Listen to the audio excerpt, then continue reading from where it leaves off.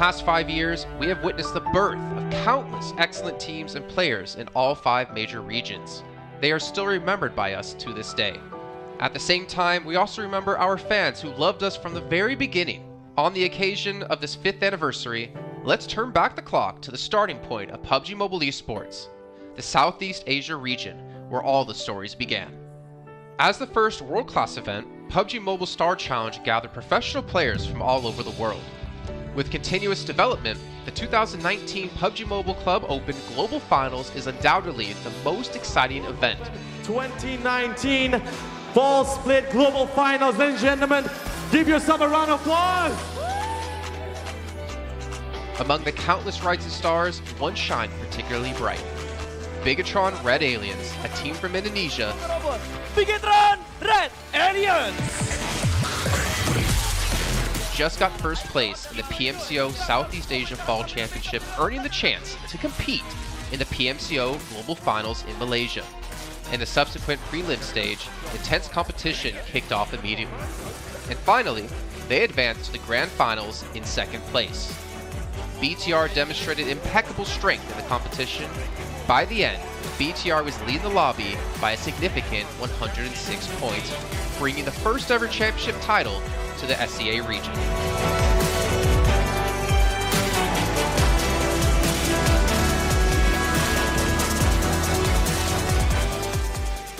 Di saat itu siapa yang nggak kenal dengan nama Bigatron gitu? Tim yang punya segudang prestasi, mereka juara dunia di PMCO Global Finals tahun 2019. Mereka banyak banget melahirkan pemain-pemain berbakat. Zuxi, Luxi, Ryzen, Microboy. Terus habis itu Zuxi, Luxi juga saat mereka menjadi juara dunia, mereka berada di masa prime-nya mereka banget. PUBG Mobile Esports always strives to develop and grow year after year. That's why we made sure to continue the support and build the SEA region. In 2020, the improvement of the competitive schedule introduced the World League, which later became the World Invitational. We also launched the PUBG Mobile Pro League, where even more outstanding teams joined the competitive stage. In the 2020 PMWL, BTR once again clinched the championship in the East. This had given Southeast Asia the title of the strongest region in the world. They hoped to continue their legacy at the PUBG Mobile Global Championship, the pinnacle of PUBG Mobile Esports. However, BTR was not able to repeat their performance from the previous year. Top 2 teams is going to this round. Winner, chicken dinner, Nova XQL. With the rise of Team Nova, countless brilliant moments were had, but this also left many players with regret. After BTR Red Alien won at the Global Championship in Kuala Lumpur, we thought C region was the best. We thought nobody could beat C region except maybe RRQ Athena, maybe Illuminate the Murder, maybe Mega Conqueror, but C region was the best at the time. And we get to the league. We heard of a team called Nova. We thought maybe this team is not that good. On the contrary, they owned all the teams. They were very good. Let's move forward to the year 2021. With continuous efforts, more teams and players joined the Pro League. For example, Xavier, who placed 3rd in the 2020 PMWI East League, also secured 2nd place in the PMGC East League. FaZe Clan also made their debut on the world stage. Có thể nói 2021 là năm thành công nhất của Dingo Xavier trên đấu trường quốc tế, khẳng định vị thế và tên tuổi của Việt Nam vô cùng mạnh mẽ. Còn với FaZe Clan, đây là năm đầu tiên họ đặt chân đến với giải đấu cao cấp nhất của PUBG Mobile, nhưng lại khiến tất cả những đối thủ khác đều phải dè chừng và e ngại. Undoubtedly, the year 2022 has brought the greatest changes to the SEA region. Vampire Esports emerged, dominating 2022 PMWI, winning both the main and after-party tournaments, while also setting records for most chicken dinners, most eliminations, and more. They were not only facing competitors from the SEA region, but from all over the world.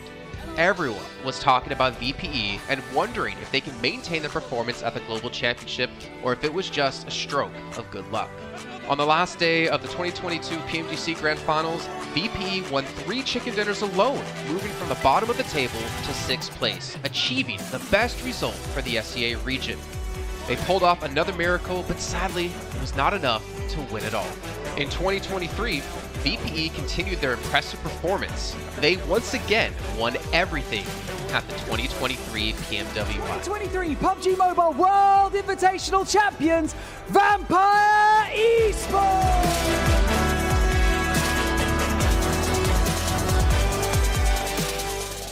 ก็ย้อนกลับไปในปีที่แล้วนะครับเอาจริงก็ผมมองว่าน่าจะโอ้โหไม่มีใครที่จะมองว่าทางฝั่งตัวแวมไพร์จะซักเซสได้ถึงขนาดนั้นนะครับเพราะยุคนั้นเหมือนทุกคนจะโฟกัสไปทางฝั่งตัวอินฟินแล้วก็เฟซแคนที่มีแบบว่าผู้เล่นดังๆนะครับแล้วก็ถ้าจำมันได้เหมือน PMGC ปีล่าสุดมากินไก่แบบเบิ้ลติดๆกันในวันสุดท้ายเหมือนเอาจริงน้องๆก็เคยบอกเลยว่าเฮ้ยเราเครียดกันไปหรือเปล่ามาเป็นตัวเองดีกว่าเล่นแบบปล่อยจอยได้แบบจอยเลยสุดท้าย3 ติดจบอันดับ 6 ของโลกซะอย่างนั้นนี่นะครับแวมไพร์สปอร์ตเหลือเชื่อจัด But don't forget, Alter Ego, an Indonesian team, showed a very strong performance by winning the Super League twice. The SCA Super League was an upgrade to the previous championship, which by many is considered to be the most competitive league in PUBG Mobile. They could potentially become the next legend of the SCA region. Untuk dibilang legend, gua rasa belum sih untuk Alter Ego. Walaupun mereka sempat ngedapetin back-to-back champion untuk di PMSL 2023, itu menurut gua hanya sekedar untuk ngasih pembuktian gitu bahwa Indonesia tidak kehabisan pemain berbakat. Ya mungkin contohnya Rosemary gitu. Datangnya dia ke Alter Ego tuh benar-benar jadi ujung tombak untuk Alter Ego, dan nggak berhenti di Rosemary. Masih ada Alpha juga yang didatangkan oleh Alter Ego untuk mengisi kekosongan atau kekurangan dari Alter Ego. Dan gue rasa PMGC 2023 ini akan menjadi ajang Global Championship pertama gitu untuk Rosemary dan juga si Alpha. Jadi wajib banget kita nantikan performnya mereka di PMGC 2023. Dan please di notes, pastikan tonton Alter Ego sampai akhir. Of course, there are many more teams we haven't mentioned, but these teams will all take part in the 2023 PUBG Mobile Global Championship. So what do you think? Who will be the ultimate winner in this year's PMGC? Will they be from SCA? Well, there's only one way to find out. Greetings, PUBG Mobile players! The long-awaited Frost Festival is about to commence. In the new version 2.9, we'll be introducing battles filled with a frosty atmosphere. Snow Battle is coming to town. Furthermore, you'll also get to experience updates to World of Wonder and Classic Mode. So let's dive right into it.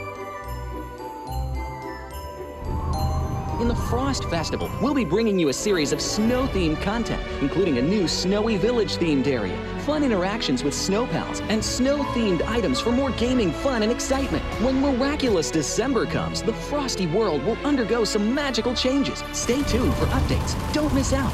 First, let's take a look at the new themed area, Snowy Village. The village covers a wide area of 280 by 150 and has loads of supplies. It's located near Stalber in Erringdale, Iceborg in Livik, and Goroka in Vikendi. In addition to the buildings on the ground, the underground area of the Lucky Ice Tower is also worth exploring. Make use of the 2-story layout to experience a completely new battle experience. Sound the bell in the Lucky Ice Tower, and you can even summon rewards. Additionally, the village also has a snow rail, which can help you quickly move around and gather supplies. It allows you to navigate flexibly between different areas of the village and also swiftly relocate to advantageous positions during battles for your team to counterattack more effectively. Of course, you should always remain vigilant to avoid becoming the target of an ambush. What's more, the village also features a special 2-seat vehicle, the Reindeer. It's also a great choice for transportation as it allows you to swiftly move all over the map. For intense battles, we've also prepared festive and practical battle equipment for you. The Snowball Blaster and Snowboard. The Snowball Blaster can be used in many ways and has loads of functionality. When you aim it at the ground or a building, it can create a snow pile cover for you. When used on enemies, you can temporarily transform them into lively snow pals to restrict their movement.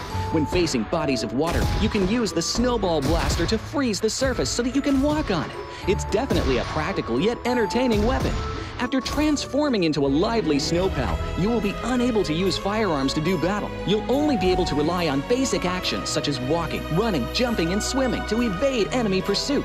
It takes some time before you can revert to your human form. Let's build a snowman together. The snowboard will also bring you a whole new experience. Apart from helping you glide and move on various surfaces, it can also be used with the Snowball Blaster. Explore the many possibilities and use these two items to have all kinds of fun. We've also designed various various interactive mechanics, such as searching for snow toddlers, lucky ice, and the snow blast zone. When you encounter a lucky snowman on the map, don't be in a rush to leave. There are 4 lost little snowmen hidden near the lucky snowman. Search for the 4 hidden snow toddlers and bring them back to the large snowman. You'll then receive a token of gratitude. There are lots of lucky ice scattered across the map. Shatter the ice to get the supplies inside. Try using a melee weapon to break the ice more easily. Furthermore, you'll find that snow has engulfed some red zones on the map, and the falling snow will bring about many interesting effects. Players within a snow blast zone will be transformed into a lively snow pal if they're hit by the snow. If the snow lands on the ground, a snow pile cover will be created. In this World of Wonder update, we'll be introducing a brand new transformation skill gameplay and a catch me hide and seek gameplay for you to enjoy the transformation skills to the fullest. Of course, you can also use this skill to create more interesting creations. We've also added a Snowy Village map template to celebrate the Frost Festival with creators. Additionally, we've also made some updates and improvements to gameplay devices, game parameter settings, and the editor. For more details, please follow the official PUBG Mobile community. We'll continue introducing the latest WoW content to everyone. As for Classic Mode, we've also made some improvements to vehicles, firearms, creation mode, emotes, settings, and more. First, we've enhanced the designated marksman rifles. Some DMRs can be equipped with the full auto mod to fire in full auto. We've also improved the attributes and handling of some vehicles to enhance your driving experience. We've also added a new garage mechanic. From now on, you can choose your dream ride during matches. Meanwhile, we've also added a custom SFX adjustment feature. You can adjust the volume of some sound effects to whatever best suits you. As for creation mode, we'll be introducing some quick view features for watching the victory dance and fireworks displays and the new Frozen Kingdom themed performance in order to provide players with more possibilities for creative content. Furthermore, we've expanded the emote backpack. Now you can equip more emotes before entering the battleground. That's a wrap for the main content in this new version. In addition, new content will be added to the popularity battle event, Metro Royale, and season rewards. For more details, follow our official PUBG Mobile community. Snow Battle is coming to town. Winner, winner, chicken dinner. In 2020, while the eyes of most PUBG Mobile viewers were focused on Southeast Asia as well as other regions, there was one region in particular that went under the radar, the 2020 EMEA League. Numerous teams from different regions were fighting for a spot in the 2020 PMGC. Among them, the teams from the EU region were the most dazzling. Canina Power, which had previously won 3rd place in the 2020 PMWL West League, managed to break through and eventually won 6th place in the 2020 PMGC. Class Steel Athletics from Turkey also successfully took 8th place. For the entire EU region, this was a great start, and in the future, the EU region would grow into an even stronger region. The EU region seems to have endless potential. They always have a number of astonishingly talented newcomers. In the 2021 PMWI, in addition to the veteran team Canina Power taking 2nd place, the newly reorganized team in 2021, Nextria, Xenox in the smokes, the solo by themselves, surprisingly won 3rd place. The EU region seems to just have endless potential. There's always a number of astonishingly talented newcomers coming up through the ranks, developing their skills, and in 2021 at the PMWI, you had some of the veterans there for sure. Canina Power taking 2nd place, an incredible performance coming through from them to get that 2nd place. But not only that, you had the reorganized team for Nextria in 2021 who won PMPL Turkey. They came 1st in their region and then were invited on the back of that to the PMWI West to take 3rd place. So these new talents working as this new roster at the time, a phenomenal resurgence there, and there's so much more left in the pipeline, I'm sure, for this region. I'm really excited for what the future has, and I can't wait to see what they've got. In the 2021 PMGC, teams from around the world gathered once again. First of all, worth mentioning is that among all the participating countries in the Grand Finals, Turkey had the most with 3. Among them, teams like S2G and Nextria finished 4th and 6th respectively. This was a massive achievement. The efforts of the EU region are constantly bearing fruit. Now they just needed an opportunity. 2021 yılında Dünya Şampiyonası istediğimiz gibi başlamıştı. Çünkü West aşamasında 3 takımımızı birden ilk 6'ya sokmayı başardık ve büyük finallere 3 takımımızı göndermiştik. S2G 4. olarak buraya katılma hakkı kazanmıştı ve kadrosunda Rip7, Timber, Kalse, Sylas gibi isimler vardı. Büyük finallerde ne yapacağını çok fazla kestiremiyorduk temsilcilerimizin çünkü dünyadaki takımların iyi performansları söz konusuydu.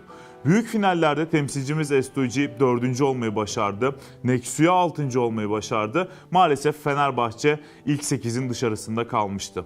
Ama bu takımın ileride çok iyi şeyler vaat ettiği konusunda herkes hemfikirdi. Next, let's go directly to the 2022 PMGC. At a time when everyone was focusing on whether Nova could win 3 consecutive championships, a team that was not originally a favorite to win was about to become the focus on the stage. S2G performed consistently in the first 2 days of competition, always maintaining a position at the top of the leaderboard. And on the final day, S2G changed its conservative tactical strategy and sought to gain more elimination points in the last few rounds. And in the last round, S2G secured the championship with 15 elimination points. Champion of 2022, it is S2G! They finally broke through and made history for the EU region. 2022 Dünya Şampiyonası bizi büyük zaferler getirdi. Tabii ki Dünya Şampiyonası başlamadan önce bu zaferlerin geleceği konusunda çok bir fikrimiz yoktu. S2G kadrosunda bazı değişiklikler yapmıştı. Takıma yeni katılan oyuncular vardı. Özellikle Reis ile birlikte takımın form seviyesi gerçekten çok yüksekti. 2022 Dünya Şampiyonası finallerine 2 takım göndermeyi başarmıştık. Bir tanesi S2G, bir tanesi Fireflux. Maalesef 2 takımımızın kaderleri birazcık farklı oldu. İlk günden itibaren S2G sürekli olarak zirveyi kovalarken Fireflux için işler iyi gitmemişti. 3. gün geldiğinde S2G güzel maçlar geçirdi ve şampiyonluğu Türkiye'ye getirmeyi başardı. Bu Türkiye e-spor tarihindeki en unutulmaz başarıydı. This year, the EU region has continuously produced even more strong teams. First of all, G Gladiators won first place at the 2023 PUBG Mobile Pro League Spring Regional Championships and third place in the 2023 PMWI. Veteran teams like Nexuria and Canada Power have been performing better and better this year and successfully qualified for the 2023 PMGC. Subsequently, hot recent teams like Mad Bulls, BRA Esports, Major Pride, Elise Esports, Demorte, among others from EU, have also successfully gotten a spot in PMGC. They all look forward to continuing the success of the EU region in 2023. There are many questions surrounding PMGC. Will S2G successfully defend their championship? Will another EU team lift the trophy? Could it even be a team unexpected to win it all? Let's witness it together in Turkey.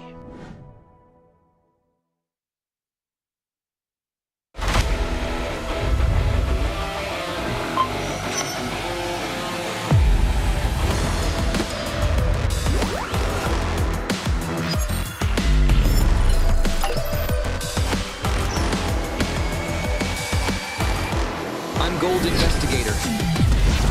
Join the Investigator team and let's protect the game's fairness together. 2023 Popularity Annual Gala event tutorial. Hey there, welcome to the 2023 Popularity Annual Gala. We've introduced a brand new competition and upgraded rewards. You will have to go through 10 rounds of 1v1 matches and compete to become the first ever PUBG Mobile Popularity Annual Gala champion. So let's get right to it. New competition, ladder competition. The Popularity Annual Gala event will be utilizing a new ladder promotion system. Players' initial ladder grade will be determined by their battle points at the end of the first round. Ladders are divided into 6 grades: Triple S, Double S, S, A, B, and C, with Triple S being the highest. Ladder promotion rules. Players are ranked based on the popularity they gain during the battle period. For rounds 1 to 9, the ladder results are settled at the end of every round's battle. Apart from ladder grade C, each ladder has 100 spots, with the top 20 promoted, the middle 60 retained, and the bottom 20 demoted. If you're trying to move up the ranks, be sure to stay within your ladder's retained threshold or higher before each round is settled. Additionally, ladder grades can only be promoted or demoted by 1 grade at a time, so your performance in the assignment round is crucial. Be sure not to miss it. Final Showdown. Based on the rankings from the previous 9 rounds, round 10 will be the decisive showdown to determine the final rank and ladder grade placement, including the champion of the 2023 Popularity Annual Gala, who will emerge as the ultimate winner. New exclusive rewards. At the end of round 10, rewards will be issued based on the player's ladder grade and final rank. For outstanding players, they will receive exclusive rewards that can showcase their supreme honor both in and outside the game. In-game rewards include the Honor Title, Honor Name Tag, and Honor Avatar Frame, which are sure to make you stand out. Moreover, there are also physical trophies, interviews, custom-made popularity gifts, official official social media promotion, game exposure, and other exclusive honorable rewards. Gain global renown both in and outside the game. What are you waiting for? Participate in the 2023 Popularity Annual Gala now.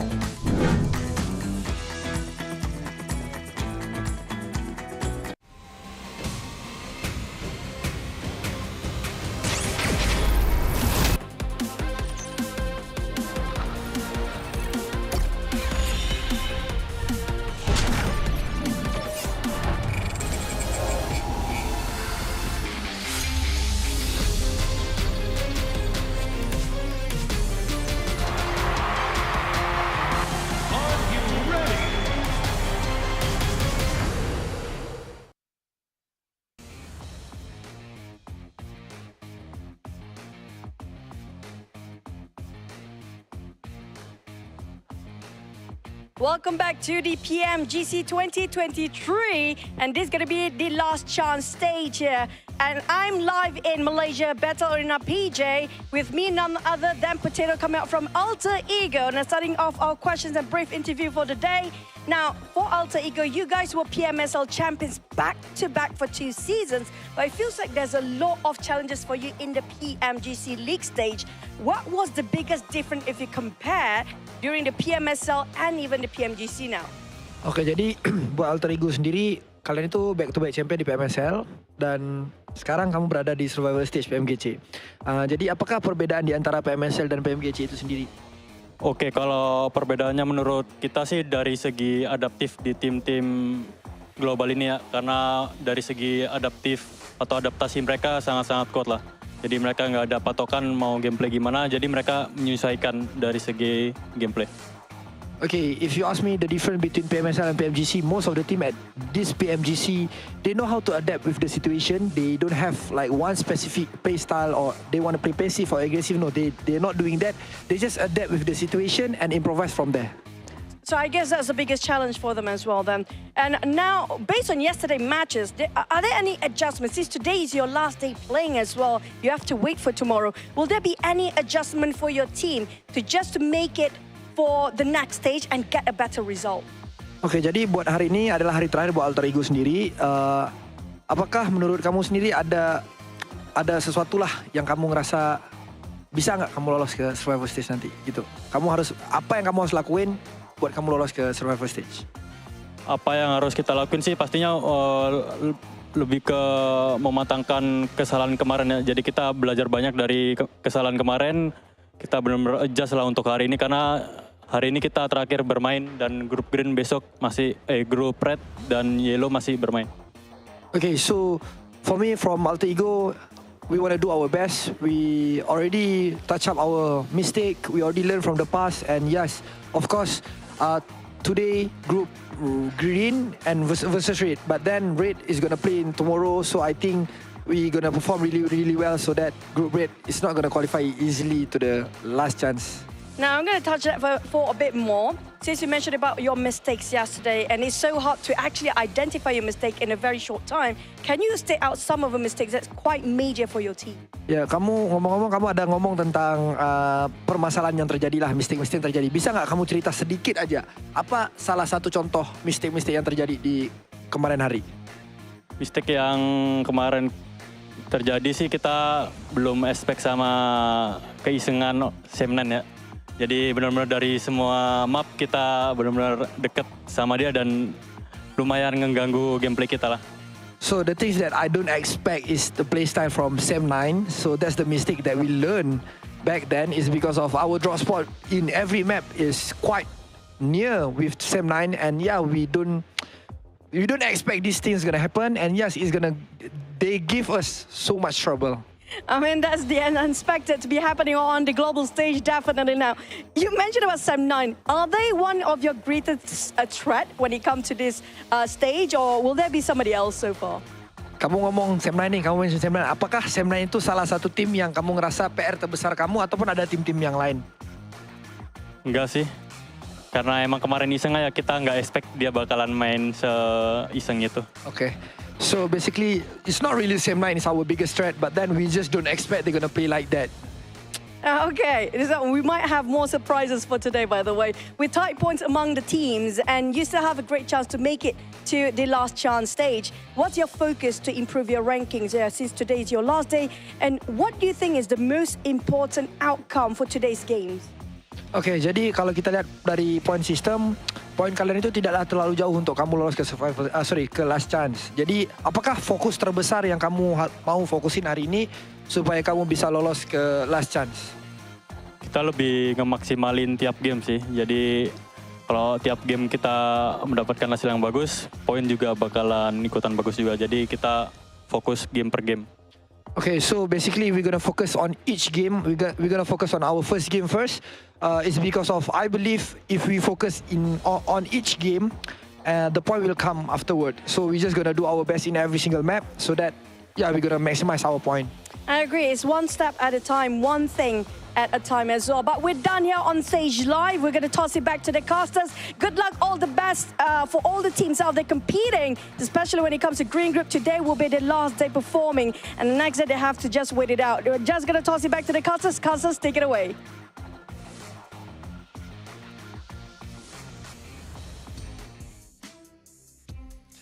Well, as you heard there, Potato, Alter Ego, and all the teams from Group Green, this is your last chance, your last 6 matches to get as many points as possible and potentially keep yourself in the safe zone. I'm Jason Kaplan, and we got Maxman and Kalaris here on the desk to break down everything happening, obviously, yesterday and what's to come up today. And honestly, Max, well, no, wait, I'm not going to go to you, Max. I'm going to go to Kalaris first. Alter Ego had a rough day, to say the least. Yes, they did, and I VOD reviewed them quite extensively. So obviously we heard in the interview there that, Sem9 was one of their downfalls. Luckily for them, they're not playing today. However, I think that is not the issue for them. Yesterday, the issue for them in 4 games out of the 6 was unnecessary risks. You think back to the Sandhawk, you get caught in the water, BTR takes you down, you're done. You think, and the other water scenario on Erangel as well, that was not required whatsoever.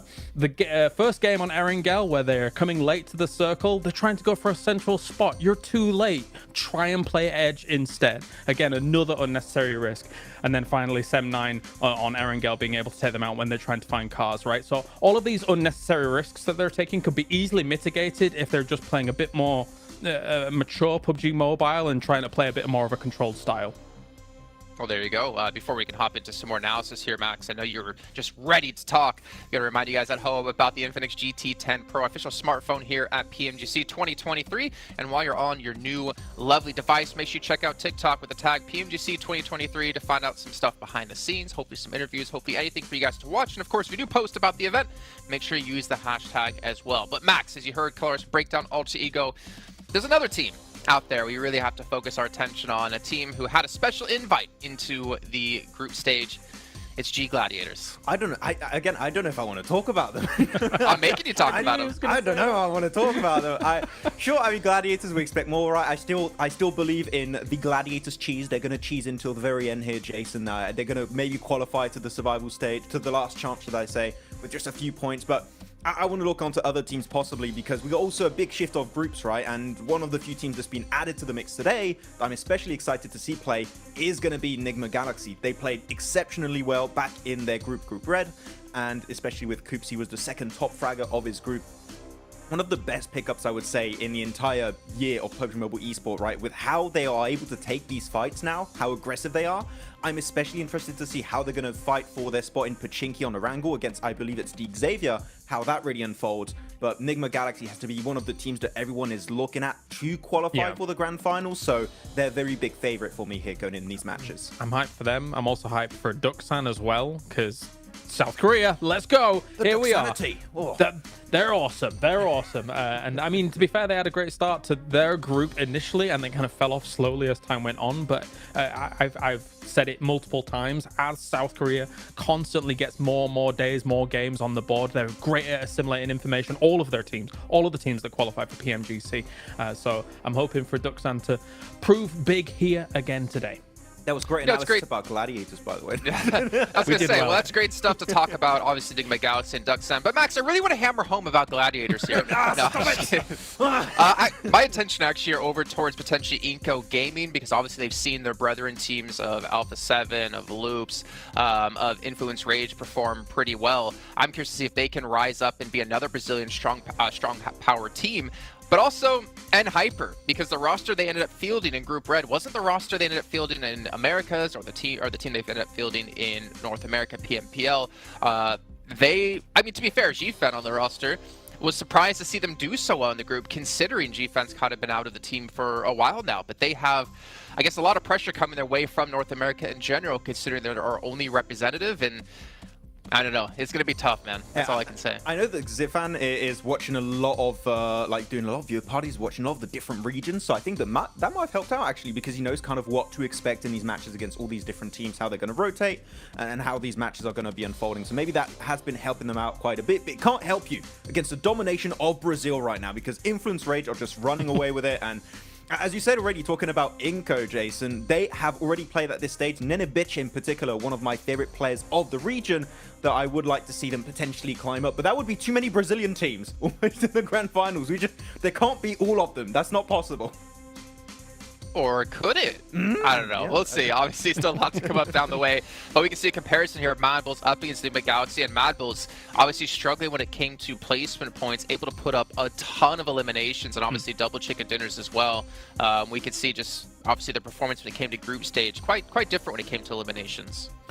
For me, Enigma Galaxy, I do feel like they were the one surprise for me, especially out of Group Red, to not advance through to the Grand Final straight away. I mean, they just fell short of Morph by a few points here and there, because Enigma Galaxy had a great start, and we know this team as a very formidable roster. I mean, I think a lot of people put a lot of stock in if Coops is gone, then if he's eliminated early, then maybe they don't have much legs to stand on. But I don't necessarily hugely agree with that. Of course, he is a force to be reckoned with, right? And somebody that is going to be sitting very strongly with him, as you can see here with the 43 eliminations. But this team still is able to play a macro game, even if Coops is gone. It's just that he is quite the powerhouse to speak of. I mean, thinking back to PMWI, Max, we did see Coops kind of be similar to Nomi, similar to Matic. He was kind of off by himself, but also the funny thing was he was the tip of the spear, it seemed, in most parts. He would be like the first one to cross the rows to get position for his team, but he'd be so confident and so successful to be able to do that it allowed Enigma Galaxy to kind of adapt their style quite a bit to how Coops can perform to his best. If you're Enigma Galaxy, you don't need an IGL. You just need to, Coops is engaged, we just follow Coops. Enable him. No, just enable Coops, exactly, to kind of take these fights, because clearly, as you said, he is the spearhead of these scenarios. He is the one that is leading the charge for this fight, and a lot of the time it's very successful when it works out that way. And the rest of the team, sure, they can frag out. We know Lord, we know Freak, we know how Rauf can also pop off in these matches, but clearly it's just the setup around Coops. If he gets knocked, pick him up. You want to keep him alive as much as possible, which is what I wanted to see almost from Quest with Alhaji, but it's just not been the case. Alhaji has been going out early, so it goes to show how important it is to keep a star player like Coops alive until the very end, because it increases your odds of winning those matches pretty significantly. So yeah, I hope that it's going to work out for them, though. If you're looking also on this graphic, Radio Seal, currently Reject, we had some great moments, right, Kalaris, in the group stage, but they've been a little bit invisible currently at the start of this tournament. There's still a bit of time for them to come back and hopefully qualify for the last chance, but Reject have not had the start I was expecting, and that might be also off the back of that long break between Group Green and now this point of the tournament. Honestly, I have a bit of a grim outlook for Group Green, in my opinion, once we take a look at some of the highlights, because, I mean, you've got 6 of their teams not able to make it happen yesterday, right? I think Alter Ego was the top out of those 6 teams with 22 points, and that's kind of why I focused on them a little bit in my VOD review from day to day, because I do feel like Alter Ego is the one that can try and get out of that rut that Group Green has put themselves in yesterday, because it is their last chance today. So much so that I do believe that Alter Ego will make some big changes coming in today. Like, for example, I think that they're going to go north on Sandhawk because Hyper goes down towards Camp Charlie, which was a backup drop since they moved away from that northwest island, for example. So we'll see if that actually pans out here today. But yeah, I think they've got a tall mountain to climb as Group Green today for the most part. I will say this, I'm 100% in agreement with you, Klaus, but one thing we can't forget about is that the difference between 16th place and 8th place is 15 points. Now, obviously, if you're Melissa in the situation, that's over doubling your points, but it's not that big of a gap at the moment. So it's really going to come down to those potential 1, 2, 3 points. That means whether you're into the last chance or your unfortunately PMGC run will be done. So it's still extremely close, but yeah, it is kind of eye-opening, Max, as we look at Group Green just struggling down towards the bottom of the leaderboard. Yeah, actually, I got a few numbers right now. Group Yellow, on average, have 40.5 points. Group Green have 26.3. So there's a pretty significant disparity between the teams that are between these two groups. It is going to be a bit rough. There's room for them to, of course, catch up here, but as we know, for the survival stage, it's only 2 days. The teams of Group Green only have 6 matches remaining to have an impact on the leaderboards. And after, I think, Kalaris in Esports, this is always the worst scenario to be in. You just got to stay and watch and just hope that the other teams around you don't perform well, which is the most insane situation to be in, because you just cannot have the impact you're hoping for anymore. No, for sure. It's a terrifying prospect to actually kind of stare down. For Rejects, of course, I think that obviously right now they got themselves 17 points yesterday. Compare that to the group stage that they had, which was 188 points in total. For me, I don't know if 2 days is enough for Rejects and rotating lobbies for them to gain traction, because Rejects' performances came in the latter stages of their group as a whole, compared to some of the earlier days and the early results. That said, as well, there's some uncharacteristic numbers that came out from yesterday. Procedure, for example, only 10 eliminations across 6 games. This is a team that can get that in one game, no problem, considering what we saw from them in the group stage. So my eyes are also on them, aside from Alter Ego, because I just think that they're capable of more. 100%. I completely agree, and unfortunately just not seen out of them and the Twins. But you know what, obviously rotating groups, I think for me, as you kind of mentioned, right, like we have rotating groups, it kind of doesn't favor some of the teams. But for me, PMGC is always about finding the best all-around team, because there's so many different kind of mini tournaments within tournaments, right? You have your group stage where you play out the same teams over the course of 3-4 days. Then you have this event where you have rotating groups, you have to be adaptive. Then you get to the grand finals where it's going to be a sprint, or I guess the last stage coming up in just 2 days, where it's really a sprint, right? With just 2 days of play. You got to be good all around, and we're going to find the team to be just that, hopefully, very, very soon. But one team I did want to focus on, just really quickly, because I want to throw this out there in case it happens. Influence Rage. You're so far in the lead, there should be no chance you're ever going to fall into the bottom 8. Do you start to hot drop on some teams' potential, start to kind of put yourself in rotational paths of some of the teams, well, obviously not them because they're not playing here, maybe Mad Bulls is a better case in the situation, to punish teams and prevent them from potentially qualifying? Because Influence Rage will come tomorrow, Mad Bulls is today. We always theorize this, and it pretty much never happens, right? But I want to see it! You want to see it, okay, but are the teams going to take that risk? I'm not quite sure. You could do it if you want at the second half of the day. I think now is a bit early to do that. You're safe. You're not 100% safe, so just... Mad Bulls? You don't... I mean, for Influence Rage, I would just say, just play the half of the day, just chill, normal. Then if you want, and see how it happens. I think the earlier you do it, the more responsive teams are going to be to that, and they're going to adapt around you, potentially hot dropping them, right? So if you Influence Rage, Mad Bulls, BTR, maybe you want to take a bit more time before going for a play like that. I don't know who you'd want to pick out. Maybe Rejects, maybe also Gladiators right now could be a team to take down. I don't know, could be. I have a thought.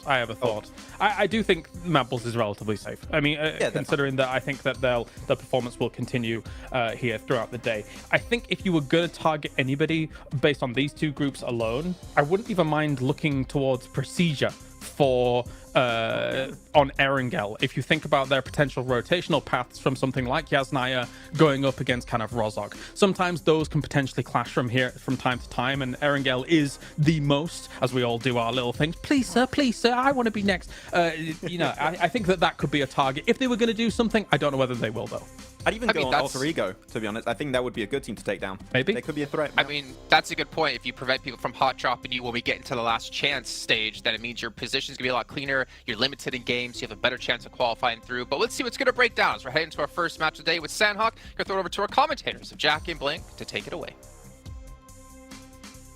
Thank you, Jason. Oh, it's exciting already because I kind of like the way you can see we're all there in anticipation. It was cool. I like the way you kind of had, you know, we're in school blank. We want to get our opinions. Oh, in. yeah. See, for me and you, we're speculating, we're theory crafting. It's sick, man. This week's going to be so damn good. Like, the quality of games yesterday was great. If that carries on, I'm living for it, Blank. Yeah, I mean, we were having a little chat behind the scenes there. I mean, to be honest with you, there's a lot to talk about here. You know, you have some of these groups here that are now playing their last day. It's Group Green. This is their final day today before we head in towards tomorrow. Everyone gets 2 days of play between both the survival stage and that last chance. And some of the players, some of the teams in Group Green are in real danger right now. It's a stressful experience. U2 Alliance, they look happy. They look ready to go. They look very, very excited to get things on the road here. They had a pretty good upwards trend over in their group. Didn't start off so strong, but ended it quite significantly well. Obviously not getting in towards that direct invite stage, but yeah, for Group Green, things do get a little tough here. And you know, we were chatting about, like, you know, there's really only a couple of teams from Group Green that we actually thought were fairly decent towards the end of it, and it kind of felt like the group of death. But the more we look into it, the more we see there's actually some very, very good teams in some of these other groups that definitely deserve more praise. Absolutely. I think that's sort of the speculation that we had when we came to this agreement, you know, like looking back on it, in retrospect about the rose-tinted goggles or green-tinted goggles, really, the upper echelons of that group were absolute masterclass, right? Even Reject Tokyo couldn't be lumped in with that, with how well they were playing over that week. But since coming into this, well, hang on a minute, hold that thought. It seems that hot drops are happening, Blank. What's going on here? Straight into the action. Is that Mad Balls under pressure already?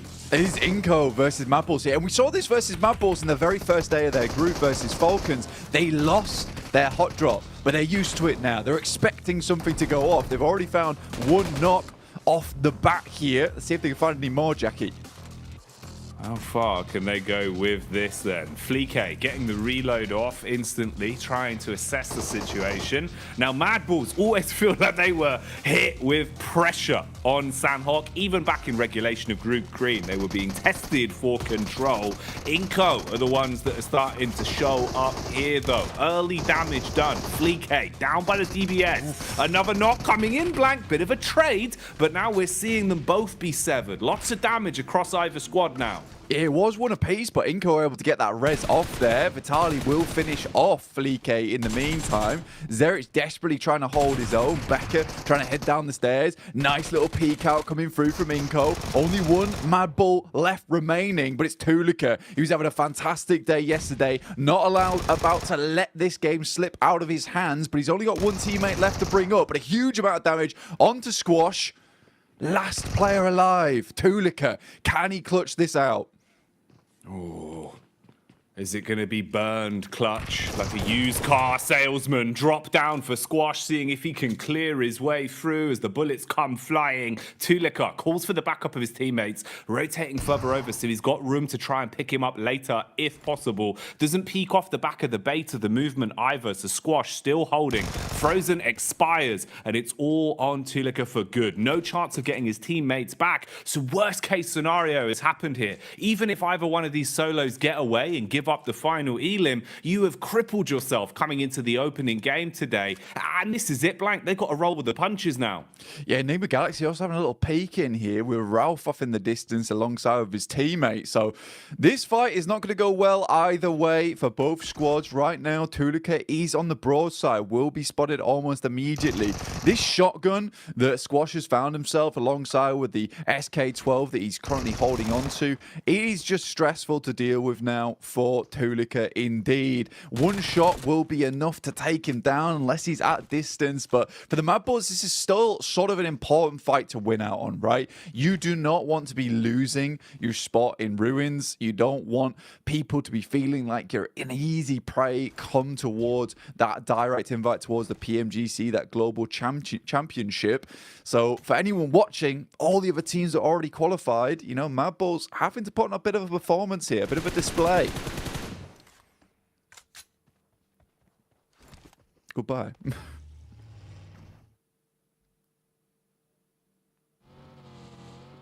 And with that, Tulika will move onwards. Ralph takes out the final player there from Inco. Difficult stuff ahead now for Tulika himself. Be moving forward here, Jackie. Oh man, that is a rough way to start this off, Blank. You know, we're coming into it thinking that we have time to speculate, give a bit of a lay of the land, if you will, for our viewers at home. We got Jason's favourite, just what he ordered, you know, fresh from the oven there, the hot drop specialty. Mad Balls just walking away with just the one man as well. The worst case scenario, really, Blank. And then a third party to steal that last elim. Ooh, wrap that up in a neat little package. If that isn't a little taster of the sort of shenanigans we're going to be seeing today, then I don't know what would be. You know, maybe like a beef stroganoff. Yeah, I mean, for some of these teams, some of these squads, right, it was kind of interesting because we were sort of speculating, is Mad Balls going to be the one to hot drop? In the end, they have to, but it's Inco who does engage that. And I think for Inco, maybe not the greatest thing to happen. I mean, we were talking about how, you know, here on Sandhawk, you do want to try and get as many points as possible, squeeze out as much as possible from this map, because you're only going to see one of it anyway.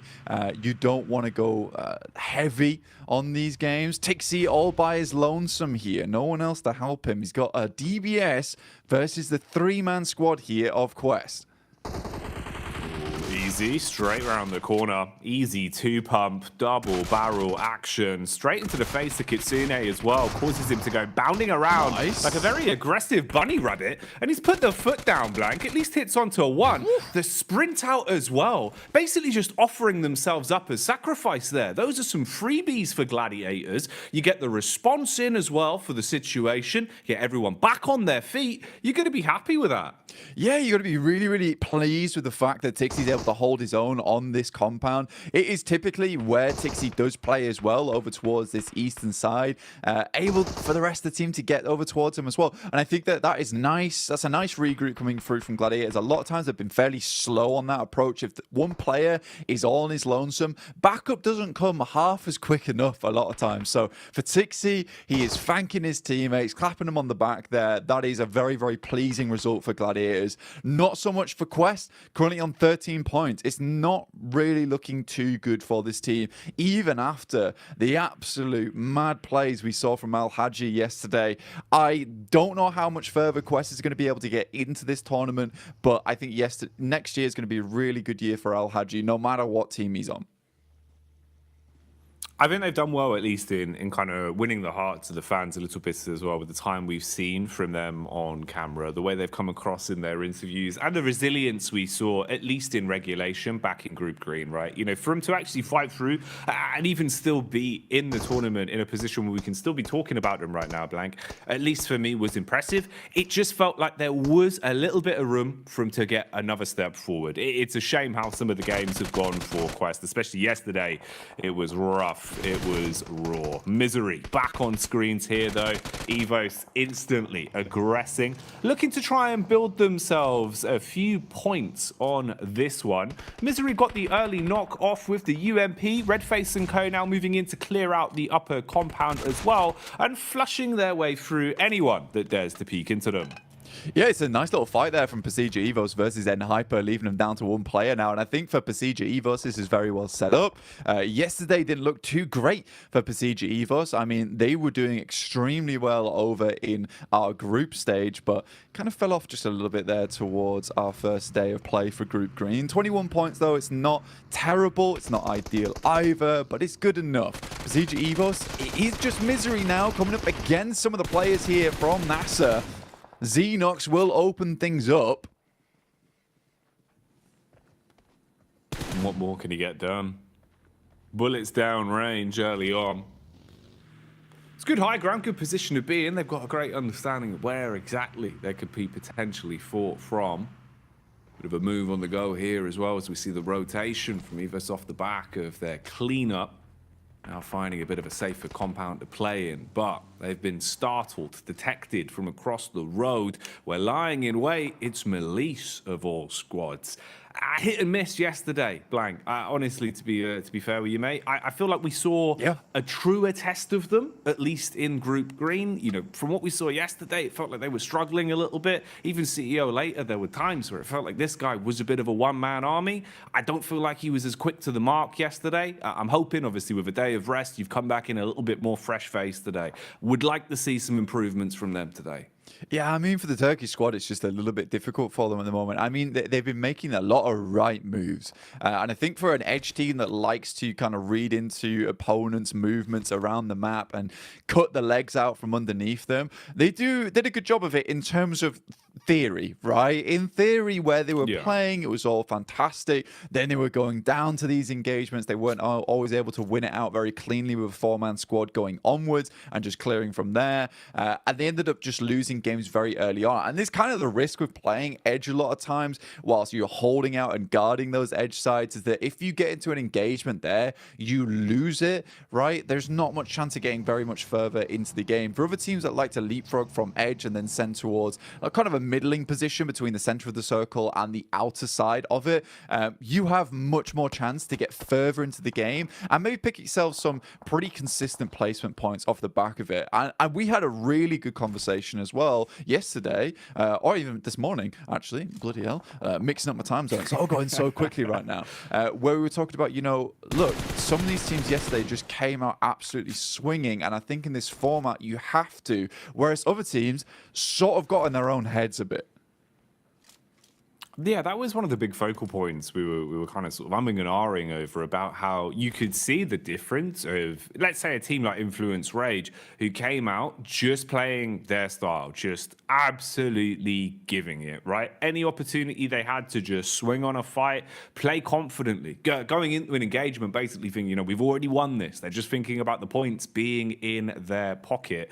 You're going to have so much more of a better time of it than going into it giving so much respect to teams, overthinking these situations. And we've seen that change. A lot of our squads from Group Green, it feels like their play styles have kind of flip-flopped more so than anything compared to what we were seeing during that regular point. This is an interesting one, actually kind of ties into that. You can see here, Reject Tokyo at least getting a bit more confidence to fight and contest for center control. A little bit lucky there in terms of the draw of the circle, but it works out. You've got a compound, you're in a good spot, and they're going to be pleased with this, mate. They'll be chuffed with that blank, because when they had center control, when they felt comfortable early in a compound, this is where we saw some of the better games from Reject, because honestly, they're great on defense, good comms. It just felt like getting there was rough for them. They've been playing a lot of Edge, and it hadn't been working out too well. I'd hope that would be a positive change.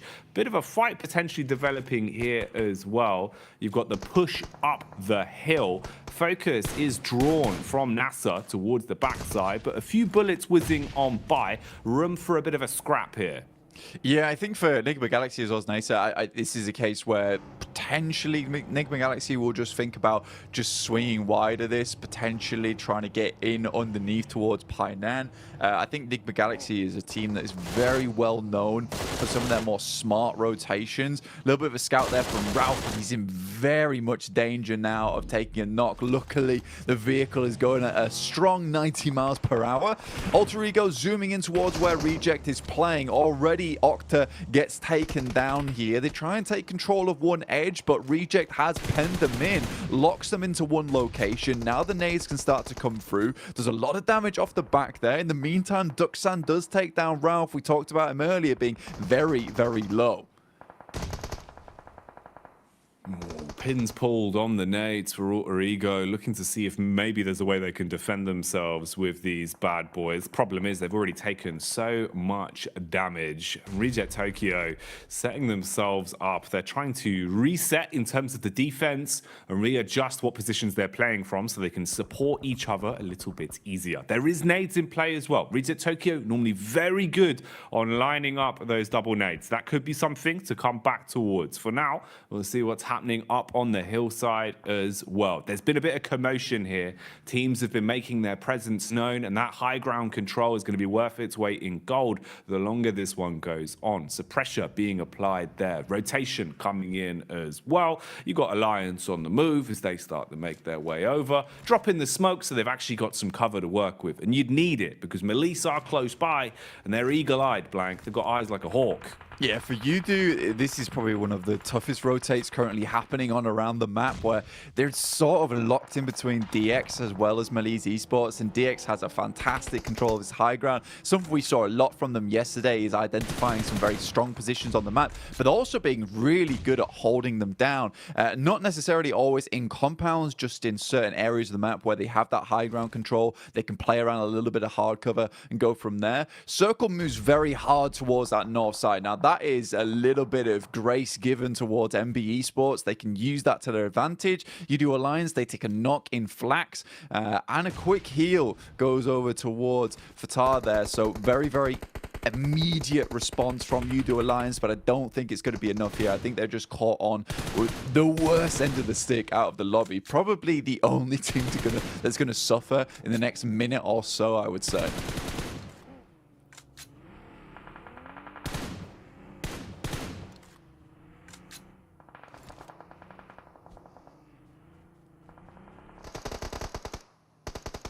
Malise Esports on this side of the map. Now, Kissu does go down. Poser has a nade in hand. We'll send it over towards Nisa, but Malise Esports, again, just crumbling a lot during these days. Again, Nisa, 5 eliminations found so far. Really, really good stuff from them. I think this is interesting because it is a lot of these squads that we see a fair few times that just come into these games swinging. They tend to do well, and I would say that this is a very, very good and promising mark of the game going forward here, Jackie.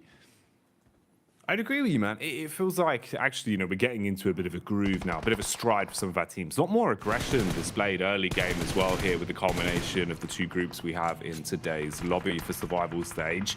Now, they were being pulled and pushed in multiple directions here. It felt like they weren't quite sure which fight they wanted to set their gaze on, but now they've been thrust into one. They have to try and survive, taking a ton of damage up against Evos. Good lay of the land from Link as well. Knows to look towards the distance, can see just over the ridge side where his next opponent is coming from. They've got an understanding of where exactly he's playing towards, but with the bullets connecting, they're going to start to farm up these elims. Malise, meanwhile, are crashing down as well. This is Udo Alliance still trying to push over that hill. They've been doing this for quite some time, Blank, and maybe it's going to start to work out. Nice connection onto Levites. He's dropped and finished off for good, and they're still pushing in. Yeah, Cluck's doing a really good job here. I actually like the thought process we saw from Udo Alliance. Unfortunately for them, DX follow them down on that south side, which is a really cool play from DX. You don't a lot of times see teams chasing on this situation. In the meantime, Reject desperately trying to hold on towards their central compound. They left it, they moved towards that north side, but they did face off versus FaZe. But they're currently still in a strong position. Gladiators, for them, this game is very, very important. They already started things off really well with a 4 eliminer. It would be absolutely strange and weird circumstance that we see Gladiators get the majority of their points done on Sandhawk. As we know, they are horrid at this map. This is a map that they do not find a lot of success on, but already they're up to 7 eliminations. With 4 players alive, this is starting to be a really good run for them. There's an itch in the back of my brain just reminding me of one of the Sandhawk games we saw from Gladiators quite some time ago, Blank. And I just remember it starting off in the same kind of way. When the pressure's on Gladiators, when it feels like, you know, the story's not going to happen, the crazy comeback towards the end is never going to be there. It feels like finally that Cinderella story won't be written.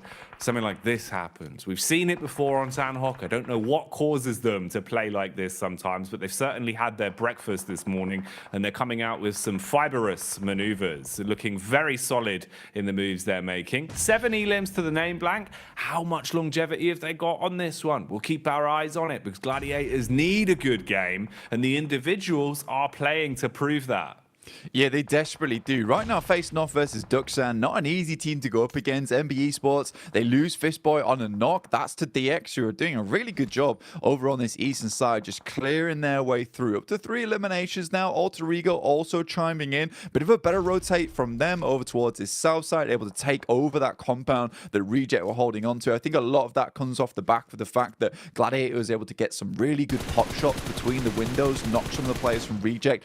Very much slow slow them down, bog them down. More nades sailing in from Gladiators, taking out the remainder now of Duxan. FaZe spots out some of the players from Gladiators, will take some pot shots towards them, over towards that western side. Chow gives his life for the rest of the team, but it's just Paragin now. With Lamborghini down, he is able to get in, but this is more of a survival game for them. Great circle here for the Gladiators. The last minute men, as usual, very much feels like back towards my university days where the deadline's looming and then suddenly I'm in the library for 24 hours. That's how it always goes with Gladiators, man. I sympathize them with a lot, Blank. I'm the same. Unless the deadline's there, it's not getting done. And that's the way they play. And honestly, it's working wonders for them right now. Again, you know, with every time we're looking over to them, they're starting to build up more elims.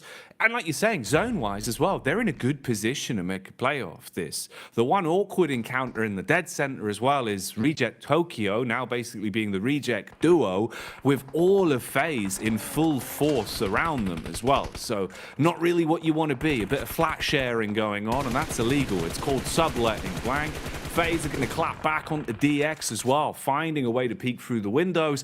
An assault onto Paragin. That's an unlucky knock.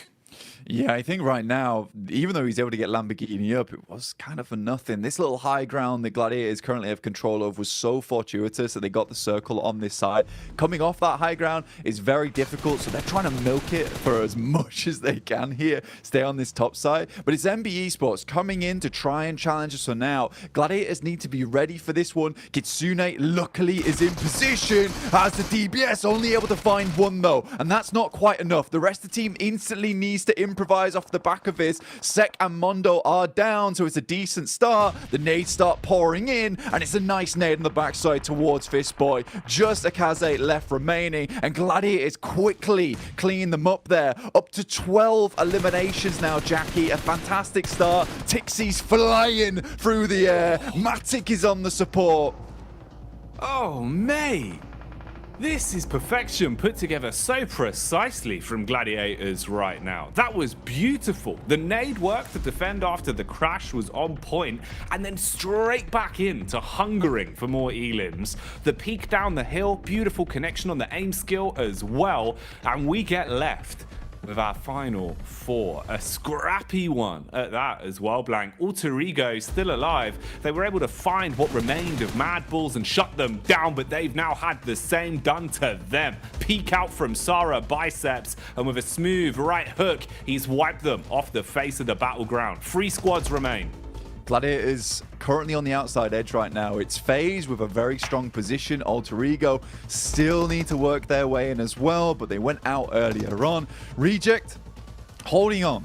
It's a good little game for them, but for the Gladiators, more points would be absolutely gorgeous for them here. If they could win out this game, they'll send themselves tumbling towards that top side of the lobby after just one match. So 20 points. Realistically, if they can get themselves 25 after this, they'll be very, very safe. It'll give them a buffer. They still will need to put in the work after the rest of the day, but they'll be in so much better stead. And taking that pressure off yourself this early on in the day is so, so nice.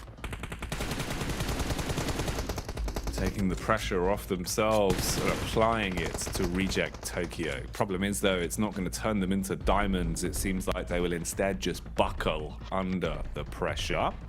Bit of a peek out here from FaZe, though, as Gladiators encroach further on the compound, closing in on them, using their utility to try and blow Lufa out of the equation. Nade after nade barreling through. Swing from FaZe on the stairway as well. And that connects. Sameku left black and blue, down on his last legs now, as they first onto him. Gladiators with only a duo remaining, Blank.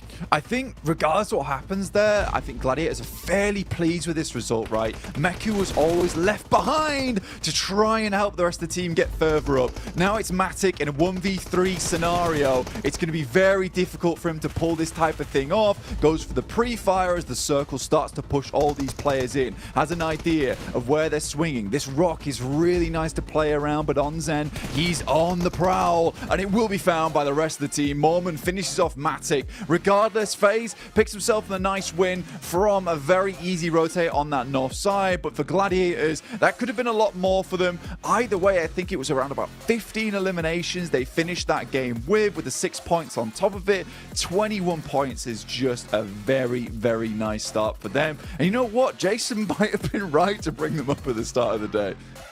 It's crazy, isn't it? You know, we sit there and Jason brings out all his storylines that you think are never going to happen. And I think we hit the mark for 3 out of 3 of Jason predictions all in one game. So he's doing well today, Blank. He's doing well. Oh, look at the dance.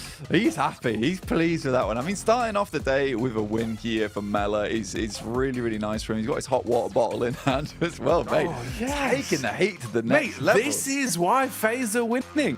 No, they're bringing the heat in. They're warm. Exactly, Blank. That's madness. They got the moves inside and outside of the battleground, and they got the chicken dinner to boot as well. Can't turn your nose up at that one. But I think we do have to give a little bit of eyesight over towards Gladiators, looking at the stats in terms of what they got up to on that one as well. Yeah. That's a big game from them, right? They're actually fragging as well, Blank, which I think makes the world of difference in the sense of confidence. It's what we were talking about way back at the start of the game. At least now, having a high elim game, it should perk you up a little bit. You're not going to feel so somber throughout the rest of the day.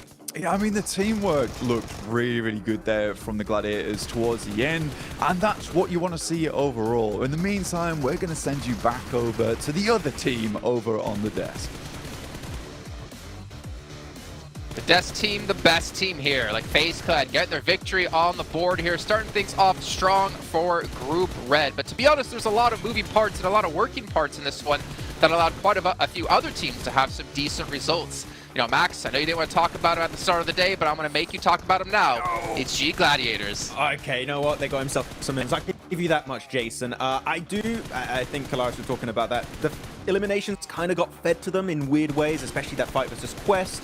Alter Ego changing their drop location to the Eastern Island, and Mad Bulls fighting Inko, which means that their rotation path here, Jason, is completely free. Even if you rotate late, you can make it through Trifecta, you can get access to Bootcamp Hill, and off the back of that, they can just start blasting at so many other teams like Duxan, Alter Ego, and get 15 eliminations on the board. They needed those points here because they were in a tough spot before here, and they already doubled their points. They had 20 points before this match, and now extra 21. That is massive for Gladiators.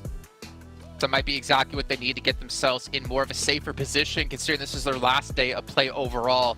But another team we have to dive into here is Reject in particular, because the position they had, we were watching a little bit of a disagreement between you and Max in terms of what Reject decided to do as his own tried to center up on FaZe. So I think that they were trying to make the game-winning play, right? Like with some of their moves.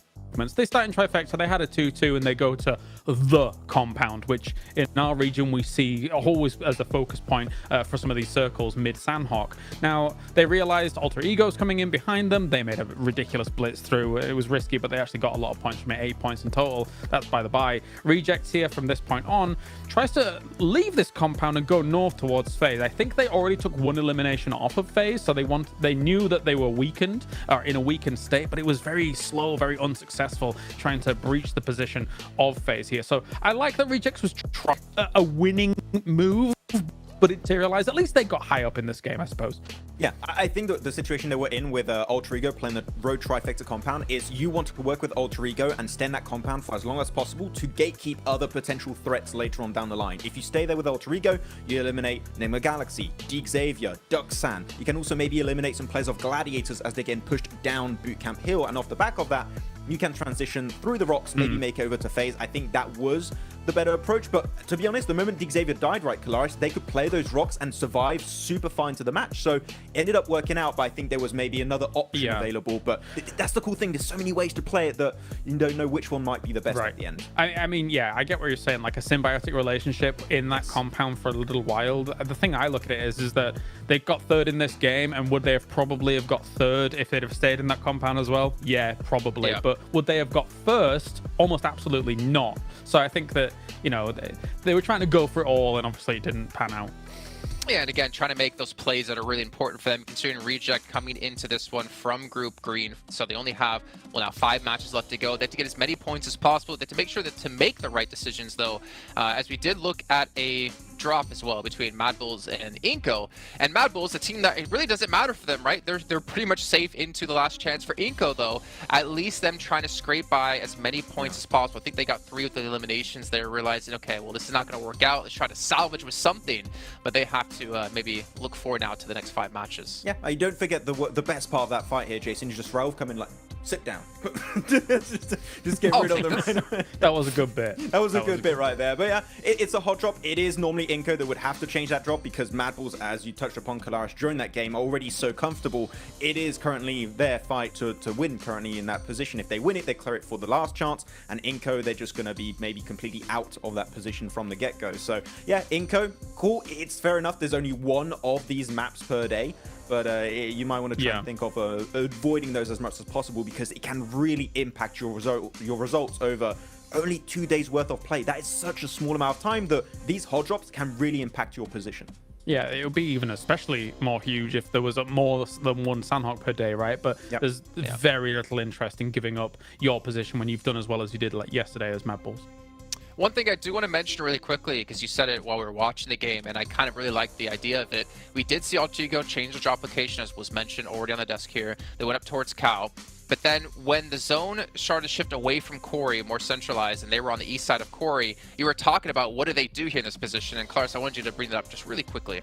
Yeah, again, they're just playing really risky PUBG Mobile. Like going for these wide rotates, going up against Quarry, which is a very difficult place to transition away from. They have to bomb it through to try and make something happen. If they'd have come in from the north, it might have just been an easier time. But yeah, they did all right. But it's, again, very risky PUBG Mobile here. Yeah. High risk, potentially high reward for Altigo, who desperately need every single point they possibly can in our final 5 matches. And it's time to head into our second match of the day, which is our first Erangel of the day with Jackie and Blake. Ooh, the first of the 3 Erangels. This is good. This is always my favorite Porsche and Blanc because it feels like we start to get the more nuanced games, right? Where we can kind of expect the more unexpected. But this lobby's already looking kind of wild. So we'll see what we get, Blanc. We'll see what we get. We're in for some treats. Yeah, I think that the guys on the desk touch on a really important point here is that for some of these teams, you know, specifically what Kalaris was talking about really interested me in the sense that, you know, Reject, they go for the game-winning play at the end of the day. And I think you have to do that now. You really do have to go for these sort of things because, honestly, for Group Green, we know that this is their last day of play to get in towards that survival stage, not be in the bottom 8. And again, because you are the group that's playing the first 2 days in a row, you don't play the last day, you don't really know what marker you're aiming for, right? You don't know where that bullseye lies because no one is on that 16th position where it's just fixed, and you can think to yourself, we only need to get this amount of points to get in. So you have to push it to the max every single game, and I think that some teams are realizing, I would say too late at this point in time in Group Green, that they have to go for these game-winning moves. That had to come through yesterday. It absolutely had to come through yesterday. I think Mad Bulls took their fate into their own hands very quickly, as did Influence Rage, who have more than secured their position over towards the last chance phase. At this point, I think they have 77 points, something ridiculous at this point in time. So I think for some of these teams, maybe it's coming through too late. You need a little bit of luck today. You need to really hit your shots. You need to be making strong rotations and maybe, just maybe, able to bump those points up just enough. I think for Quest, that instant elimination at the start of the day there on Sandhawk versus a team that most people regard as not the greatest Sandhawk team will really knock their confidence in a big way. We know Quest made it in by the skin of their teeth, literally 1 point in Group Green to get towards that survival stage. I don't know if that sort of playstyle is going to cut it here, where a lot of teams, we're starting to cut down past the teams that, you know, didn't get past the first group stage. They're now in the survival stage now where we have a lot of really, really strong teams. They won't just sit down and die like Tiamba did. No, it's not going to be anywhere near as easy or as fine of a margin. I think that's the other part as well, is the fact that that was 1 point of difference. I would imagine it's going to be a little bit more of a stark contrast here. Well, imagine I would have cried. That would have been huge, man. Full John Rambo action to start off the day, but not going to happen. They will try and instigate the fight, though, onto Melise as best as possible, whilst they know they're a little bit fragmented over in Alliance territory. So he's going to go breezing off, and Poser will join the rest of the squad. Group up and see what they can get done. But yeah, it is very...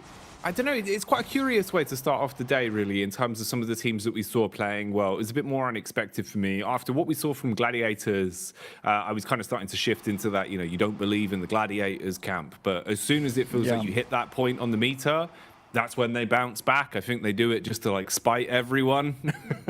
Yeah.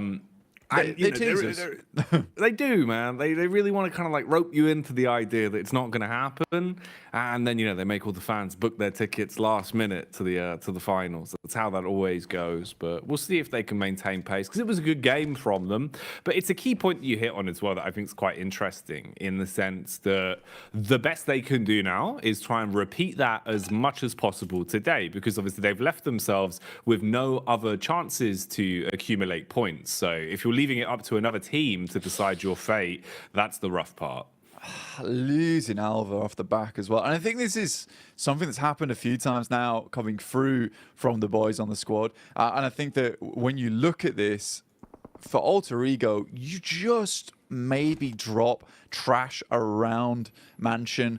Don't go for this 2-2 split between Lipovka as well as Mansion itself. It's not worth it. With the amount of teams that saw you yesterday get trounced by other squads, of course, NB Esports is going to come down here and start to take some pot shots towards you. Mondo's coming in with the UAS, likely to clean this one up. The best Rosemary can do is send out some smokes, trying to hit a couple of shots over with the DP, but I don't know, man.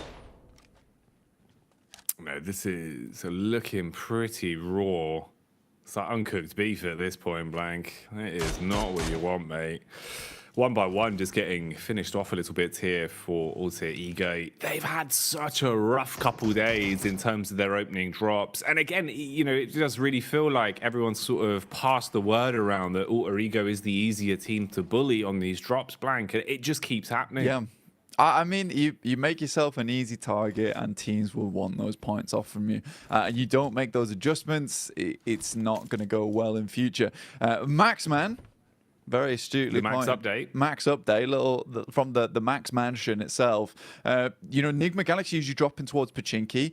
Xavier over in Group Green refused to give up Pachinki whatsoever. They kept dropping there every single time, even on hot drops. But this time around, they drop over towards Severny. They give it up. This is the first time they've never dropped there. And I think for Xavier, this is actually a really, really important little tidbit to go off the top of, because I like this maneuver. You drop towards Pachinki versus Nigma Galaxy. You know this is a strong team, but right now, you're currently third place, 53 points. Consistency, it can be afforded now. So a Severny drop for Xavier when it's open, completely reasonable, I would say, to go for this team. They know they can get further into the map. They know that they're strong holding in that mid game and then trying to take out teams towards that late game as well, with a little bit of sweeping from the high grounds. So I think this is a really good move from Xavier, and again kind of feeds into that storyline, as if you made those points happen in that first day, you have a lot of room to switch up tactics, to switch up strategies. If this is a case that Xavier would be on like 15, 19 points, they might have considered dropping over towards Pachinki and just trying to push it to the limit down there versus Nigma Galaxy, trying to win out on that hot drop and then going out from there, because those 4 eliminations would be very nice. And you can't really fear that fact of, what if we lose the hot drop? You just have to go and think to yourself, we're going to win this hot drop, we're going to move from there, we'll take that central position and give it some really good rotational paths into the late game. Everyone else in this lobby is just going to get trounced by us. You just have to think that you're a much larger team than you actually are. Yeah, you've got to embody the stature, right? Make it, look like it's hard for you to fit through doorways, that kind of stuff. Build the confidence up by making yourself feel bigger than you are.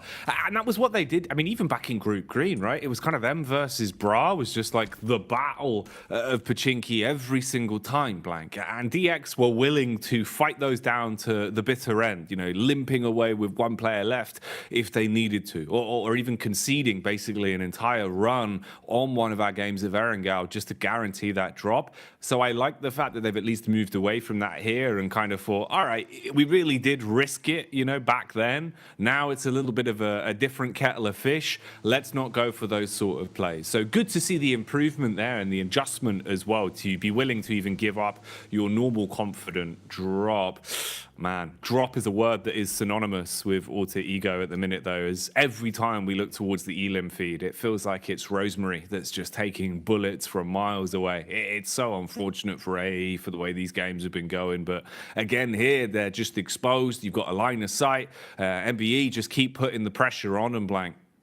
Yeah, I think for Alter Ego at this point in time, it's just not looking good, right? And I think we said this multiple times at this point. There had to be a change coming today. Kalaris gave some really good points, some very risky rotations. I think this one in particular was a risky drop as well.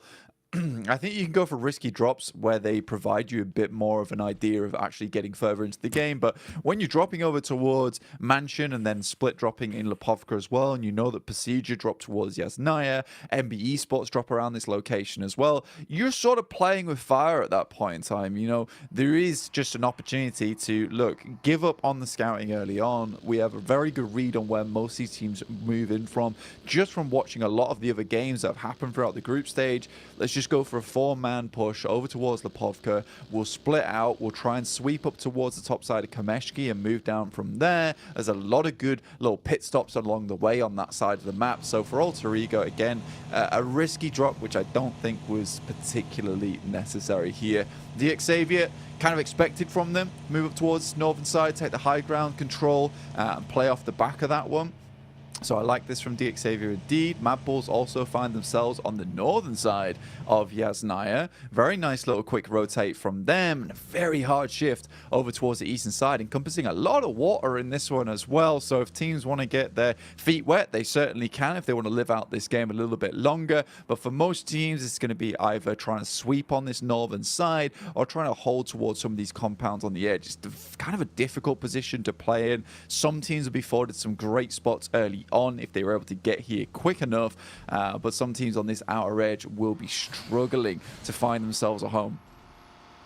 Yeah, man, this is one that's setting up to potentially be a bit of a community swimming pool circle if it keeps up like this. About 40% water at the minute, so landmass really going to be important to lay claim to early. Try and set yourself up as quick as physically possible and don't leave it up to another squad to already claim all of the compounds. The mass migrations are coming through. You can see everyone starting to make their rotate down towards the zone, trying to get there as quick as physically possible. Bit of contact on some of the players that are playing slightly more defensive as well inside of the compounds, just listening out for where everyone's heading. Mad Bulls stopping for a quick pit adjustment. Meanwhile, we've got the pull-up from Alliance down towards the compound of Rejects, and that nade was tasty, Blank. That was a 3-pointer straight onto the head of OCO. Yeah, certainly painful. In the meantime, Inco is getting picked up by Enigma Galaxy. That's on the south side right now. Both teams were rotating in, so some pretty decent shots, I assume, were being made from inside the vehicle itself. Very much a turret going through right now from Enigma Galaxy, all in one vehicle. Slightly dangerous, but it's worked out for them so far, with Inco taking one knock and a flush off the back of that. In the meantime, Malise Esports situate themselves all the way over towards Lipovka, try and keep themselves as safe as possible. Alter Ego regroup on the coastal side towards the east with 3 players, but surrounded by an N-Hyper as well as the Mad Bulls, who have picked up what I think is one of my favorite positions within the circus, a really nice ridge side that you can play from over on this eastern edge, and keeps you very clear. You do have to worry about some of the teams on the eastern side. See right now, Enigma Galaxy just cannot find anywhere to stay. And this is what I'm talking about. If you come out on the edge here, you are going to be driving around a lot. And it's even more terrifying the fact they're in one vehicle, which is exactly why they try and get into a second, but not before Coops is pulled out of it. And Freak will just have to leave off the back of that. Man, it's so unlucky. You see the heads-up play there, trying to dash the smoke can before the drop, so it blooms to at least give him some sort of cover. But unfortunately, UDO Alliance had such a good angle, such a good line of sight onto that position that they've basically just been gifted a freebie, and the situation there worsens even more for them. So you're still driving around looking for a parking spot in a never-ending garage, and there will never be a parking spot blank because everyone is already set up with guns, using these parking spots as compounds to play in. Yeah, and they won't be leaving anytime soon, so you're not getting that middle space. I'm sorry about that. In the meantime, we do get a circle that moves down towards that south side, in which case Reject and UDO Alliance's compounds become very, very valuable indeed. So for UDO Alliance, currently they do have the strongest spot, which is up on high. Reject slightly safer in terms of the fact that they can just sort of sit in this compound for a while. You know that UDO Alliance, with them being in this compound, they're not likely to move anytime soon, so they don't want to expend too many grenades just sending them down over towards Reject. So Reject have this outpost which is guarded by UDO Alliance. Eventually they are likely going to have to fight against one another, but both teams in this sort of mutual agreement at the moment. Melise as well, hitting a nice shot across onto Freak and dropping the man. So the situation still just going from bad to worse, second after second, constantly taking damage and feeling uncomfortable, just playing out in the open, exposed to the elements at this point. Reject Tokyo firing off the warning shots. FaZe on the move as well. Round the side of the ridge, contact from inside of the building. iFan spitting bullets at him, seeing if he can keep the pressure on. Mormon going to dash back with a couple of smokes as well, at least provide some protection.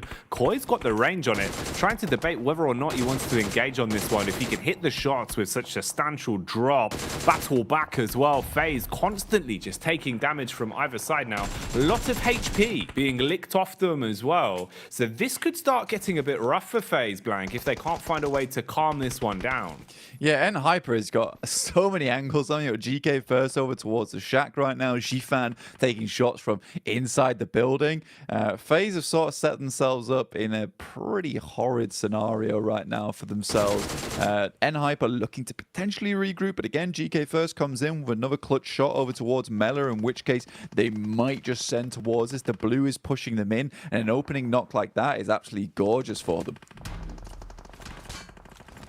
First one's what you want. How many more are in store for them? Be a nice way to reality check FaZe straight away, man, off the back of their chicken dinner as well, if you could pull them down here. I don't know why GK keeps going for these shots, to be honest. So greedy. Looking to finish off Melee. You can kind of understand why he's going for it, though. You don't want to let that player live. They are able to finally flush him out, but two players out in the blue right now, and FaZe currently have pretty good shooting angles over towards them. Koi luckily does find another on Mormon. He's so up close and personal, taking a lot of shots. There's not a lot of support coming through. Ventores understands that he too needs to get a move on, and quite quickly with the circle moving in. Very, very quick movements all around the block for Hyper, but this has been a sort of a crazy push from Hyper, locking both FaZe and them to their dooms. GK first even drops over there to the play zone itself. This has been a very, very odd fight. Gladiators looking to maybe get themselves slightly involved. Shifan inside the building, and Hyper actually indeed go down. Mormon as well as Ventores might be able to continue, and that felt like one of the weirdest fights coming through from Hyper indeed. I didn't like that whatsoever. Felt like almost a guaranteed hold over towards its south side, just given up by some odd angles being taken. Yeah, it really does feel like they've kind of both dragged themselves down. You know, we've no potential really successful outcome for either team in that situation. Very aggressive and very tunnel visioned in the way that they played it. So both squads basically being destroyed because of it. I mean, yeah, sure, FaZe still has presence at least, but hang on, hello, having a bit of barrel roll straight into Matic. Okay, misery. So I guess FaZe were in fact just a present for Gladiators, Blank, because they've given them one additional point there and given us some nice showmanship in the vehicle. Yeah, I mean, I think he realized it was over as soon as he started spinning out of control. Nice shots there from Meku. CJ Evos try and stop off to get a little bit of scouting done and realize actually quickly put some gas in it, change the gears as fast as possible, please. Nice rotate from Procedure Evo, so they do get in front of the guys from Gladiators, which is probably not what Gladiators were hoping for. If they could have maybe got a little bit further ahead instead of being stopped off there by the random player from FaZe coming through, maybe they would have been in a better position where currently Procedure Evos is, though. But you look at the lay of land now, where we're currently playing over towards the south side. Most teams you can see situated on the southern side of the circle, right? Just because this is providing the most amount of cover, there is so much open ground to traverse through if you're coming on from this northern edge. So MB Esports Gladiators got a bit of a weird rotation to make here. Gladiators could take the fight here versus Procedure Evos and potentially move off from the back of it. But there's going to have to be some good nades, and Kitsune does not spot the player off towards his left. Ooh, Kitsune engaging with the nades early, looking for the jump down. Nice. He was ready for that one, Blank. Instantly spots Redface and will leave him quite red in the face after that uppercut from the DBS. Zerich from absolutely miles away, looking to get involved with this fight where possible, scanning the hillside with his eyes and keeping a nice understanding of the situation. Meanwhile, here we see MBE starting to dive in an assault inside of the compound. Bullet after bullet, whizzing close by. Nasa now re-aggressing as well, looking to try and push their way back through. Spam up close. Fist Boy needs to land an uppercut. Not looking too good for him though, as he'll go down to the spray. How on earth is he still alive with a trickle of HP, Blank? It felt like he was trying to 1v4 that with nothing to his name. I mean, Xenox did an incredible job there, but his quest coming in over towards Reject. They're holding on as best they can, and the crash is just not working out. Luther immediately gets inside. They want to keep hold of all four members here. They know they've got a strong position to be working with. Duello moves in, tries to clear out the player, but he gets a nice little sideswipe back in towards the door. Finally, it's over, as Tixi will pick up an elimination over towards Fahidan.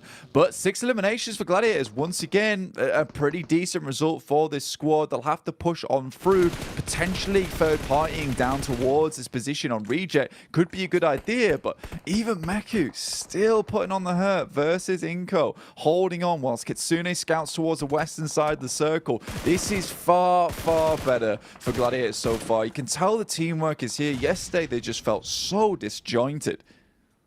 Well, they're just fighting as well, Blank. I think that's the one big difference, right? Is we're seeing them play so confidently now where they're actually pulling up, looking like they're going into these engagements with the idea being to win them, with the idea being to get elims. Whereas yesterday, it felt a bit timid. It felt like they were playing inside of a box and kind of waiting for teams to come towards them. So I'm glad to see it. Definitely a much-needed facelift for Gladiators, looking a lot more like the side that we like to see, at least. A lot of movement going on now as well. Bit of reshuffling. There's a ton of commotion down here. So everyone's kind of ringing the proverbial dinner bell, if you will. And it started to bait in the rotators, the mandem that want to pull up and try and squirrel away some of the points. So let's see if that will be a potential outcome here. Roadside shenanigans for NBE. Meanwhile, Melise engaging on Origo. That was big, Blank. Nice nade to open it up. Yeah, an absolute chunky nade as well. Kisyu looks for another, sends it in, but Origo is tucked away just for the time being. Smoke's been dropped down by Malaise Esports. They don't want to get caught off on the side here. In the meantime, Becker on his lonesome trying to take down the rest of DX Xavier. Does find at least Levi's here, which is fairly impressive indeed. CEO later off in the wings, looking to see if he could spot any of the players here in Lipovka. Alter Ego, they drop in Lipovka itself. This is where they've resided for a very, very long time now, looking to potentially get a little bit more out of it. But Malaise have them surrounded. Reject once again, surviving their position, will have to move forward. They know that UDO Alliance are behind them. UDO, what can they do in a spot like this, playing on a hillside? Flax adjusting the crosshair, paranoid about the smoke expiring to his left, but wants to prioritize the correct angle, hoping they can get some shots off onto Reject. Once they expose themselves, they've got a three-pronged smoke wall blocking themselves at the minute, with the tree geometry providing a bit of cover as well. Slowly pushing their way up past the bushes now, as Lufa will jump in the rotate car. Oh, should have got info on that as well as he drove up. Seems like he knows he could be peeked from the ridge side. So we'll smoke that off and try and cover himself. Clark's up top, Blank. Man's got the DMR as well to work with potentially here. It seems like it's the shotgun also. Nice little DBS for close range engagements. And nades to boot. That could be a bit of a banger. Seems like it should be on target, but slightly off the mark.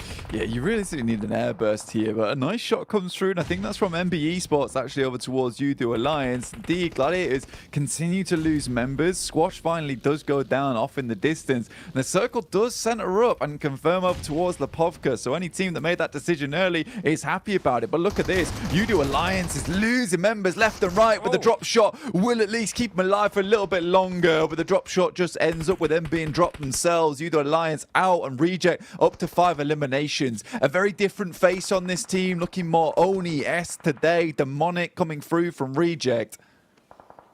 This is more what we wanted, right? You're raising hell a little bit now. They're getting stuck into the game blank, not playing as timid, fighting when necessary, trying to play towards center, contesting for edge control when needed. It's better from Reject, but they've got to maintain that, keep that course going. Don't let it drop off now, as they do at least find their way through the test of Udo and control that one. NBE keep popping up all over the shop. It feels like NBE have just been running back and forth, trying to stay alive from this roadside, having little moments of chip damage onto anyone that peeks into them. They're still here for now, just in front of Rejects. They're exposed if they go for a bit of a push. They're just using the smokes to hold themselves for now, but Zara is engaging with it. It's a nice first nade. Got the lineup on the second as well, Blank.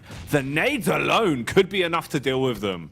Man, the long arm on Sarah is looking good, but nasty shots coming in from Nakaze through the smoke, takes down a fair few of them. Now Duello left to challenge versus Nakaze off in the distance. Nice shot on the edge, but quickly cleans them all up. And what a clean finish there from Nakaze at the end. It looked like it was all done and dusted for the squad, but fantastically well held out by Nakaze. Gladiators still at 4 players alive, but one of the final teams to be on this northern edge alongside them and NB Esports.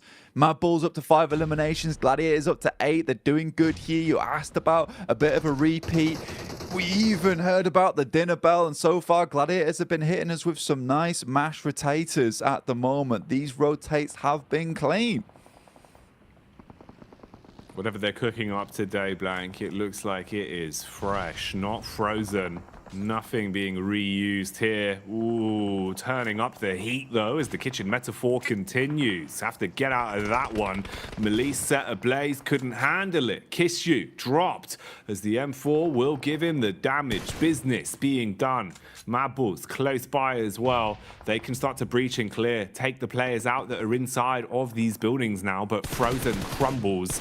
He cracks under the pressure on the contact. And it's all getting a little bit sheepish. Constant damage being fired out by Gladiators, sure, but no one wanting to make the first mistake. You have such a sheer number of squads all close, shoulder to shoulder inside of these compounds, with only Gladiators being able to complete the push down towards the beach side. They're in a pretty dream spot right now, and it's going to be so much harder for this heat map of teams we can see all on top of each other inside of the neighborhood. A nasty neighborhood, Blank. They're not friendly neighbors.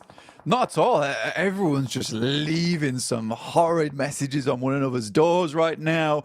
People just aren't picking up the newspaper. They're turning the Amazon delivery guy away. They will not be handing that through the post box to their next door neighbor at all. But for Gladiators, what an incredible circle for them. Moves up towards this north side, and they've had direct contact with a lot of these teams on the southern edge. What's great about this rotate from Gladiators as well is that they forced out the Mad Bulls from this position just with sheer firepower. Up to 9 eliminations, set 50 points after the back of this game, just around about 18 points behind Mad Bulls, who we know had a great day yesterday. This has been very, very good stuff from the Gladiators, and again, it's that pressure off in that first game that allows you to succeed later on. They're moving in over towards MB Esports. Sec, barely any HP. The vehicle flies over the top, and Tixie's there on a Kaze. He's quickly put down, and MB Esports is out. Oh my goodness me, Gladiators are fighting. What are we watching, Blank? Is this a Michael Bay movie? Because that was a blockbuster. They come flying through the air, hit the griddy on that one as the shot connects mid-movement, and then they just continue on as well. This is ridiculous. Meku and Kitsune just putting bullets down range, Blank. They are farming. This was a great move from Meku as well, mate. They left him behind on the side swipe just in case anyone was between the trees. Likely Meku's going to be a sacrifice in this situation, but he's got great lines of sight over towards Duxan, providing very, very difficult terrain for Duxan to deal with. They step out of the way of the bullets from Kitsune as well as Tixi and Matic. They step directly into the bullets from Meku, who's very much safe on this outer edge. Luckily, Zipian is able to get some shots back over towards Kitsune, but it's just Meku and Tixi lighting them up. They're the Hydra right now, Blank. It feels like if you sever one head, two more will grow back in its place. That's what Gladiators are doing right now. A single knock results in them finding two Elims, or the Elims could keep on coming as well, but maybe it'll go in favor of Mad Balls as Alter Ego wanted to try an ego challenge, but they go down quick. They've got cinder block shoes on that one as Melise third party and Mad Balls hold on to their compound. Gladiators, though, still showing that they're handy with the sharpened steel, slicing their way through anyone that peeks into them. Now just pushing up the road to close down these and make sure these eliminations are theirs for good, Blank. Yeah, Tixi flies over towards that position, has the M4 in hand. Lovely nade over the top as well. Finds Hoxie. Now just Binny in the back here. Another nade flies over the top. Nice little Molotov. Will shoot underneath the vehicle. Has eyes on. Just needs to hit these shots now, but is sort of being cut off by the fire, by the smoke. Stands up to try and hit this one. The step out is there and Tixi gets taken down. Meku left remaining for the squad, but honestly, with the amount of damage the Gladiators been able to do, they've just been looking for those eliminations. We talked about this early on as well, Jackie, in the sense that eliminations desperately what you need. This is what you can confirm in these games. This is what you know you can handle, and I appreciate that they're just fighting for them. Exactly. It's the one part that you can control just by playing aggressive, playing confidently, and guaranteeing those eliminations. And that's what they've done. They've played for the Elims here. Now they can try and see what they can squeeze out in terms of placement, because the other teams are doing the infighting for them.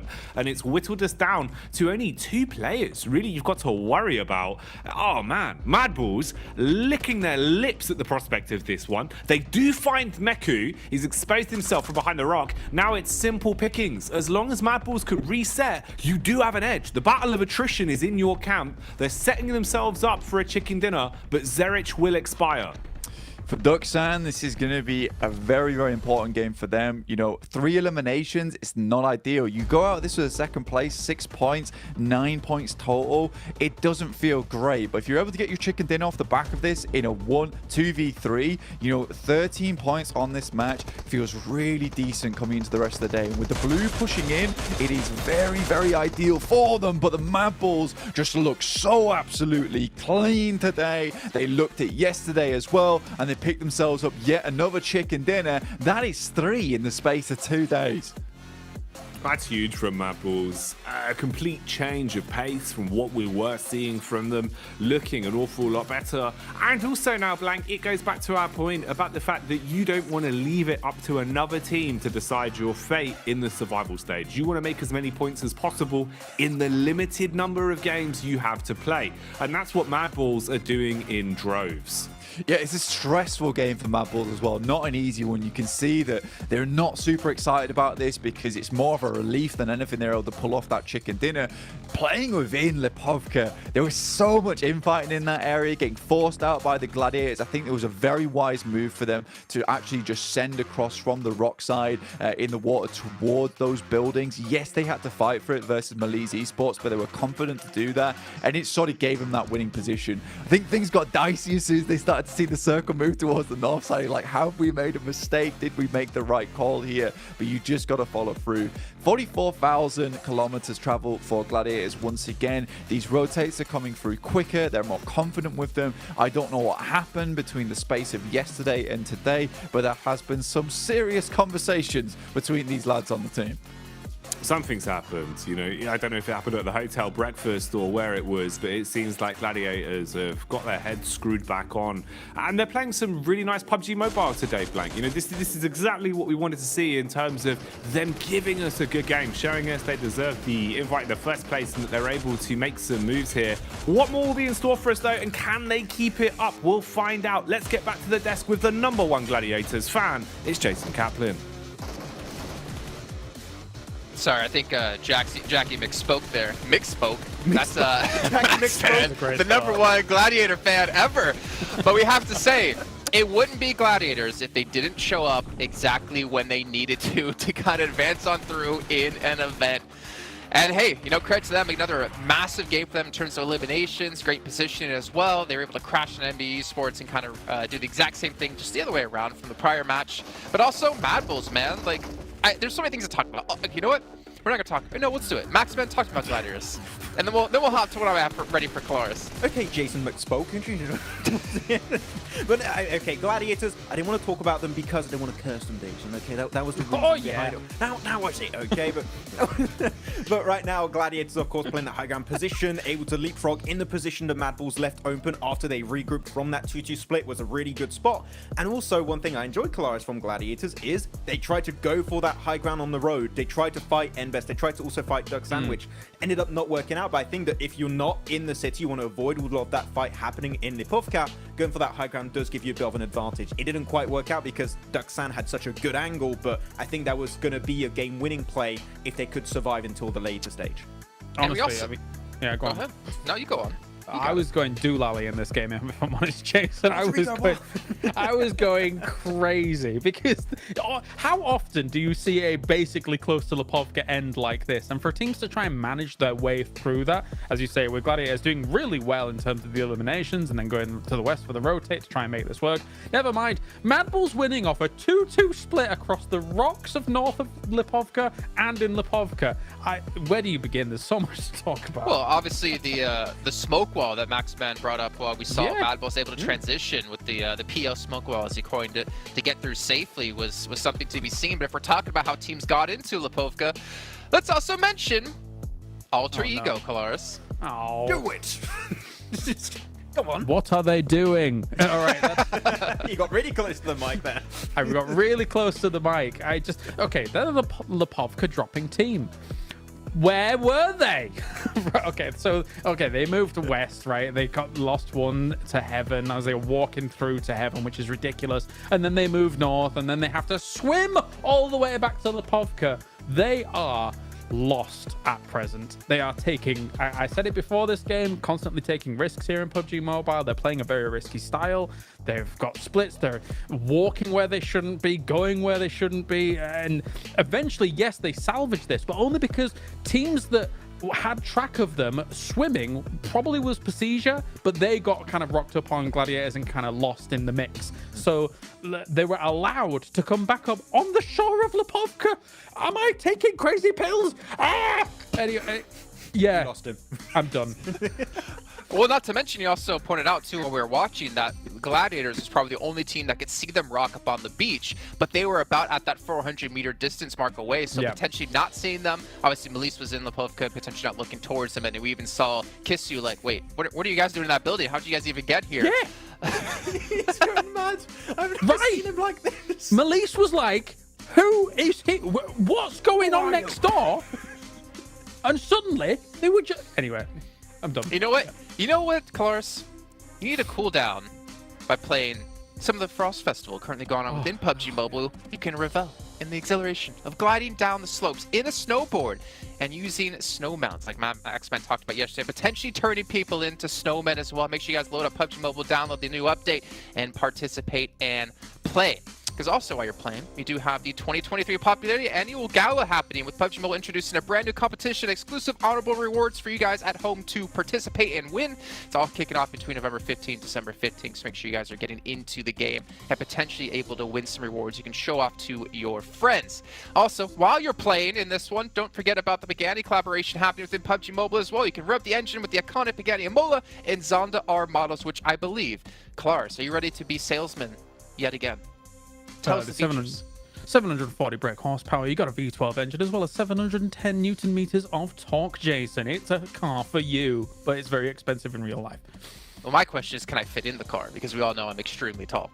Probably you cannot, actually. You're probably too tall. Okay, well, that's a shame. Maybe we can get special order one and make one for me. And also, the last but not least, before we head to a break here, the new RPA4 Victory Dance, which is available now. You guys can show off your victories with the PMGC vibe, and also use your Victory Dance to cheer for your favorite PUBG Mobile team. And we all know who people are voting for. Max is all aboard the Gladiator train, but we have to wait till that train takes off after the side of a short break.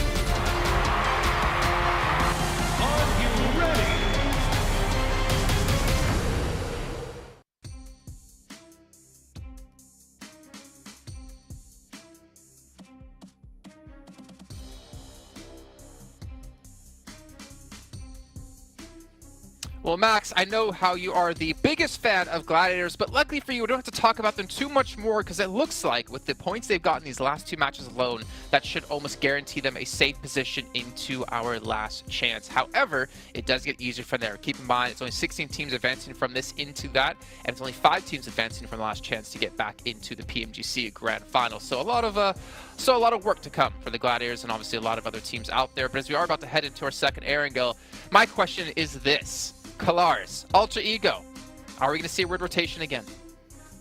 Maybe. I think it depends on the playing path. I think they're probably going to... If the playing path doesn't favor Lipovka, I think they're going to try and go for cars and maybe fight someone. We'll see.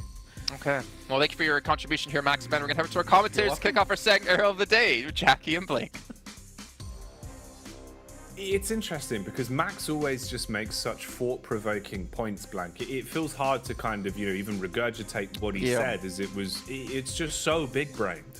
Yeah, you can't quite, grasp it a lot of times, and you do need to watch it back a few times afterwards and just really get the notes in there, understand what's going on. But I'll have to do that after the show, I think, as well, really. Well, it was a big segment. It was a big segment. Yeah. We don't have time right now to... I'd have to get out the notepad. We can't break it down. Highlighters. Yeah. No, it's just not possible. It's just not possible. But obviously, Jason just said Gladiators will win, so I get where he's coming from. Yeah. That was very clear that Jason said that Gladiators would win again. It's definitely going to be a Gladiators first place chicken dinner on this one. I think they're just playing out of their minds right now. I don't know what's gotten into them. What's quite frustrating about this, though, is that they're getting some flashbacks to last year a little bit, where they made it past the survival stage into last chance and then got pipped at the post over towards 5th place. And I don't want all the thunder to come now. I would quite like some of it to be reserved, keep a little bit of that lightning in a bottle for the last chance phase. But again, they've just started stepping up now. I don't know what I'm talking about, really. Keep going, I guess, for the time being. I do like the idea that you've gone, okay, well, look, you're doing pretty well right now. Let's slow that down. Slow it down. Look, if you get too big for your boots and set the bar too high, you're not going to make it there again. And they're like, this is interesting. You are right. The thing is, we have such an intimate relationship with this team because we commentate them all the time right over in EU. So we sort of know their tendencies. They can be a frustrating squad to watch a lot of times. But there are a lot of... confusing. Yeah, it is confusing. There are a lot of other great teams in this lobby so far at the moment. I mean, Reject have certainly started to pump things up just a little bit. I don't think we're quite at, Reject levels of Group Green so far, but we're definitely getting there. And I mean, it all came from that simple interview that Sarah gave, which was literally the most base thing he could have done, which was, we're not going center enough. and then they went center and won a bunch of games. They're doing that again here. It seems to be working reasonably well too. So I think that they've just kind of shedded that mentality of like, it's not going too hot for us right now. Let's just go center. We'll just play our game and see what happens. And I think that's what a lot of teams are starting to do now, which is really, really good to see. You have to get out your own head here, especially if anyone who's in group green right now in this last chance scenario. You just have to play out these matches. I was going to touch on Alter Ego. I'm not gonna, and it's tainted, unfortunately. I would have loved to have seen that team do a lot better, but we'll wait. We'll wait and see. We'll see how things lie at the end, right? Because I think we've kind of beaten the horse on that one, really, in the way the games. They're already being beaten. That's what I mean, man. It's just not worth it. But it is a shame. I do agree with you in that sense, where it feels like, especially for sort of the storyline and the narrative as well, with like the interview we had with Rosemary way back on, I believe, day one of the entire event, and how they were looking like they were playing. I was expecting a landfall for him, Blank. I was expecting it to go well and for him to go from strength to strength. But they were definitely struggling today. What have they got up the chops? Anything hidden? Anything else? Maybe we'll see. If it's going to come out, this is probably the best time to do it, right? You're kind of leaving yourself with very limited chances. We've got 3 games, this Erangel and then 2 Miramars, and basically preceding that, that's the end for you to actually accumulate any points. You're just leaving it in the hands of other teams. So we'll find out. We'll see where we're going with it. Mad Bull's been looking a lot better, though, Blank. It's been fun to watch Mad Bulls, which is nice to say. Even if they don't look exactly ecstatic every time we see him on camera. Tulicker, honestly, didn't look too pleased with his win. But I think that was mostly just like stress and relief of going, okay, we needed it. At least we have a win. If they can just keep that up, that's probably the ideal scenario. But they need to drop that stress. They did seem a bit on edge. Yeah, come on. We need to get the team masseuse in, right? Massage those worries away. Because right now, I do think they should be a little bit more elated than they actually are. I know that sounds crazy. I have just said in a different manner, be happier, which isn't always as easy as it sounds a lot of times, as we know. And I think for Mad Bulls, realistically, they're doing really well. And I think they should be proud of themselves so far. I think they also understand that they need to keep a little bit of lightning in the bottle saved away for that last chance phase. Right now, I think they should be very pleased with where they've placed. They're currently in first. Obviously, Influence Rage still has another day to play. And I think, all things considered, by the end of it, Influence Rage will be on top in terms of the standings. But Mad Bulls certainly done more than enough to secure their position at this point. The rest of these games now, for them, it should just be study, right? Maintain this kind of play style, maintain this kind of pressure on the rest of the squads, because more than likely you are going to have to play against quite a few of these teams again in the last chance. So the more they can stake their claim on positions around the map, the more they can stake their claim on these rotations and be a team that some of these other squads may be a little bit scared to run into. You do have that small advantage in the last chance where you have that kind of don't mess with me factor. Don't mess with me. God, it's like a late night walk home, Blank. And you're like, well, I do not want to mess with that man. I mean, that's a good vibe to give off, It definitely would increase your protection a bit. It's true, yeah. I mean, I just say it to myself as I'm walking down the street sometimes. That's how it works. Don't mess with me. Don't mess with me. People are like, the idea Daddy, that guy's talking to himself. That's what I mean. Just muttering under your breath. Don't mess with me, mate. Don't mess with me. Yeah. People just walking by. Excuse me, sir. Do you need help? Don't mess with me. Don't mess with All me. right. Yeah, it's less that I'm giving off hard man vibes and more that I'm giving off that I need to be in an asylum vibes. Which isn't ideal, but it seems to work. Hey, look, to each their own, Blank. You know, unorthodox strategies do seem to work best. If your enemy can't prepare for it, how can you? I suppose. Yeah. In some way, that's a sentence. He's done a 720 kickflip roundhouse. Oh my lord! Let's see that coming. The standard is a 360. Yeah, this is wild. Look at the man doing ollies in the car. That's illegal. But right, put the skateboards down. Yeah. Bloody hell. We need to get back in the game here, and some of these teams definitely need to get a rolling. Certainly towards that bottom side of the lobby, we're looking at N-Hyper, Udo Alliance. Nigma Galaxy sort of are disappointing us so far, I would say. And I mean, they're on our screens right now. Ragey Ocio will take down Lord from Nigma Galaxy. And again, they keep just hemorrhaging members, I would say, on their rotates. You know what? I didn't actually get to talk about this last game, but I will talk about it now, is that some of their rotates feel extremely greedy. I think that last match, most of the teams on that south side realized that, look, if we're on the edge already, I mean, they were rotating in from, what was it, Milta. They were battling out versus Inco early on. I think in that case, you just have to slow push your way in towards the circle. You're potentially not going to get a high placing off the back of this, but they could have easily taken up where Duxan was playing. Remember, Duxan got themselves a second place. Decent, good stuff. Yet they just drove around in that one vehicle, dropped out for a second one, lost Coops in the process, kept driving around to try and find another central position. I think at that point, you just have to realize that this is not working out. Teams aren't just going to let you free roam anymore.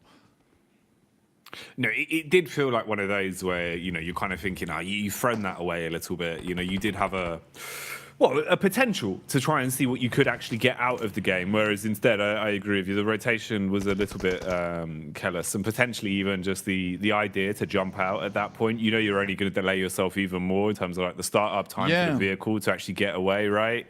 And it just meant they went from a 4, stuck in a very small camper van, to a 3, still sharing just the one small camper van. Wasn't ideal. A couple of pot shots been going out here, though. We've seen a little bit of damage coming across. Mad Balls have suffered 1 knock as well, so at least they're seeing what they can do to patch up the situation. Here's one for you as well, Blank. When we saw that first knock, it was Raging OCO in the car, and he bonneted someone. Call that Road Rage OCO. Oh, yes. I like that. Yeah, go on. We love to see it. He was doing an ollie in the car over his head.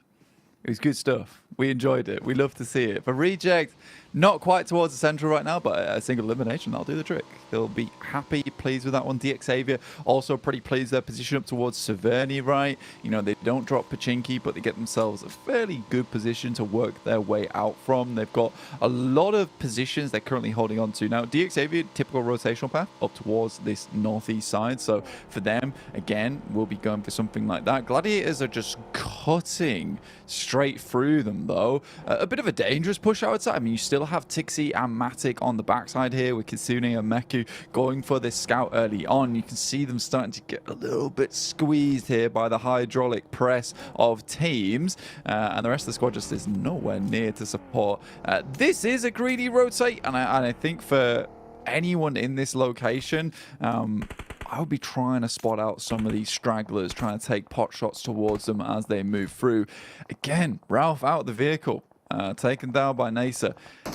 This is very bad news bears right now for Nigma Galaxy, and I think this is something that we saw over towards their group stage as well, is that at the start, doing great. You know, happy days for Nigma Galaxy. Some strong rotations were coming through for this team. However, when you looked at them further in towards the group, their rotations were getting read so easily, time and time again. I think that's the final player from Nigma Galaxy, about to go down soon, but Reject taking a lot of knocks of their own. Gladiators barely surviving themselves, good amount of damage. Meku's on the side, Swan tries to swing out, lovely nade, will take down Meku, and now it's just Matic to try and hold down the door.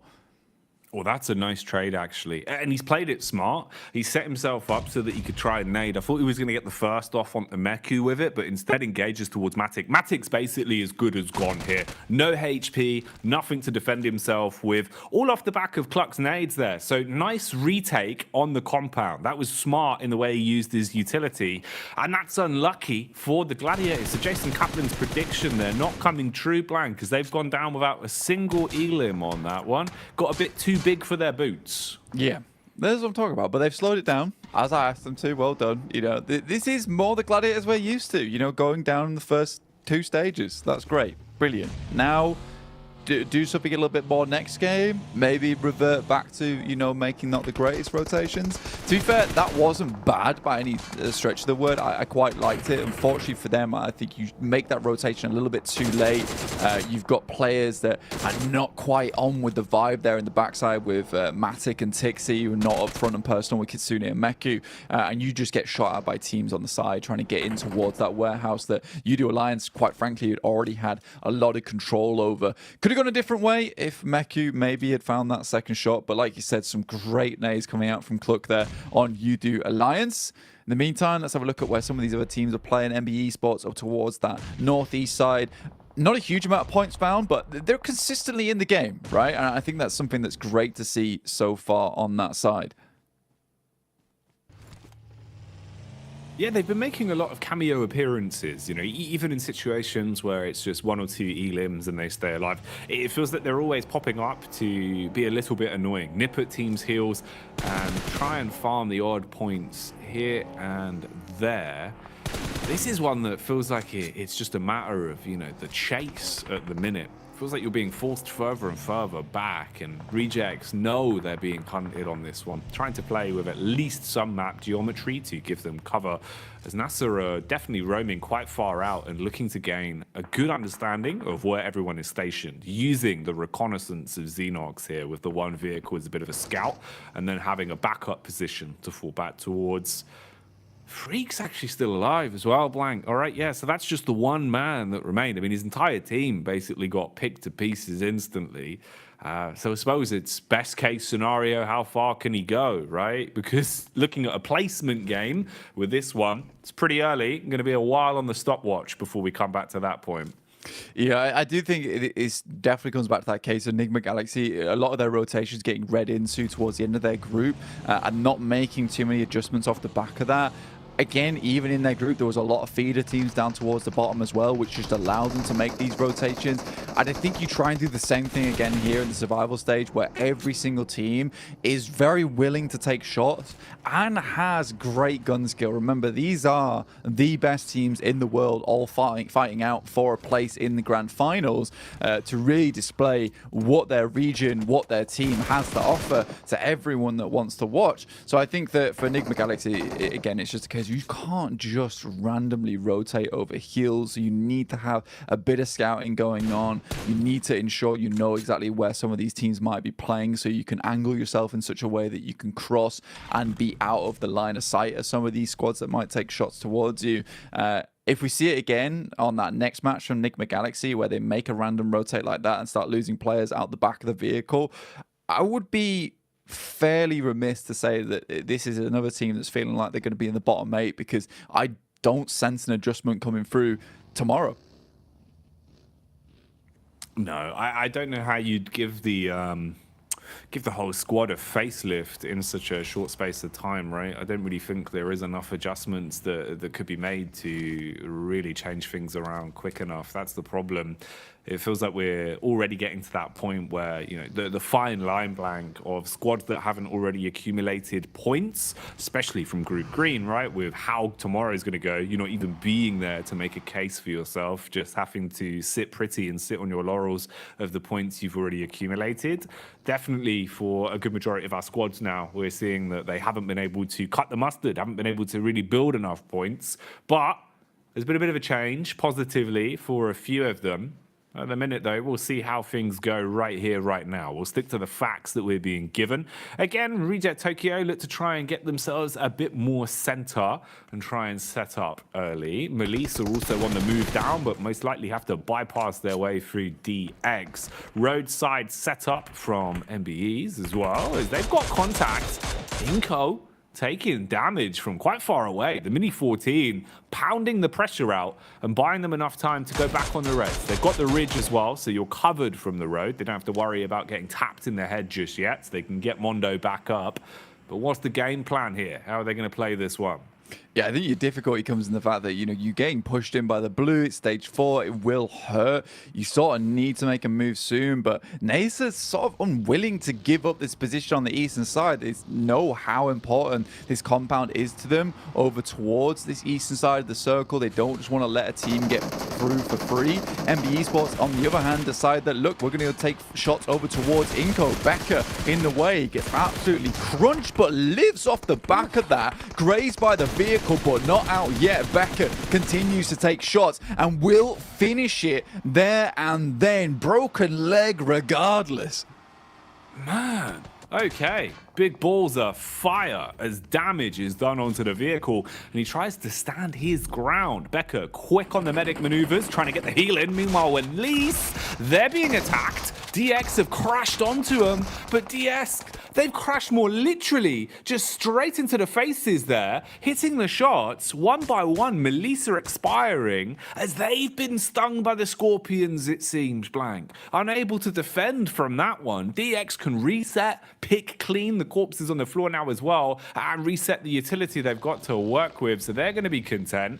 Meanwhile, back on the move, Xenox, he's been pretty damn quick with his scouting. He's been able to take some point man positions and look to get the damage out early. Again here, setting his focus towards the bridge. Wants to put pressure on Squash, who's so low outside the play zone as well. So a single bullet he was hoping for, try and make that elimination his, doesn't go his way. Backs off with at least the read and tries to play with the rest of the team. Vitali, he's got a read on him. Trying to take a couple of shots off, but doesn't want to do this as a solo. Blank. Playing smart, knows he still has a team to work with, even if it just is the 3 of them.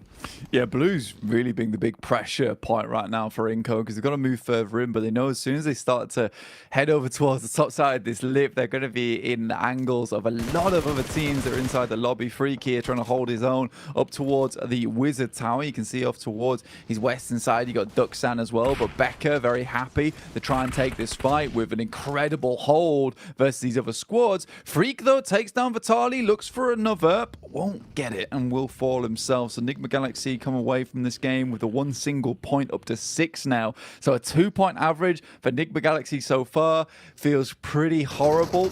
Quest get way further into this game than they have any others, and that's saying something considering we still have 12 teams alive. We see Procedure Evos off towards that central arena alongside with Reject and Hyper. This could be a great game here for Evos and starting to get some of that points potential on board.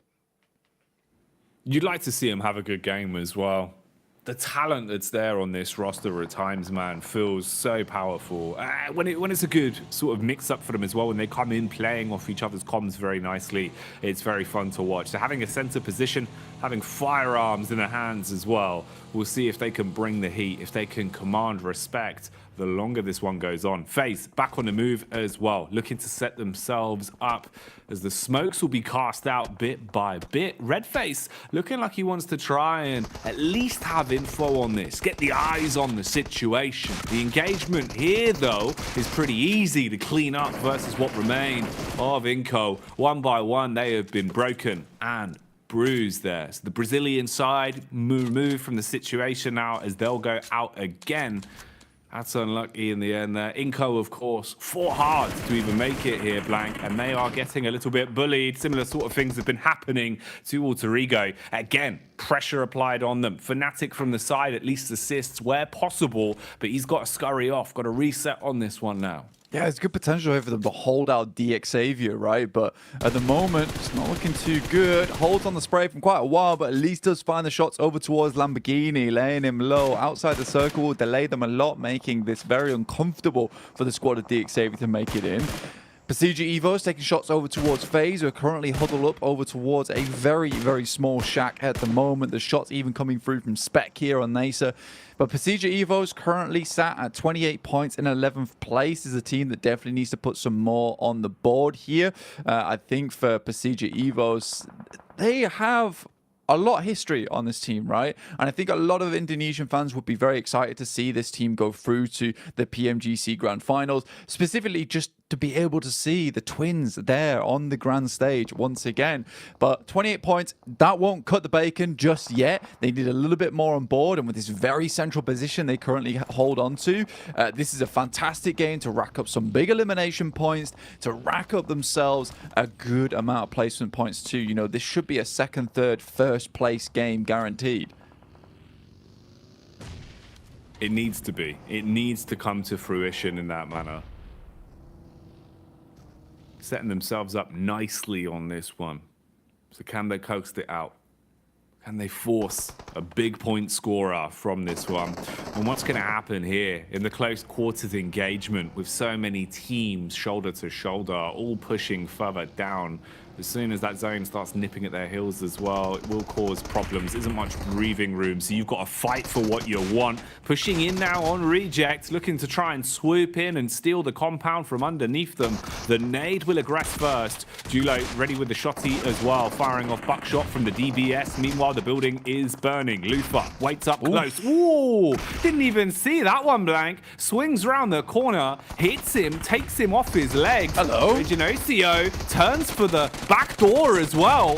Read this fight well, Blank, but he's been peeked from the window, takes half HP off him. Just waiting now on the off angle, tries to back nade whilst his teammates are fighting tooth and nail. Nade's going down. Who else wants a piece of this fight? What is this? There's 3 teams on the same compound. Regioso sends out the side into the vehicle to get himself some better angles. He's fighting for his life at this point in time. Spec moves in, Hoxie's half HP, and Regioso's out on the edge. Surely he spots Junie, but he doesn't inside the smoke. And now Dukshan have another battle to get through. Need to get more players back up on their feet, but they're falling so quickly. Just Hoxie and Junie left alive. Junie, a veteran of these high-scale tournaments, but Nasa move in at the best opportune time. Will pick themselves up 9 eliminations off the back of this bad boy. Two players left alive, but on the southern edge, this is pretty decent stuff.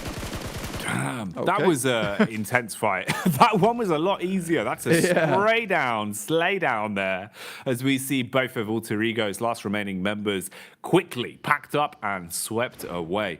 Beautiful fight though on the compound, man. Even in the way that Tokyo tried to play it with rejects bouncing back and forth, right? We saw OCO, smart heads up plays at least. Even though they go down in the fight, you could see the gun skill, the mechanics there were out in full force.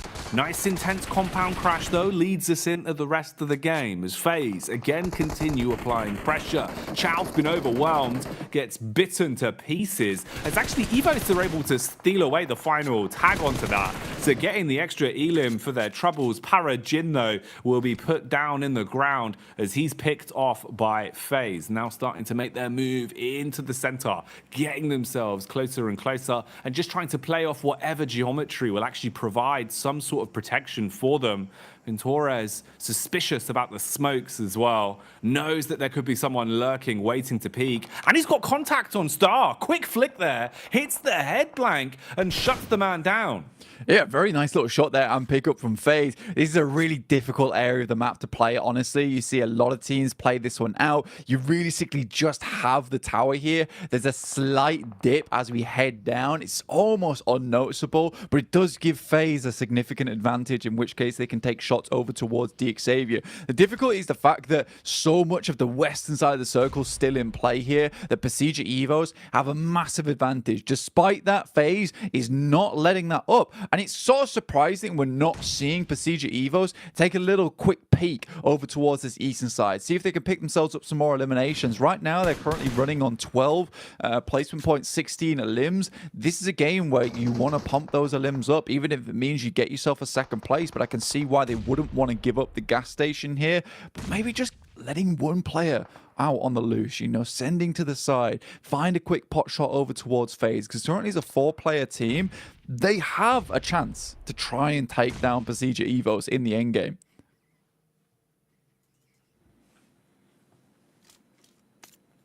Big chances. Definitely there it is. Open opportunity for this one. The swing into the favor of Evos now, though. Nice first tag down the hill. Connection across, DX suffering from it as Luxy will be able to spray his way in. Gets the tap off that we needed to see. So the compound control still firmly in their favor, and they're starting to clear out the players that were edging closer towards them. FaZe, meanwhile, still down towards the ridge side. Mormon and Malaya playing together as they start to make their move up, close on in. You've got a couple of angles of connection here as well. Spec being one of them as he's firing off the warning shots. And then, for Udo Alliance, there's actually a bit of a chance here to just be a fawn in the side. If you're not cleared, you're so far back down towards the ridge. As FaZe come pushing up, you could try and get stuck into it, especially if the timing works for the push down from Spec and they draw his attention. Lots of small nuances on this one, but the big focal point is just the fact that Evos are in a great position to try and command the game. Ooh, rough recovery mission there. Very much so. Koi just goes down. Link's fine Spec as he makes a rotate through. CJ Evos now up to 5 eliminations, looking for a little bit more, and they have to push for more here because, you know, a 5 elimination game with a chicken dinner, it's all right. 15 elims, 15 points, sorry, total is decent, but, you know, pumping that as hard as you can here. They know they want more points. It's a very good initial nade that's sent out, but FaZe is on the back line. They're not looking to give this game up. Another amazing nade on the predict over towards G-Fan, and Redface is just sending these over and over again. Another one will take down GK first. Now just FSS left alive. And it will be Redface to stand out for this one. One knock goes over towards Luxy with the 5 eliminations on board. Nade sent over the top over towards FaZe. One of the final teams alongside with Oliolio over on Udo Alliance, looking for that second place placement point steal. Evos, this is where you've just got to shut things down, close it out, don't let mistakes start to get out of hand. FaZe fighting tooth and nail though, bombarding down onto Misery, who's forced to hit the deck, so belly down to the ground, drops himself into the vehicle and tries to drive out of there, keep himself safe, susceptible to the shots though, but goes for the getaway. If we can see the res, FaZe will at least have a fair fight in the 2v2 in terms of the players that are currently up, but Evos are going for their recovery as well. They want to grab Link, have some additional numbers in this battle to play with. Quick pop heal as well. Nice peek up. Beautiful damage done with the AR. Switches to the DBS and wants to go full frontal blank. He's getting in their faces. What is going on? Already we see another knock come through with the DBS. Misery left alive and he's taking damage here and there, able to clutch it out. But Udo Alliance, they're still in the wings here, Jackie. Oh, skirting around the outside. Is there anything that can be done? They're low. Now would be the time to strike whilst the players are down. They're knocked. They're on their last legs. Doesn't have the full list of information that we do, though, so his decision-making will be affected by this. And this just gives more time to Evos to try and reset things. Redface now back up. He's just going to be watching, looking for the peek over. Gets the heal in as well. The longer this goes on, the more numbers you're going to have to fight against. So Udo Alliance, the chance of this one being clutched now far harder. Again, falling into a position where this should be a guaranteed chicken dinner for Evos. Man, that could have been a chicken dinner there for Udo Alliance, and Olio just needed a little bit more confidence to try and go in and bruise the pride there of Procedure Evos. He's got 2 nades in hand. There's no utility on the side of Procedure Evos so far, but that might change once they start to loot some of these crates that surround and litter the battlefield. No meds available for Misery other than those stims available for him. Might go for a quick scout in the vehicle. So far this game, Luxy is absolutely putting some mega work for them. 5 eliminations so far. First initial nade sent out. After that, there is another sent over the top. A little bit of damage found, but not a lot. Yeah, there isn't going to be too much we can really set the stage for on this one, unless somehow he was able to flip the script entirely and pull off the 1v3. That's the situation he's left himself in. So likelihood low, but potential reward very, very high here for Alliance. just crawling his way around through the reeds right now, staying down in the ground. Luxy is jumping around, trying to get info on this, just wants to spot where exactly he is. They're playing a more fragmented system, just looking for the trade. There's the contact, it seems. Bullets being spammed into the smoke. So just a bit of a pre-fire rather than actually locating where he is just yet. Longevity on this one being played out though, Blank. Fair play to him. You've got the time to work with. You want to make it as awkward as possible. See what he can get done here.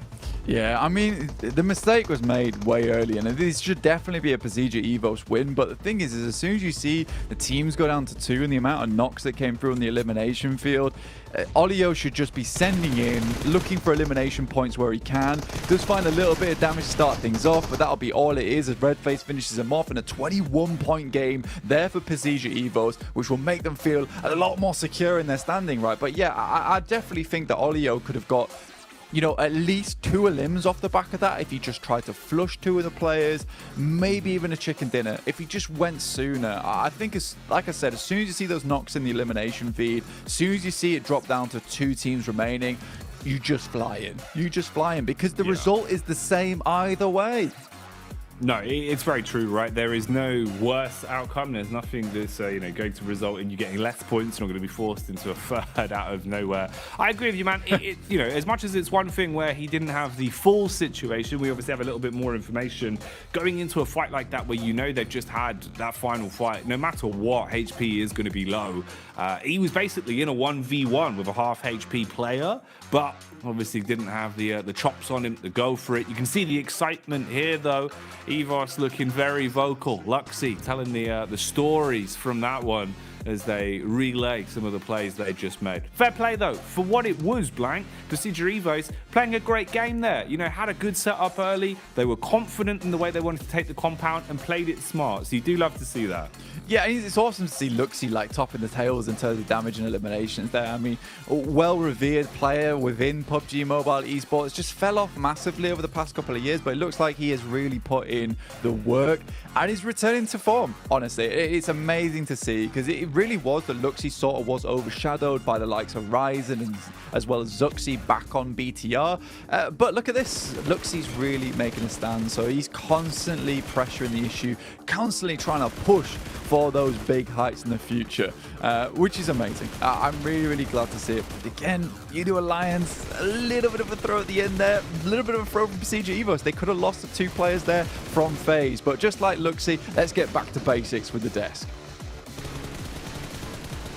That's right, Procedure Evos getting themselves the victory here off the back of this. We lost Jason for just a little minute, but we will hold down the fort just as Procedure Evos held down Gas Station. Looking fantastic whilst doing it here, Max.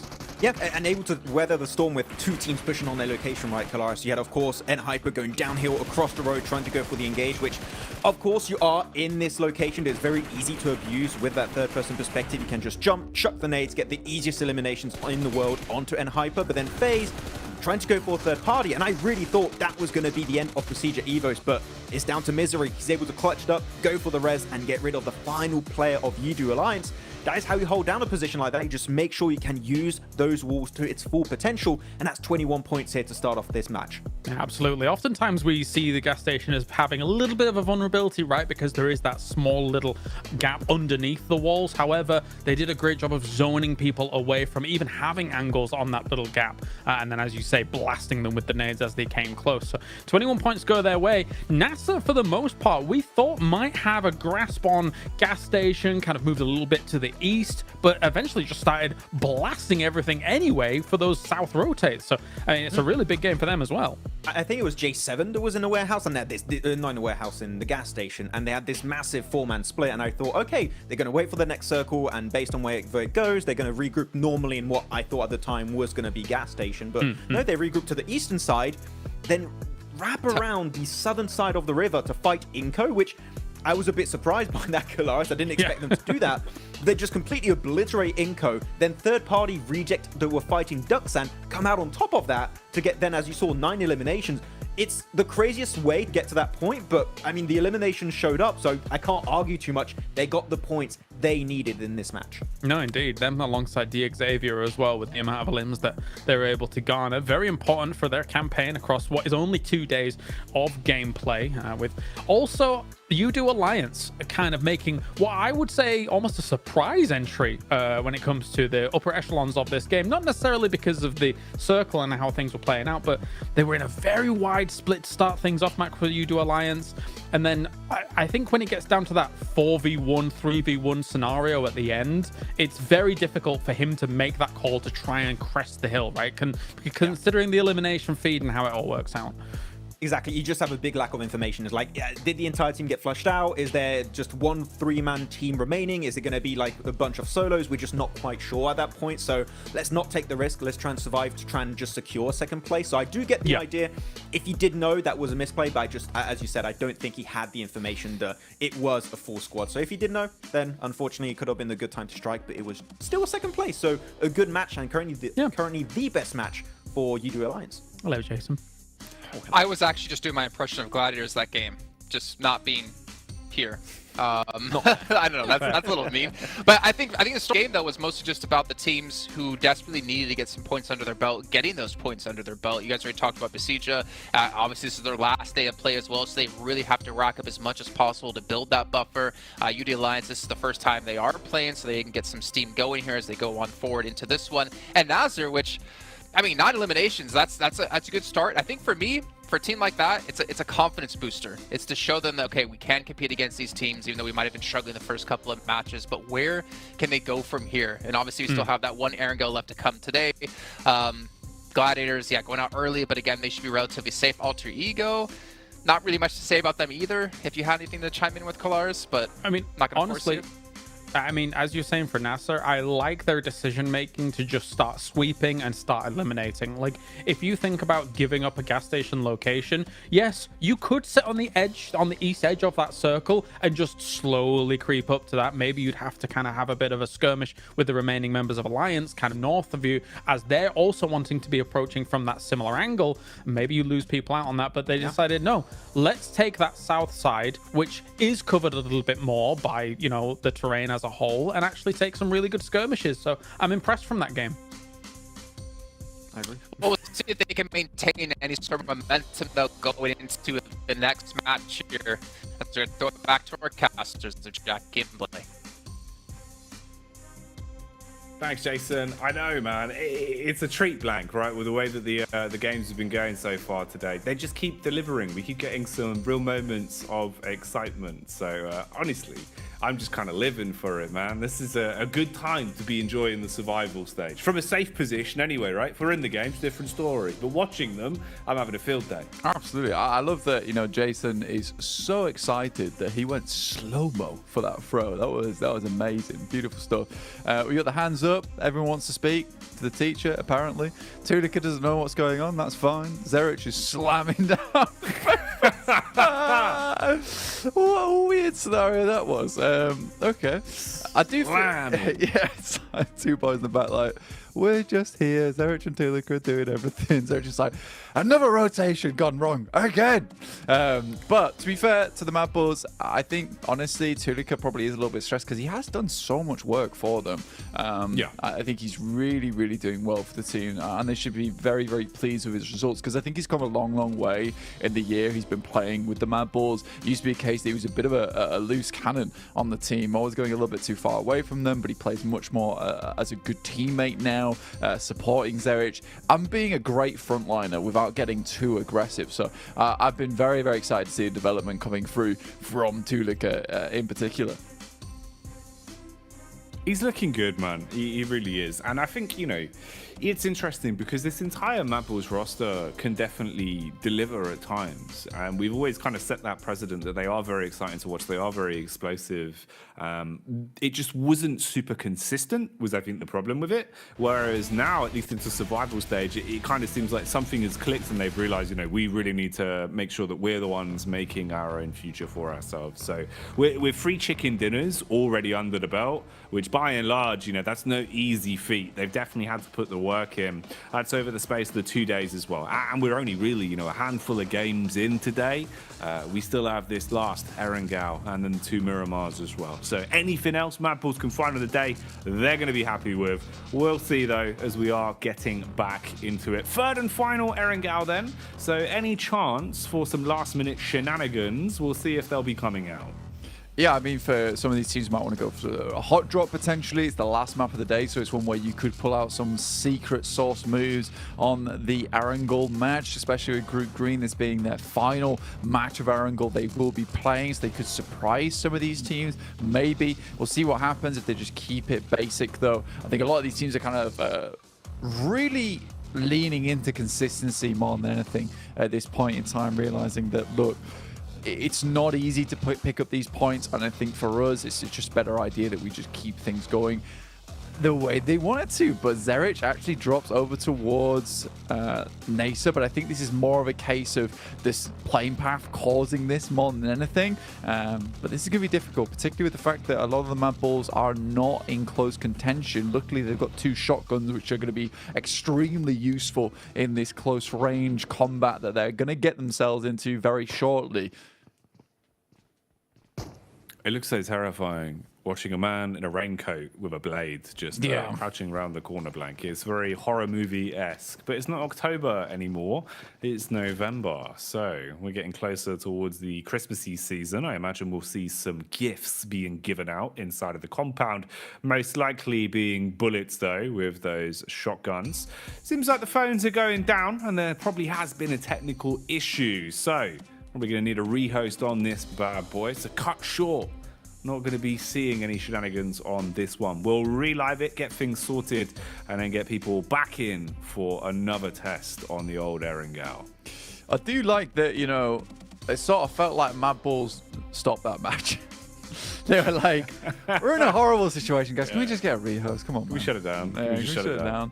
I mean, I think most teams, considering how quickly we got that rematch as well, down, slam of the desk, considering how quickly we got that rematch going through as well, most teams would be pretty pleased with how that one worked out, considering how horrible that playing path was, right? Not easy to work through with. Yeah. No, exactly. Honestly, unless we roll the dice and end up getting a critical fail again, right? It should be better. It should be better than that for most of the squads in terms of easy routes to your common drop spots. So hopefully it won't be all doom and gloom for them, and shouldn't take too long to get things sorted out and straight back in. Nice seeing some of our players on screen as well today, Blank. You know, there's not been a lot of time with the player cams today, and it does give us a bit more of an insight into how some of the teams are looking. That sort of human element. Oh, hello, I say human. We've got man them Sith Lord over here. I know. Maku just in the dark right now.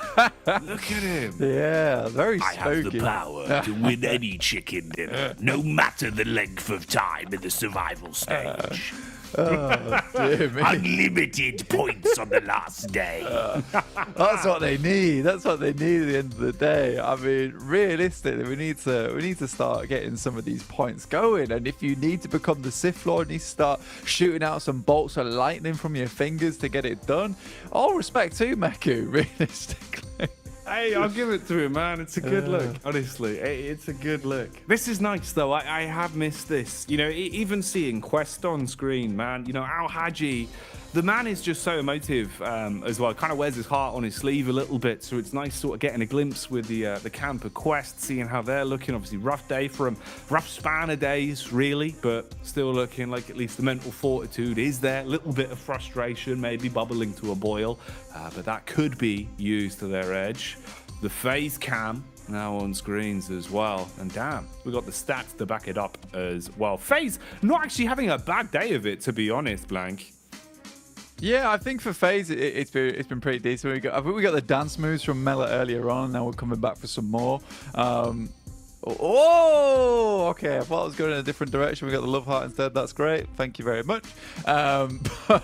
For FaZe, honestly, that last game was really, really cool. I enjoyed the fact that we saw the almost 2v4 coming through. They looked pretty strong with it. There's definitely some strong players on that team. Mello and Ventora's really, really long-standing players within the scene as well. PUBG Mobile, they've done some really good stuff in the past. We've got Enigma Galaxy on screen at the moment. A team that's just kind of struggled, right? And I think that one of their major issues, they don't find enough vehicles, which feels like, you know, it feels like you're failing at the first aspect of PUBG Mobile. And that feels bad to say because I know they're a good team, but that's like rule number one, right? Just get some vehicles on the drop, go from there. Look, the way to word it in a friendly manner is they've been very cost efficient on fuel today. They've been using the you know, what's it, the carpool lane. Yeah.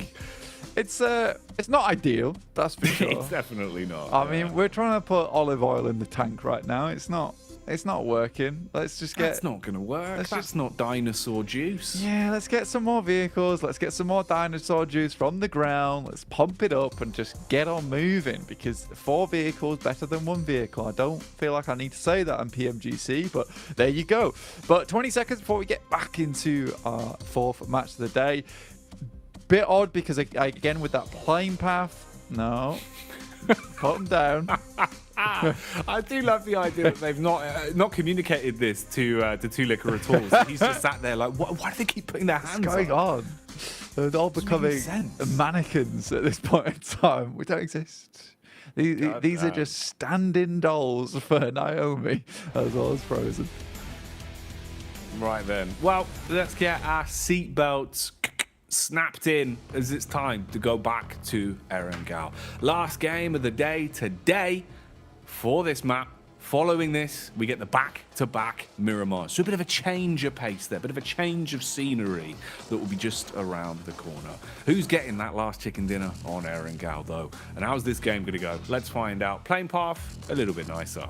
Yeah, way nicer, actually, on this one, because I think whenever you get that plane path that moves down slope right on the edge of the map, you're given so many limited options, especially forcing a lot of teams to drop over towards the Sosnovka military base as well. And if you do want to get towards one of your original drop spots, you sort of have to drop towards that middle third of the plane path, which means that more than likely you're going to run into at least another 10 other teams trying to do the same thing alongside with you. So picking up some of those trash drops, trying to pick up those vehicles, going to get very hairy indeed. So with this plane path, you're going to have a lot more room to drop out when you want to and kind of spread yourselves across the map. Even though it is far off towards the western side, a lot of teams will be much more pleased on their approach. Nacer dropping over towards Rozhok right now alongside with the Mad Bulls. I don't think they'll be dropping right on top of them potentially, but we'll wait and see. We get another circle very similar to our last one on our angle up towards that northern side of the map.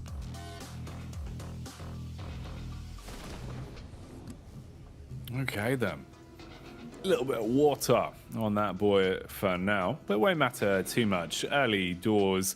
Looking at some of the spots though, just seeing if there's going to be any shenanigans here for our last Erangel. We've seen a couple of hot drops sprinkled in for good measure today, but nothing overly audacious here. The only close proximity we really see is on screens now, with Mad Bulls a couple of miles away, especially with the move that's coming in, different trajectories for the rotations. Oh, you can't be doing that. If you look directly at the sunblank, it's quite bad for your eyes. He's got a blue light filter on the red dot, don't worry. Oh, he's okay. He's all good. I was worried there for a second. His retinas will be taking damage, Blank. Oh, absolutely. Won't be able to see for the rest of the game. Just have like the smallest pinpoint of vision towards the center. Just really realistic PUBG Mobile. Yeah, I've looked at the sun. And I can no longer see. It's not good. Can we get a rematch, please? Rehost. I've been flashbanged by the big orb. What is big orb in the sky? I do not understand. Where has this come from? Who is he? Yeah, it doesn't be like the oh my God, bear in the big blue house, mate. Yeah. You know, we'll have to explain what the sun is. Well, everybody. No, I'm only joking. But we are going to head over towards the northern side for the time being. NB Esports, I don't think they've done too badly at all. Akaze's kind of been like the main driving force of the team, though, right? Yeah. Hitting some really, really good shots recently, but again, some of their rotates feel just a little bit lacking, getting caught on the edge side quite a few times, which doesn't feel great for them as a team, because I do think that when this team is put under pressure, some of their rotations to try and extricate themselves from those positions become a little bit haphazard. I think they've been fortunate on some of these other games where, for instance, they had an opportunity on that last match to escape and they zoomed in over towards Inco and immediately got put down by them. But that could have been a much better fight if it wasn't the fact that Becker just withstood the force of a vehicle going 60 miles per hour. Doesn't make much sense to me. FaZe, though, immediately take a knock. Zfan will move up. Mormon has only got the shotgun, but a great drop shot there will take down Zfan. A little bit of that greed being punished away there in the box compound.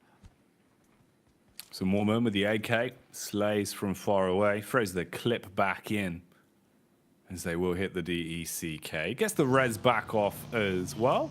Meanwhile, Car Chase City is the name of the game here, it seems. Ooh, contact from the side, though, baited in as they pulled into Quest's domain. And right now, they are ready to rumble. They assault onto the close range players. Ooh, good damage done onto the getaway vehicle as well, as Al Haji is throwing out the bullets. And they're chasing the Quest convoy hard on the tail blank, looking to see if they can actually fight this one back and chase him down.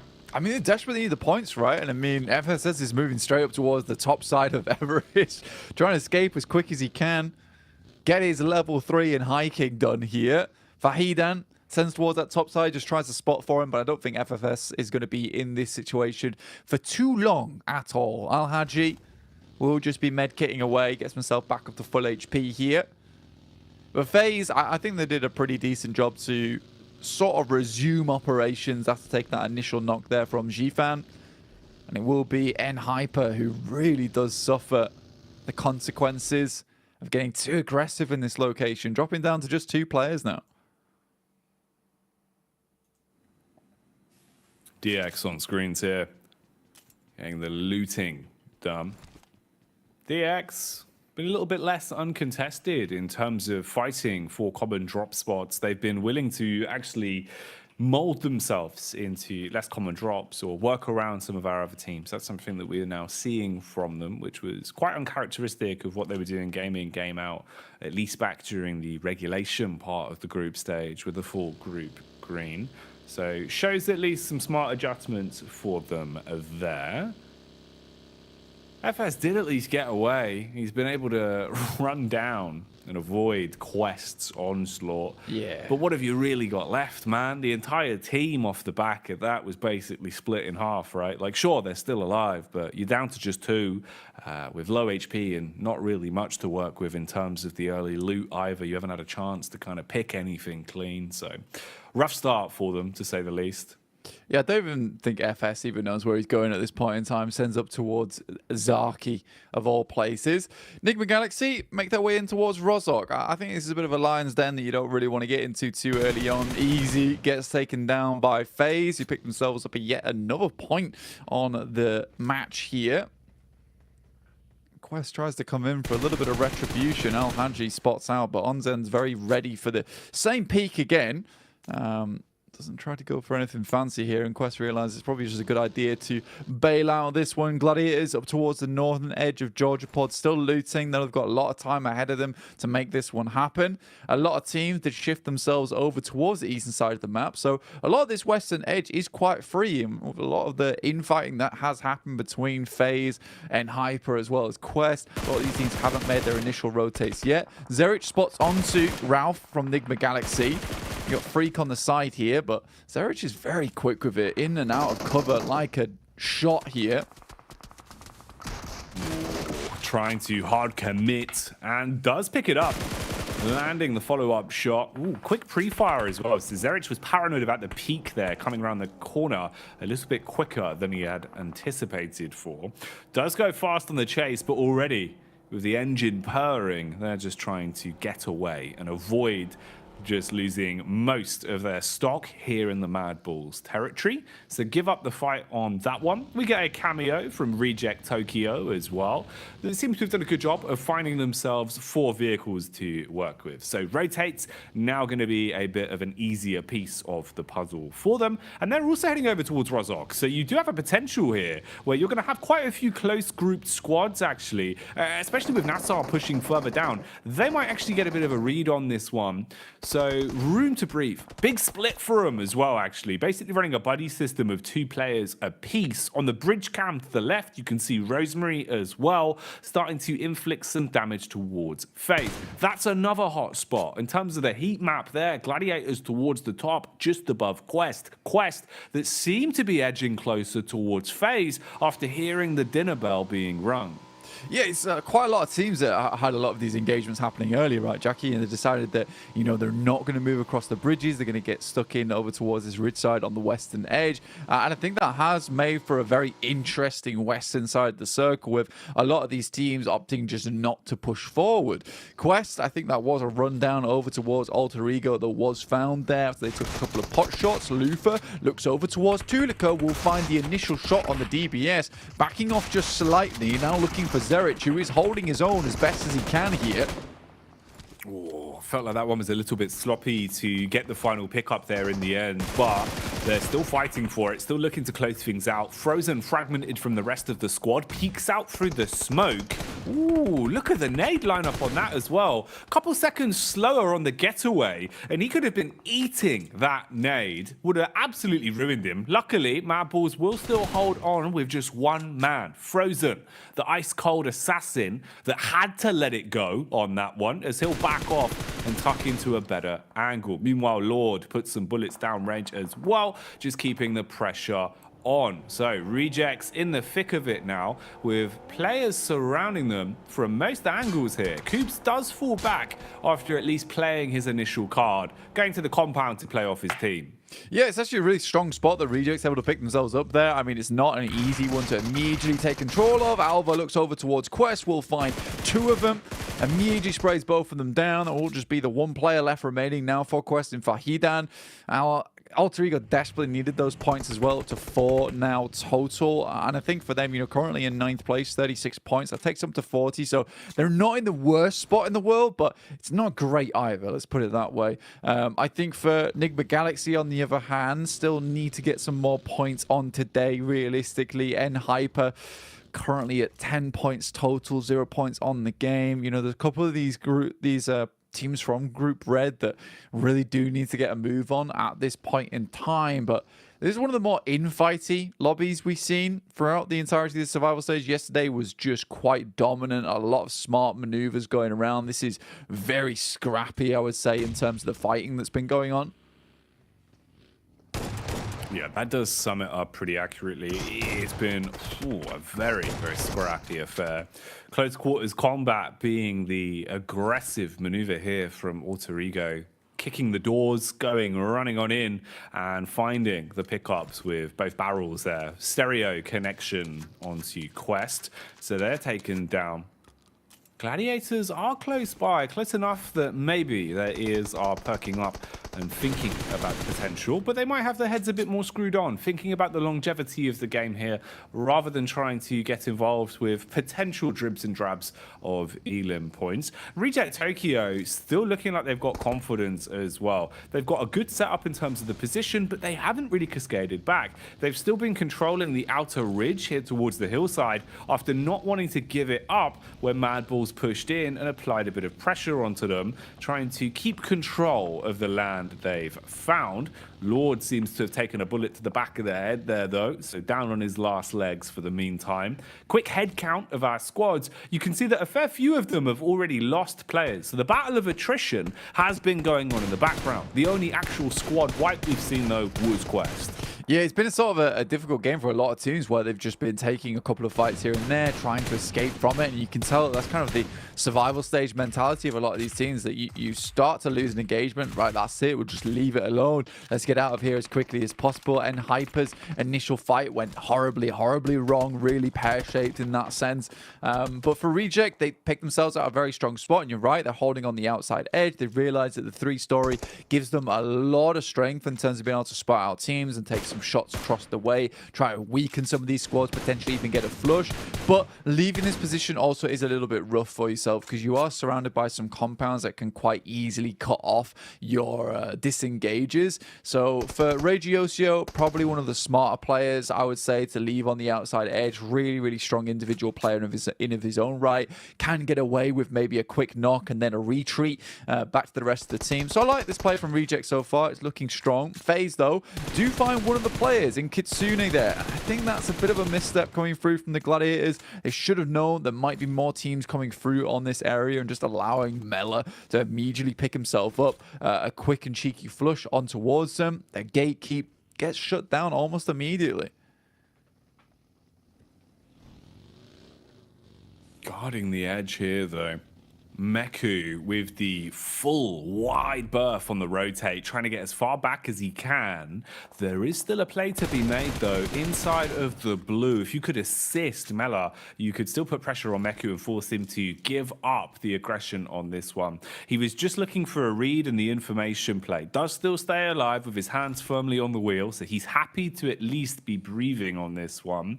Alter Ego are relatively close as well, with even a slight push there, just looking for a read themselves, so assessing what exactly was going on ahead of them. Meanwhile, Melise looking to try and make their move over the bridge at some point here, with the zone pushing further in and actually setting itself up in a relatively good spot for Evos once again as well. Melise, though, will have to fight tooth and nail for this, and they go for the brutish approach, sending the vehicle in with Kishu just driving his way through straight away. We'll put a pin in that, though, as there's a fight going on, and FaZe are fragging blank. They found their way through all of the Gladiators in seconds there.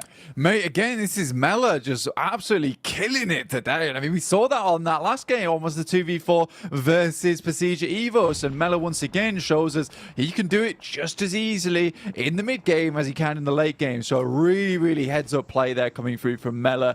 I don't know how that just occurred, but with the DBS, that guy is absolutely kingly, and I think that's going to bring Gladiators back down to earth once again. Maybe one or two more good games for them to see them feeling a little bit safer into the lobby at the end of the day. 59 points, it's pretty decent, and with the amount of teams that are currently sat down towards 18, 17 points total, there's a chance for this team. There's still a chance, but that does not look promising. For FaZe, on the other hand, they've had some pretty cool standouts today. Not always been able to get all their players towards that end game, but, you know, at least some eliminations every single time. They're already up to 30 points on their first day. It's good to see. It is nice for them. Big game.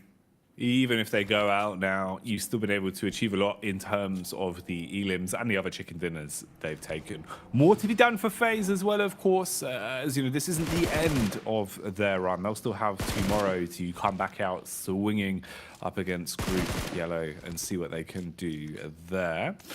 Fight continues on now, though, with Frozen being really close in terms of the positioning. You were thinking maybe there was chance for the fight there. We'll join that again, though, once things kick off. For now, you've got the rotate on screens, and Melise still trying to make their move. Trapped under the bridge here, as CEO later wants them to pay the toll. He is trying to defend this, it seems.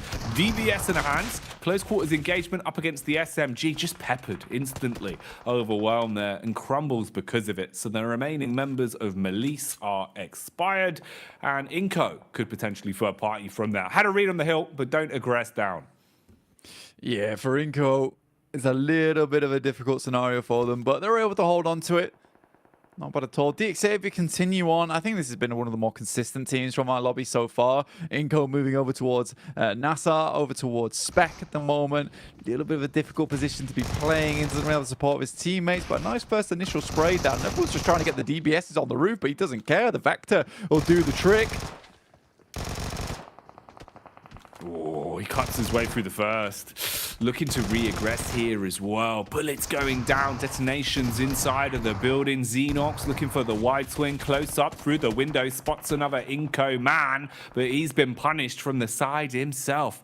Down on the floor now. Spec as well, eats the nade. Perfect bounce on that. Beautiful use of the angle as it ricochets off of the wall and takes the man down. Both of them playing medic, looking to get the reses in and reset on the fight. Doors wide open, head taken clean off as Squash, he goes out of the situation. Star comes sprinting in and this fight keeps on going. Mate, there's no point did it occur to Spec to just use the first aid kit in his inventory at all. Like, what was he doing jumping down with 10 HP? Didn't make any sense to me whatsoever. And with that, Nenebete might be able to finish up a lot of these players coming through from NASA. A total misplay, in my opinion, from what was an incredible opening fight there from Spec himself. Nenebete is able to clutch this out. It's basically all down to the fact that you just don't use the utility that's on side. There was more than enough time and chance to use it. Just the aggression there was a little bit silly, in my opinion. Reject still pushing onwards, currently up to 34 points, 37 if you add the eliminations on. And I think, you know what, they've had a decent day today. They've been really trying to hit those numbers where they can. They understand that time is wearing thin for them too.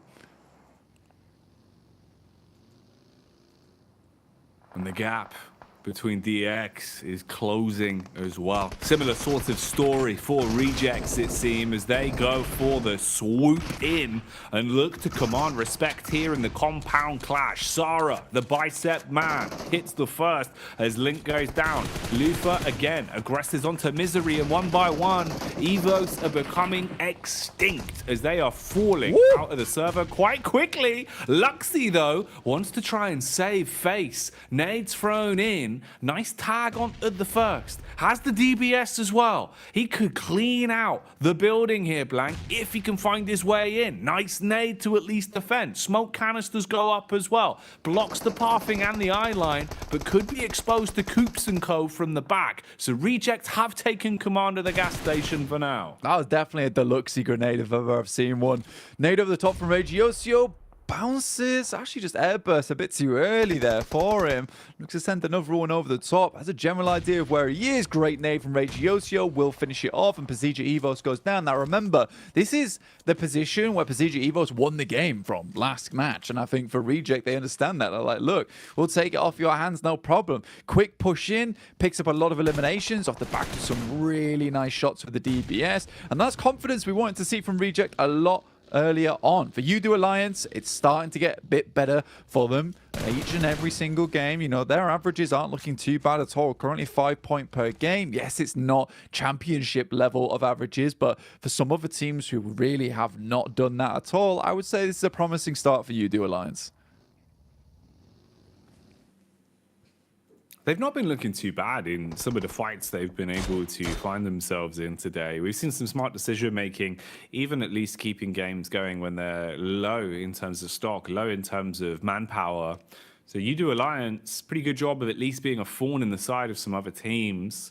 What can they get done here, though? In potentially a position where, you know, there is a chance you could chalk this one up as a W, as a chicken dinner, if you play your cards correctly. Frozen, still just trying to keep his attention drawn in the direction of Reject Tokyo. Rejects that are now getting themselves situated inside of the vehicles, driving seats at the ready, and start to set their focus on the new zone. Everyone's going to want to move their way further forward now. Udo Alliance with a good spread of it as well. They'll have nice control to work off of. Meanwhile, MBE, Sec on the snipe with a Mini 14, firing off the warning shots, makes his presence known, but no actual connection. And he has given an inkling across the Udo as well of his position now. Yeah, Cluck here off in the distance. Your Udo Alliance currently at those 5 eliminations found so far on this map. Could you go even a little bit further? Talking about before, Sec on that Mini 14, hitting some nice shots. Nenebete, in the meantime, takes his chances on the rotate while everyone is a little bit distracted. Will be able to get himself to fairly defensible position as well over on this side. MB Esports off in the distance. Very, very close to him. Udo Alliance is trying to take him down, but it is Olio to spot that one out. Once again, we see Udo Alliance in this situation where they potentially can take the chicken dinner on this game. They came second on that last match. So far, some very nice little averages on our angle. Reject will send in over towards Coops, last player remaining. Good initial grenade, but just overwhelming force here from Reject. They just swoop in like an aggressive seagull at the boardwalk, just wanting to steal away their set of chips. And they take that one down instantly. Udo Alliance have got a good spread for it, good setup in terms of the positioning to maybe get a few shots off here onto Reject Tokyo. And they're the ones that want a gun for the longevity on this. Both squads with 4 players alive. For Mapples, it is just Frozen. And keep in mind, Frozen's team, they were picked off by Rejects quite some time ago. He was hoping to get revenge, but he'll find nothing for his troubles as you do connect onto him and they dispatch the Bulls. Seeing red now as we fall to our final 3 squads. Hey, look at the damage being inflicted here as well, Blank. Softening them up now. Confidence is there. This could be where they start to rev their engines for the dive. Yeah, looking to move in towards it. And I like this spread coming through from Udo Alliance. So aggressive. The distance, though, Sara is able to pick up one from MB Esports. They have to immediately get on that res there if they want to get something done off the back of it. They might just send in over towards MB Esports as well, claim a little bit more space. Cluck also getting involved, realizing that MB Esports looks a little bit weakened off the back of that one. Olio with this position on top of the rooftops is so unbelievably strong, though. Jackie gives them so much advantage coming into the future. Reject were able to get a little bit further around, but more and more shots keep pouring over their way. MB Esports with Mondo up front with 1 nade left remaining, but fully kitted out here with the MG3. Quick looting, quick reset, shuffling. Everyone waiting for the right strike, the right moment to stick themselves into the action. The aggression works well for the first connection. Bullets downrange onto MBE, at least coiling their numbers for now, forcing one of the players into a knock and leaving them with a decision to make. No real quick move to get Modo back up, so you're probably going to have to give up the goose on him, fragmenting their numbers even more. And this setup from Udo is still looking so powerful. Every time there's a peak, they have the geometry to defend themselves whilst dealing damage. They've got set up, so if there is contact, someone else can help out as well. They could play for trades pretty efficiently from this, and all they've got to do is hold. Everyone else sitting on the edge of the rim as well, not wanting to push in yet. The zone will be the only part that could potentially throw a spanner in the works for them. But with how they're playing it at the minute, Blank, this is looking great for Alliance. Yeah, pretty much this was one of the circles that Reject likely was hoping for as well, because Olio on this spot had to be pushed out of it before stage 8. Realistically, this is a very early way to end a game in stage 7, having 3 teams at stage 6, almost unheard of. This game was extremely quick in terms of play.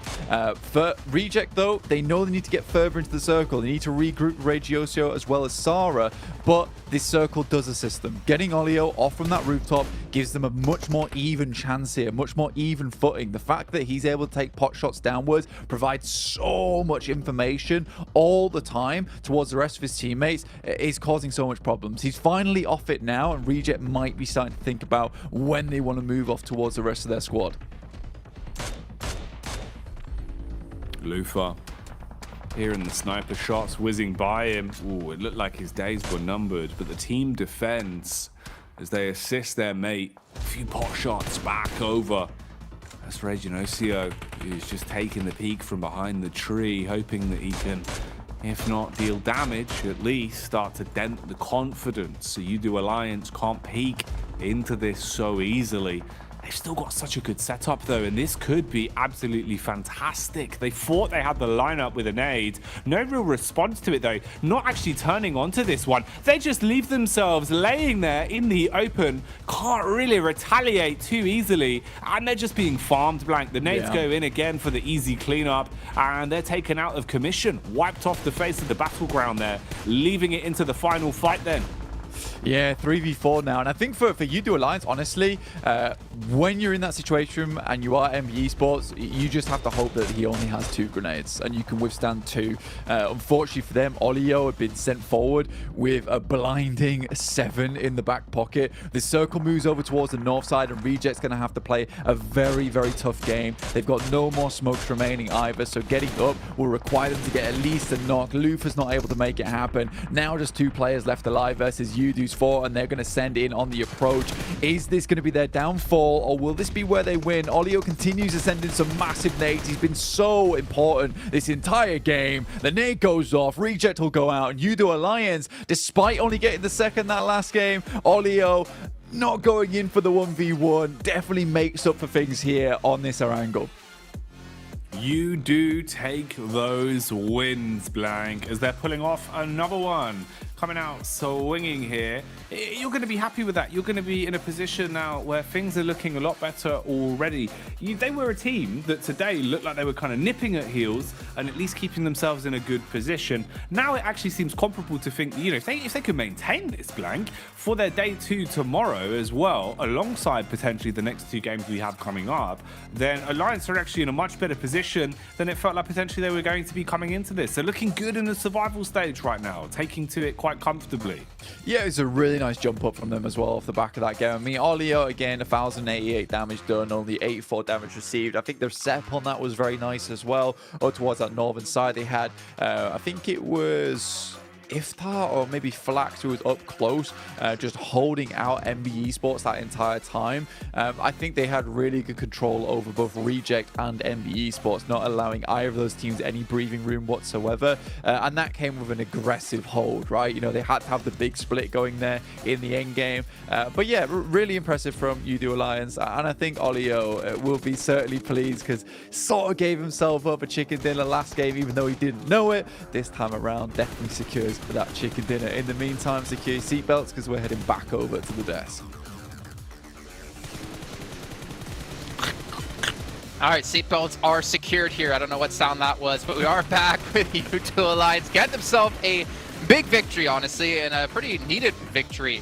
We have to keep in mind that during this entire day, this is technically the easiest group for Group Red to go up against, considering the point discrepancy we heard from Max at the start of the day between yellow and green. So they need to collect every single point they possibly can, and Olio this time kind of redeeming himself, as we heard the caster say from our prior match, Max. Yeah, really happy with UD Alliance getting himself that split. Of course, the circle not ending towards that kind of gas station location, so forcing teams like Reject to leave it. And when you have that 4-man split, pretty much, Jason, there's not much you can really do, and you're just very predictable behind that pylon. You just, the moment you try and peek your head around the corner, you're going to get completely wrecked. So 24 points on this one for UD Alliance. Great match, and also play with over 1,000 damage, Kalaris. That's really cool. Yeah, wow. There you go. That's the sound for that one. Thank you. Even though we've not really properly seen it. Yeah, they were laughing together after that victory because they were like, we've seen this circle before. And we got to adapt from the previous game whilst doing it. I mean, they were holding strong up in the north, right? Like, they controlled so much room with this to be able to then head south that I think they actually really did, no joke, take learnings from the previous game and apply them here. I mean, they dropped Northern Stolber, right? No one is going to be on this game, in this lobby, stopping that kind of rotation. No one is in between their drop location and the spot where their game ends, so it's not going to be happening in 1,000 years. And yeah, Leo, sure, he was able to confirm that game earlier on match number 3, but here he's able to just survive with his team and get things done. So happy about that one, though.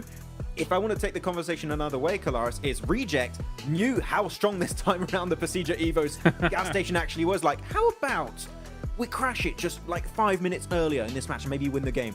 Yeah, good idea. Yeah, and they hit it with severity as well, right? Like, they absolutely barreled into that position and really gave Procedure no time to be able to react to said attack here. So for Reject, I love the decisive nature of that. I love just the very, very small window you're giving your opponents to be able to react to an assault oncoming here from the Japanese team. Real quick, as we see in 21st place Quest, they have only 2 matches left to go before they're done in the entire survival stage. If they want to have any sort of chance, they have to come up big in these last 2 games. Otherwise, that's going to be one of our teams confirmed going to be out. But Enigma Galaxy, Max, 24th place. They have not been able to get anything going so far. I think that Jackie and Blank were talking about it also during the games, and I did come up to that like kind of conclusion myself also, is that they're just struggling to get cars, and because of that, you're very vulnerable to teams that are going to be on your path to the circle, and that just been happening so many times for Nigma Galaxy, losing Coops, losing Lord, losing Freak, and then you just don't have the players to really compete for that possible win. So yeah, they gotta get more cars. Really, it's as easy as that right now. I know I'm making it seem very easy, but if they get 2, 3 cars, 4 cars if possible, you're instantly taking way smaller risks while you're trying to get to a good POI in these circles. I do want to give a special shout out to two different players that we haven't really touched on just yet. Spec from Nasser, coming in massive on top of that building when we saw Inko crash on top of him. Somehow with the Vector, he was able to just hold on. But then Nenebeche on the other side, able to close things out and save his team. Well, save himself at least, and get the wipe onto Nasser. That was just a really cool little battle between those two individual players. Yeah, some good knocks from Nenebeche there to kind of finish things off. And again, cooking grenades to be able to just throw them at the exact right time to really cause a lot of problems for his opponents here. Nenebeche was doing something that was very interesting, is he was faking nades also during this entire match. He was just like taking the pin out and actually just doing the audio cue, and that was kind of scaring the opposite side to go for the res, and because of that he was able to just make them linger as a solo and then win the fight. So it's very small details like that, but Nenebeche as an individual, we also saw it last year in PMGC, right, has the chops to be one of the best players in this lobby, I'd say.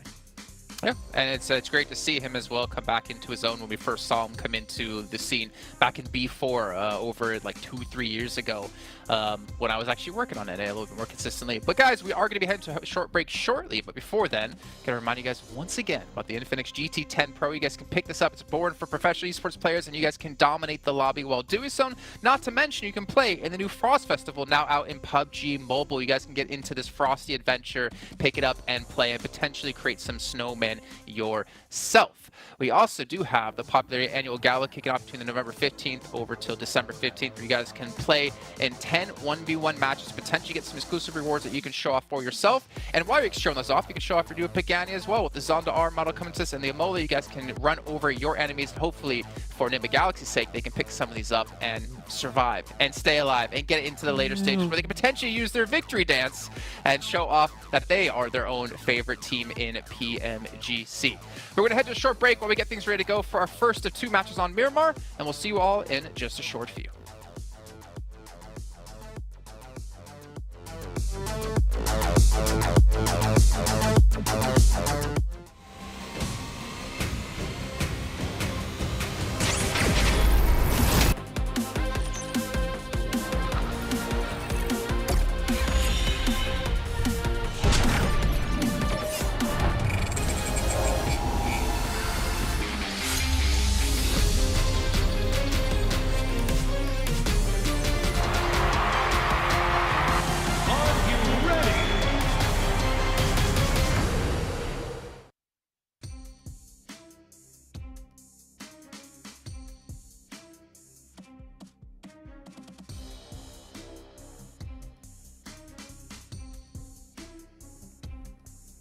And we are moving into Miramar. 2 of them back to back, to be precise, to finish off the second day of the survival stage. And Blank, it has been a bit of a journey we've already been on, mate. The Eren girls, the initial Sanhok as well, all of them have had a bit of a different flavour. I wonder what's going to be sort of, you know, the taste left in our mouths after these Miramar games. Yeah, well, I mean, man, I don't know. It might be a sour taste, might be a bitter taste for some of these teams, might be a very sweet and delicious taste for some of these teams towards that top side, feeling very comfortable, feeling very safe. For Udo Alliance, that is a really comfortable game on that last one. I think that Max and Clive mentioned it. Look, it was just the same circle from before, and they have a very easy and very nice little crossing down towards that position, and they essentially just played it how they would have wanted to play it that last time around. So really, really well done to both of them, and I think for, honestly, Reject, they'll be happy with a 3rd place on that one, a 2nd place on that one, get some good points on the board overall, which they desperately needed, right? And I think that consistently today, Reject's been doing pretty well,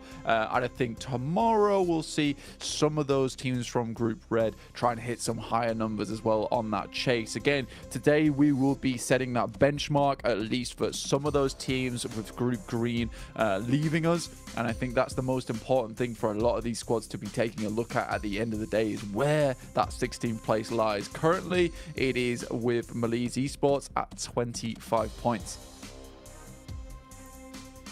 Okay then. What are things going to be looking like in terms of the points after this first Miramar? What drastic changes are we going to be seeing? All big questions that will have a large influence on the overall standings, but we'll find out as we kick it off. The plane has taken off and we're flying over Miramar. If you take a look out of your left window, you'll see water treatment. If you take a look out of your right window, you'll see power grid. Please keep your arms and legs inside of the plane at all time. Now I'll pass you over to your captain, Blank. It is me, and also disregard that last comment about keeping your legs and arms in the plane at all times. At some point, we are going to be tossing you out because you're going to have to get into this match, gain yourself a couple of these points at the moment, because this is not a safe run from us. It's going to be quick, dirty, and it's going to be fierce going into this Miramar. This is our first of two before Group Green will end their run here in the survival stage and see just how many points that they have been able to put up and get in. Currently, Quest is one of the teams very much in danger at this point in time. Currently played 10 matches with a measly 17 points, currently in 21st place. It is going to take a gargantuan effort from them in these last two matches, and quite honestly, I just don't think it's possible, and this might be one of our first teams to be confirmed gone over in that bottom 8 of the lobby for the survival stage. They will not be making it through to last chance unless something absolutely insane can happen here on these last two Miramars, which I just don't think is going to happen. No, it would have to be miraculous.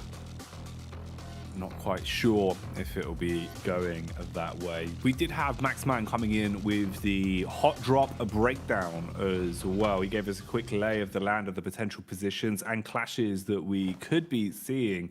DX versus MBEs was one of them in El Pozo, and then the other potential that doesn't seem like it's happened was FaZe versus Evos as well. Max had been taking a look over the VODs. So he had basically came to the description, Blank, that we might be seeing those as the common drop spots. At least this time, it seems like some of the teams have got their heads screwed on and haven't wanted to run the risk of a hot drop this late into the day of competition, especially with some of them actually having a good day of it as well, like for Evos, right? Running the risk of that, not going to be ideal. Not the best playing path for it either as well. So that's why we've avoided that one. But honestly, probably for the best, mate. These hot drops are getting a little bit too warm, Blank. It's like being in a sauna, but you don't really want to be in there. You thought it was an ice room. Yeah, it's currently 1 a.m. The janitor locked the door. You're stuck in there. They've turned off the lights. It's a horrible experience overall. You're sweating.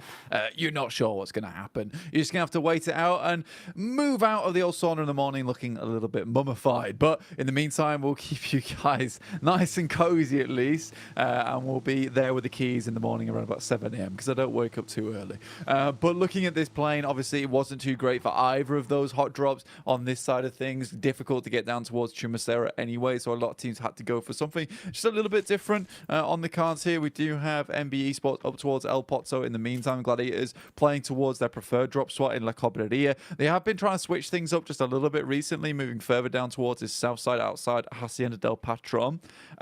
Certainly have done their homework though. Not really a possibility here versus Nassar, who are over towards water treatment in the first place. So that would cause them to be running into another team fairly early on. I think for Gladiators, who haven't put up any points since that second game, sorry. Currently on 59. I think they'd want to push this just a little bit higher in these final two matches. I think 80 points is a pretty happy finishing point for any team within this lobby. Currently with Mad Bulls at 89 points total. Also, not the most amazing day for them, but they have put up some good points, right? I think yesterday just sort of overshadows the consistency that we're seeing today from them.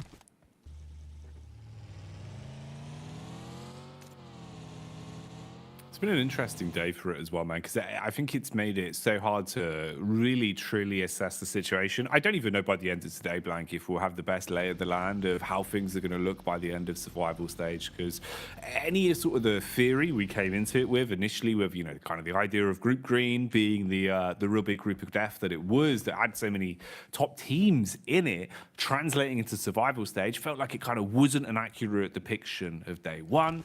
Then now we're seeing some of them bubbling battling up towards the top. We're seeing a good test of some of the other teams now in the lobby for today as well. I think really by the end of tomorrow, you know, as silly as it is to say, is when we're actually going to truly understand just how tight this was, because it's been hard to call the whole way through. We've seen these standings definitely getting shaken the longer it has gone on.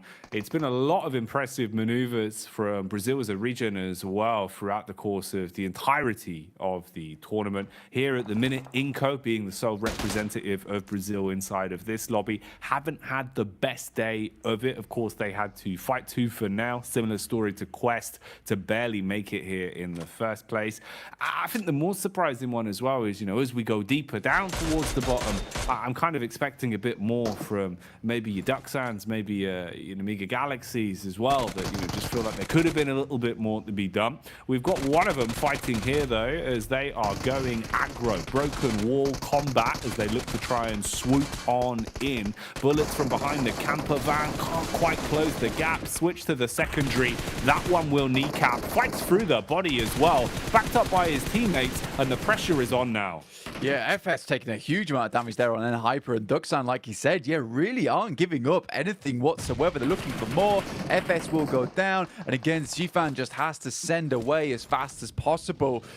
Hyper's really not been having a good tournament here at all in the survival stage, really struggling on every single drop at the start of the game. First couple of minutes just have been hellish for them. Zifan almost spinning out there on the vehicle as Vinny continues to pepper those shots across, gets a nice headshot, and Hoxie will finish off with one of his own. That's Hyper out with some beautiful gun skill coming through from Hoxie at the end there, and Duxan picks themselves up a juicy 4 points. Again, you were right, Duxan needs to do a little bit more at the bottom of the tables. That's a great start from them here on Miramar, and see them a little bit safer coming into the survival stage. Alter Ego, look, we didn't want to talk about the start today, but you know what? 41 points. It's not too bad, honestly. It's not too bad. They have certainly struggled, but they're struggling against the tide here, trying to get back to the safety of the beaches so they can sit up in those armchairs and just wait for this one comfortably to end without worrying about maybe being pushed out from that top 16. Obviously, only 2 more games to go, though, for Alter Ego. These are some really important matches for them as well, because by no means is 41 points safe at all. Feels like nothing's a safe threshold anymore, man. It doesn't matter how much of a buffer you've got, Blank. I'd still be a bit scared. You never want to leave it up to someone else, right? So just trying to keep that consistent growth of points always going. Such a hard task, but something that needs to be done relatively consistently, game in, game out right now. You can see already with the posturing, a lot of these teams earlier on today, even yesterday, especially when there kind of wasn't a level playing field, there wasn't a point where you could see one team pulling ahead, they probably would have gone for a few more of these fights. At the minute, it's a bit more sheepish. Teams sort of fighting to warn off other squads. A lot of defensive gameplay at the minute, kind of turtling, trying to gain control of your lay of the land and force other teams to feel uncomfortable, rather than swooping in, kind of playing that very aggressive, you know, guerrilla strong together mentality of just trying to overwhelm opposition by roaming as a pack, which was working earlier today. On Miramar, in this sort of situation, might not be the best call. One wrong fight could be the difference of you basically leaving yourself with no chances to get points today. For Group Green, that would mean no chances remaining over the course of the survival stage as well. So big pressure, big momentum shift needs to happen. Zone shift, though, is going to cause a bit of a cascade. Everyone wanted to get themselves into the center circle as quick as possible, but look at Mad Bulls miles away, taking a slow turn on things, wanting to just take their time with a rotate on this. Yeah, slowing it down massively, and that's fair enough for the Mad Bulls. I think they want to just confirm some more consistent placements here in these final couple of games. They know that they've done a lot already in the lobby to see themselves pretty safe here. Like you said, it's very hard to say what is safe, honestly, at this point in time, because there could be a massive jump up from all 16 teams tomorrow in both Group Yellow and Group Red, but we'll see what happens. For Mad Bulls, I would say that they've done really, really well for both their region as well as themselves, getting themselves fairly decently confirmed towards that last chance. There is still more to be done in those 2 days following, but at least they get a break in between. For some of these other squads at the moment, there is some serious pressure on them. But Miramar, obviously one of those matches where you really want to keep all 4 players alive towards that end game, and a lot of teams are looking to pick up some central positions early on. Reject still following that same mentality of picking up that central spot at the beginning of the game. They've done a great job to do it down towards this south side already. This will see them in a good position to pick up some more of those points. Yes, they're not picking up those big chicken dinners, but they are very much definitely in that top 3 a lot of the time now. So, you know, I think they are another team that just felt the pressure from yesterday, weren't able to play comfortably, a little bit fidgety in their seats, but this time they are definitely playing much more how we saw in that group green, where they look like a formidable team, let's be honest. Yeah, definitely a facelift that I think both of us are pretty happy to witness here, looking a lot more like themselves. Interesting game so far. Few skirmishes, few fights just to get the backs up of other opponents. A lot of control of the map here being fought for. Peppered bullets being thrown in the direction of Gladiators now, though, as Tixie and co start to scout out, fan themselves around and look for the information on the rotate with the vehicles. Levi is really hoping for a heavy hit on this. He's got the bullets for it. Man's got 200 rounds in the back pocket, so he's willing to just fire off a few warning shots and keep looking for damage. Here's the overall lay of the land, though, the way things are looking with the map. It's Alter Ego that are barely coming up towards the entry point here as well.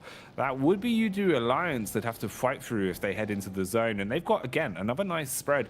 Udo Alliance, I have enjoyed the way they've been playing, Blank, in terms of relying on each other as duos. Feels like they have a lot of faith in their setups where they'll play off each other's contact. And they're probably going to be tested by Melise as well with this. So this actually might be an opportunity to see if their combat skill is looking as drilled as it has been over the course of the day. Yeah, for Udo Alliance, I think they've had some really, really strong like edge play style where they'll play off one another, and I think that they're cautious enough to actually go for that play style as well, where they won't push out the boat too far a lot of times, which is something that's very rare to see in these edge style teams. I think sometimes it's all or nothing for some of these squads, but these esports certainly have been plagued by that curse a few times so far already. But it's been pleasing to see Udo Alliance being able to really show a masterclass of how to do this one in the survival stage. For some of these teams towards that northern side, moving through Monte Nuevo, a little bit open area, down towards Chumacera at the moment. Also a bit of a horrid position to play. I think Nigma Galaxy quite happy over towards the north side of Chumacera right now with relative safety, being able to have a good outlook over towards some of these players that are down towards the northern edge on the low ground at the moment. Reject still just holding on to this central position though, and I think for them, again, it's just nice to see them play much more like usual. FaZe, I want to see another big game out of this team, actually. They're quite central as well, currently challenging Reject out for their spot, and I think Mella's really proven his worth on this squad, but I don't want to see as much scrappy, like we're going to get 7 eliminations on this match and go down in 7th place. I'd like to see a much higher placing with a much more confident finish here. Visualize that roadmap, that end goal early, have a good understanding of the way you want to play it, the way you want it to finish before you get there. Frozen throwing out bullets here down range.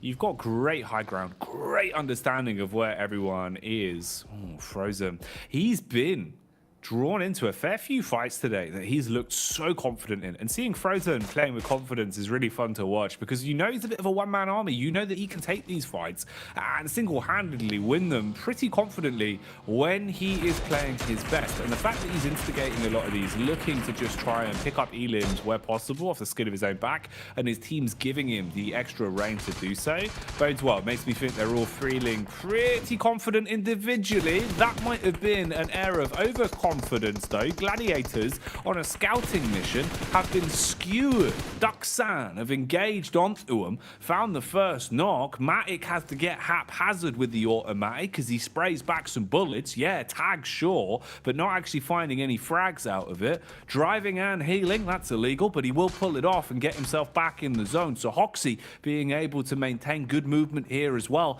and get ahead of Gladiators. This has worked out pretty well for them on the rotate, unless they get mowed down. Meku on the hillside, Blank. They thought their bad days were over. They thought it was safe to go back into the water, but Meku is there. Yeah, Meku's been having some really good off angles this tournament so far, and being able to pick up some of these eliminations despite losing one player will be really, really nice for the points totals. They desperately need them on board at this point in time, so I think Meku will be fairly happy with this one. Finished off a couple more as well. Hoxie and Zipian go down, so 3 eliminations for their troubles losing Tixi. It's decent, but you can see DXavier off in the distance there, down towards their south side. They'll be continuing to cause them problems in towards the future, and it's Alter Ego take the fight to Mad Bulls, who just have had a bit of a struggle so far. How far is this struggle going to go, though?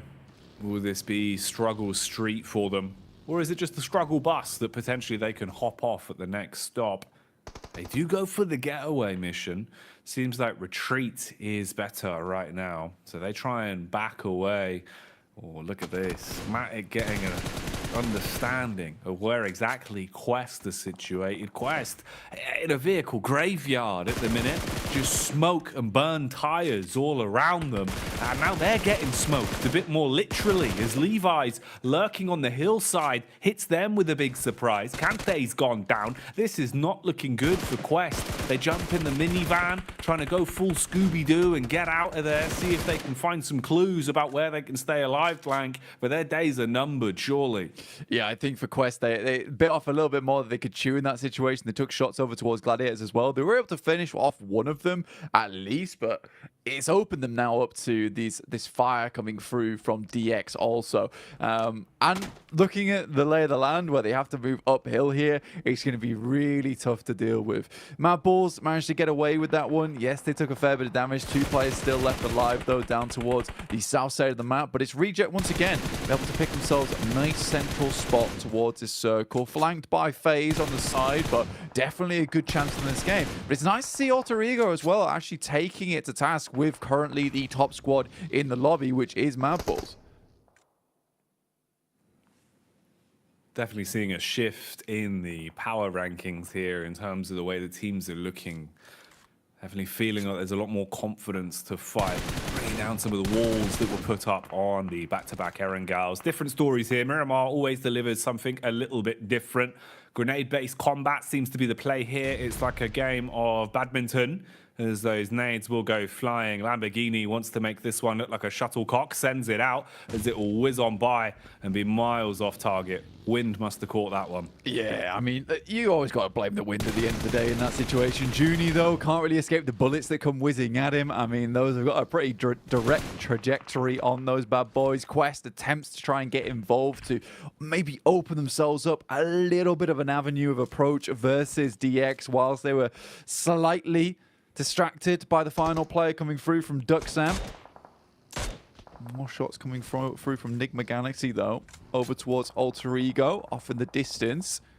Currently taking a 2-2 split. Also holding out MB Esports as well as Nigma Galaxy. But I imagine at this point in time, Otka as well as Rosemary want to regroup with Fnatic and Alva over on this western side. If they can get out of there, that is. Can they even stay alive and keep themselves in a position to fight? Inko here, ooh, hefty connection with the nades. I mean, you're still standing, you're still alive and in the fight, barely. As Squash, he must have taken a ton of damage from the shrapnel on that. Melisto, so heavily focused on the team in front of them, don't realize they're being backstabbed as you do Alliance come in, swing the scythe and take Melise out of the equation. Quick heal in the vehicle, quick reset, and then set their focus on getting out of here. They don't like the chances of the engagement versus Inko. They're happy with the points that they stole from that one and instead focus on calming it down, going off to a better position and playing the longevity on this one. Love to see that from the Udo Alliance. Actually really starting to play some great PUBG Mobile over the course of the day, Blank. It's felt like the longer we've seen them going, the more they've looked confident, the more they've warmed up into the day, and it really feels like they're hitting a bit of a stride now. Yeah, I mean, it's a great read from Udo Alliance as well, because they sense that that fight is very, very clean. Yeah, they were able to pick up the eliminations off the back of it and steal some away, but they know that Inco is fully ready and up for a fight. So they decide, you know what, let's not even take it. We have a strong position down towards this southeast side, which we can continue to manage. So we'll just leave this alone. We'll pick up those steals and play off the back of this one. Iftar comes up against Enigma Galaxy. There is a switch out from the side, and he has to be quick on the trigger here to try and take him down. Does a huge amount of damage, but takes a lot himself. Damage dealer. Ooh, not ideal on the getaway, though. Last minute connection sweeps the legs out from underneath him as he'll tumble down the hillside. AE versus DX, as well as Alter Ego, are thrown into a fight they probably don't want to be involved in. Inco might have got away from the jaws of defeat previously, but they've run into the big beasts of Evos, armed with some rather large guns as well. And they're closing in. Ooh, a late reaction, but a reaction that will be reverberated through Inco nonetheless, as they get shocked by the LMG, drop down to their last legs, only one man surviving, but the vital signs are good for him. He's at least being able to inflict some damage back onto Evos, and he might have bought just enough time to close the gap. It's a large rotate for him, low on HP as well, has to play the numbers game, stops for the heal. Spec is there, armed with a nade. Everyone's on top of one of another now, Blank, so any moves you make, any chance you reveal yourself, it's about 3 different squads that could engage off of the contact. Yeah, it's really grim terrain at this point in time, where you're just pushing through team after team, and the line of sights just aren't there, so you're almost always going to be running into a different squad that you might not have scouted out earlier, which is why the Udo Alliance are just trying to take control of this valley as much as possible, where they have a lot of the info to themselves to play off the back of. Pasija Evos likely to go down shortly. Misery just able to back off away from that grenade as it explodes up in his face. Luxie drops behind, but it's a tall task ahead of them to deal with the remaining members here from Udo Alliance. You do alliance, well we do damage is what they're saying, as they're pulling no punches. The shotgun cleaves its way through them as the first shots will land dead on target. Misery, he's got a big old gun and he's been slick with it so far. 60 bullets remaining in the magazine, only needs 5 to deal with the first man. Nade over the back, tries to reposition, but too little too late as his compound gets detonated and he's down and out. Star wants to ascend to the heavens on this one though. Nade in through the window. That's a Molotov burning off the angle and making it far harder for Udo to control this compound. He's got the smoke in as well, but it's actually just opened the back door for Spec.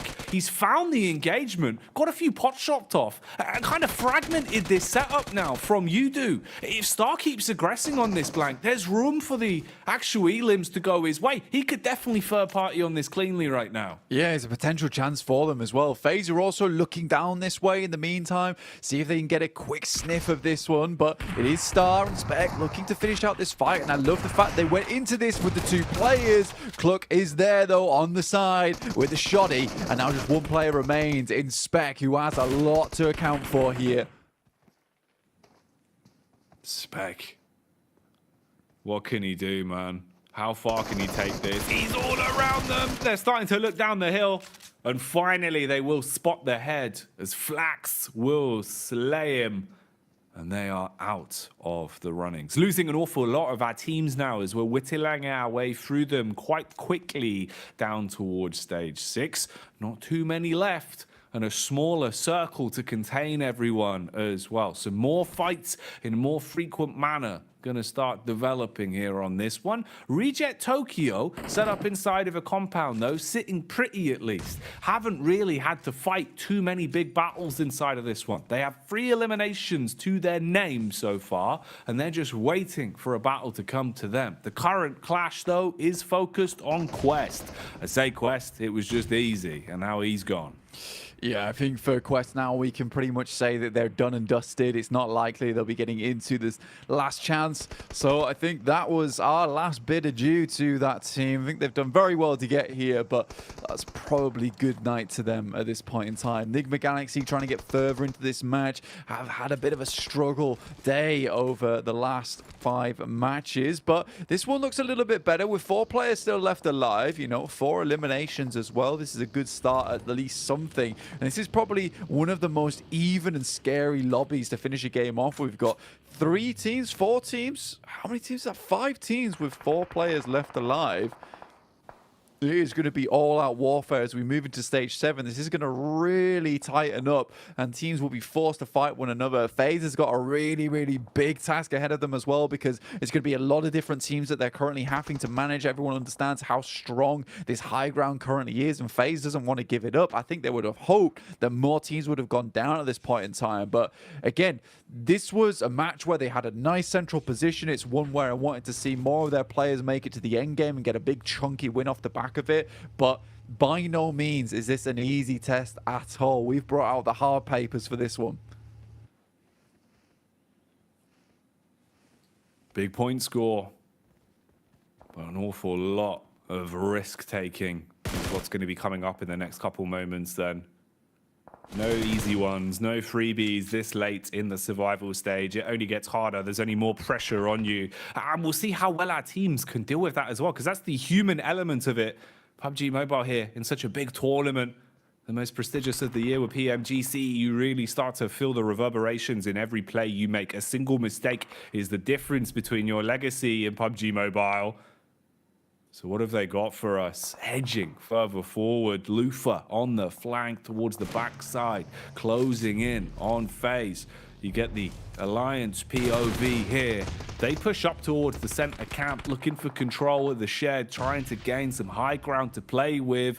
Ooh, nades right on target. The Molotov burning brightly. They're trapped behind the rock. Flax is already down. Quick peek from the second. Ventores should be able to close his way through them. Wants to get vicious. An assault here, looking to punish. Parajin, meanwhile, sees the rotation from NBE and detonates their wheels. So they're not getting anywhere quickly.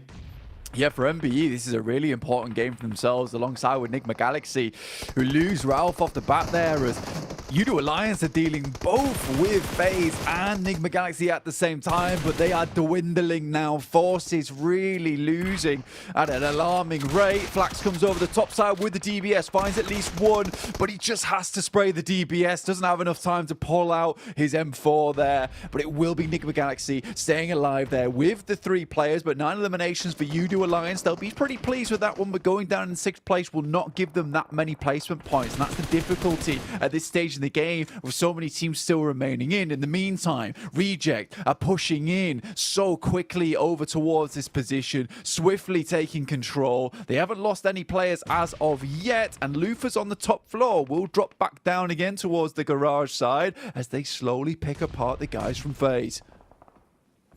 Reject. They want to gain control of this compound. They want to take it for themselves, deal with the inhabitants that are there currently. And right now, Lufa strikes on the first, cleans the man up, taking them out of commission and keeping the pressure on FaZe. FaZe that are starting to rebuild, reset, getting the res off so they can play together. Attention focus on the man outside, but it's the people in the building that you need to be worried about. Drop down connection. Lufa tried to go for a hell of a play, but he's been slain. Mela replying back with a shotty as well. Good for 2 blank. Could have made that uncomfortable. Mate, Mela has been an absolute firecracker of a player so far. Some unbelievable plays coming through. You know, as soon as he starts tapping that trigger at the speed at which he does and starts quick flicking towards these players, it could be a 1v3 no matter the situation. But luckily for Reject, they get out of there with 3 players left alive. Not an ideal scenario, but pretty good all things considered. NBE taking a lot of damage to Nigma Galaxy, 2 teams that really do not want to go out early here. In the meantime, Reject looking to stamp their ticket through to the last chance stage. What a nade over the top there. Luckily, Sarah just about lives it. Knows he has to move away. Duello's down. 1 player remaining now for Reject. This is all crumbling. It's all falling to pieces quite quickly. The dream for the Japanese side that they'd be able to revitalize themselves in the last 2 games of the day, be able to show up when it matters most, is quickly falling away from them. But maybe a window of opportunity, timing and attention taking off of them as you've got DX roaming in, putting the pressure on the aggravating squad that has been fighting from the top of the hill. giving Rejects at least a moment to breathe. But it's just Sarah. It's just one man with a big set of guns inside and outside of the lobby as he starts to scuttle his way around the shelf, looking for a peek up onto DX. Meanwhile, Freak aggressive downhill, puts the shots into MBEs and keeps the pressure on them, Blank. Seconds while taking damage. MBEs are going to expire quite quickly if this keeps up, and we're getting closer and closer to deciding who takes the chicken dinner here on Miramar. Huge chicken dinner required here for Enigma Galaxy to keep themselves in the running going forward. And Freak finds the last player coming through from MBE and Akaze. Coops looks down towards Sarah, drops a Molotov, will reposition him, and Lamborghini would have spotted him if it wasn't for Lord, who makes it up towards 12 eliminations. DX, the only thing standing between them and a 25-point game now. Only one nade, one Molotov, a whole bunch of utility on the side of DXA, and it would be a miracle run now for Enigma Galaxy to finish this one out with the chicken dinner in tow. Now don't forget DX's nades. They are so damn good, and this is why. They've got so many of them to use. Their comms for the timing on double nades is normally pretty picture perfect, and right now they are blowing Lord to pieces with it. You've got a nice knockoff onto Freak, looking to aggress the close on the damage done to Lord already. The shotgun's pulled out. Coops, he goes down for keeps, as that one's going to be DX snatching away the chicken dinner and securing themselves the opening win here on Miramar. I mean, DX Xavier has been a team that we've not talked about too often, but they have just been really good today. Honestly, the amount of times we see them in the top 5 is sort of flabbergasting, honestly. I've been really impressed with this team, and that's coming from a guy that didn't really enjoy their playstyle back in the day about a year ago, and I think that quite comfortably I can say this is a very strong team, if not one of the strongest teams that has a great chance to get towards the PMGC Grand Finals after this. I mean, some of their control has been marvelous, and like you said, those nades are just picture perfect. Well, one of the things that always seems to ring true with DX is exactly that, just how well they use their utility blank. They're never really caught off guard in a position where, you know, they're low ammunition. It always feels like they're so stocked on rounds, so stocked on utility that they need, and they use it smartly. It's not a matter of, you know, we get to the final circle, all of a sudden they throw all their smoke saying, we've got to use our nades. They use them calculated, they use them efficiently. Offensive utility is used to open up fights or close down fights. They're not just thrown carelessly into the wind. We get the stats highlight here as well off the back of the chicken dinner for DX, and fair play to him. You know, I completely agree with you. I think that's a deserved win, and one of those where it shows that DX do have a lot of talent. We're seeing more of it now, especially as the day's gone on, Blank. It feels like they're looking more like themselves. Yeah, it's a strong like 3.6k damage game on that one, and everyone's doing fairly similar damage across the board from DX Xavier, so no one's really slacking, no one's really dragging their feet either. I think for DX Xavier, it's just been wonderful to watch them during this entire tournament. Yeah, I completely agree, man. It's been fun to see the level of lethality that they have been pulling out. That was an explosive game of Miramar, though. So whilst me and Blank clean up the dust with our little dustpans, let's head back over to a nice clean desk with Jason Kaplan. Well, you have to get that dustpan from me because I've been using it here on the desk to keep it squeaky clean, as DX Xavier keeping that match squeaky clean themselves, getting themselves even further up in the leaderboards. And obviously we can talk a lot about DX Xavier here, but the fact is they're a team that's already now solidified into the last chance qualifier, kicking off in just 2 days of time. I think our focus is maybe more towards a team like Enigma Galaxy, Maxman. Yep, exactly. They needed to get himself a big game here, Jason, if they wanted to push themselves up into a top 16 position, which this game is exactly what they did.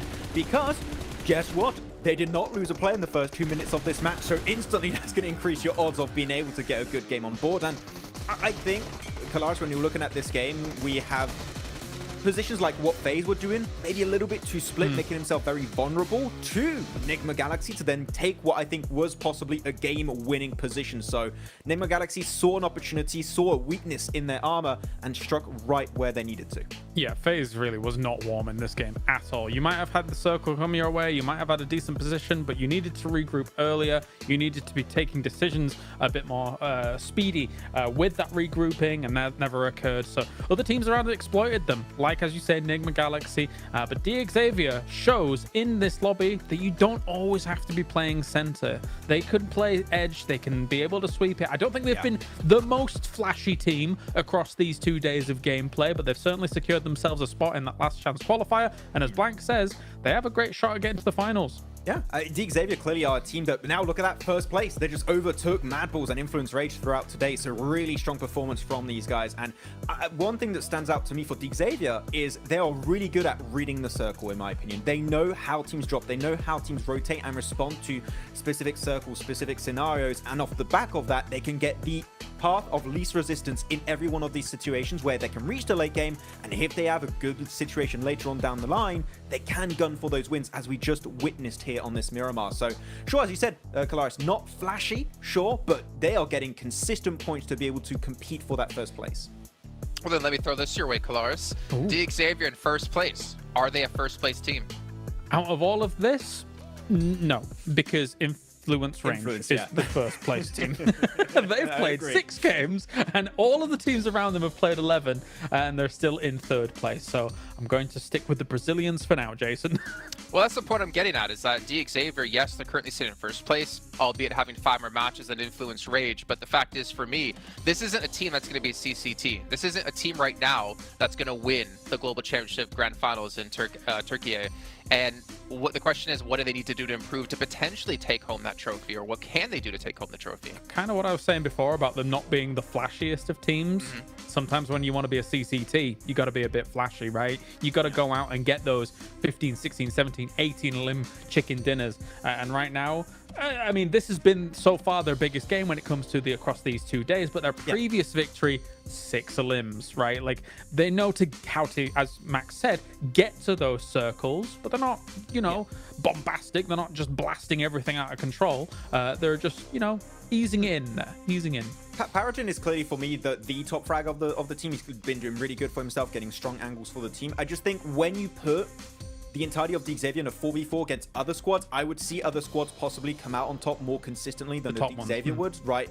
For example, I think Mad Bulls have really good fragging power in their team. I think Influence Rage, especially, I mean, when they're going to start coming in, I think they're going to be competing for that first place. So I think that would be the aspect of the gameplay where they could improve on, which is tough to do on such a small amount of time. But when it comes to macro and the overall rotational game plan, it's hard to beat right now. I would say they have some of the best in the lobby when it comes to reaching these late game situations. Okay, well, obviously we talked, you know, a little bit about the top of the table, but the bottom of the table is something I'm kind of worried about. We've already I talked about Quest, who have 1 match left, currently sitting in 22nd place.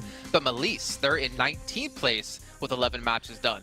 If Melise want to have any sort of chance of holding on into tomorrow, they have to have an explosive final match here, but honestly, I'm not really seeing it. And then I'm even looking further up the leaderboard.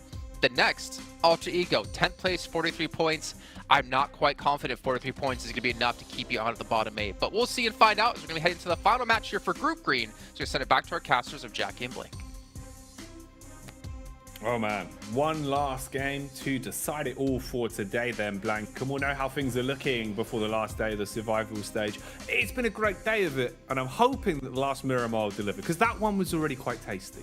Yeah, I mean, it was a great game. I mean, having that many teams in one of our final circles is just not something you see very often at all. So I'm excited to see what they can do over in this match. I think there's a lot of teams here who are really just fighting for their tournament lives, right? And I think that's one thing that is very evident from a lot of the playstyle. You can see Reject get themselves hyped up once again because they have done fairly well, right? 59 points over 11 matches with the start they had as well, Jackie.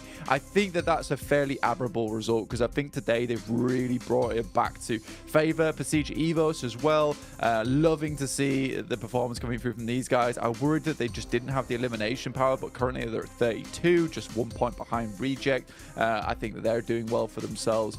And it's just been overall a great day to watch some PUBG Mobile. U2 Alliance, in fact, even really doing very well in terms of the numbers. I think they have a very good grasp on the game, and at least they're planning, right? And I think this feels like a team that's going to go into tomorrow hitting the same kind of numbers, because we did have this big trend of some teams that didn't do so well in their day one in Group Green who suddenly have turned it on for day two after making some quick adjustments on the fly, and some teams who just really gave it their all in day one and have succeeded because of it. I think you have to take those chances sometimes, and U2 Alliance has certainly done that.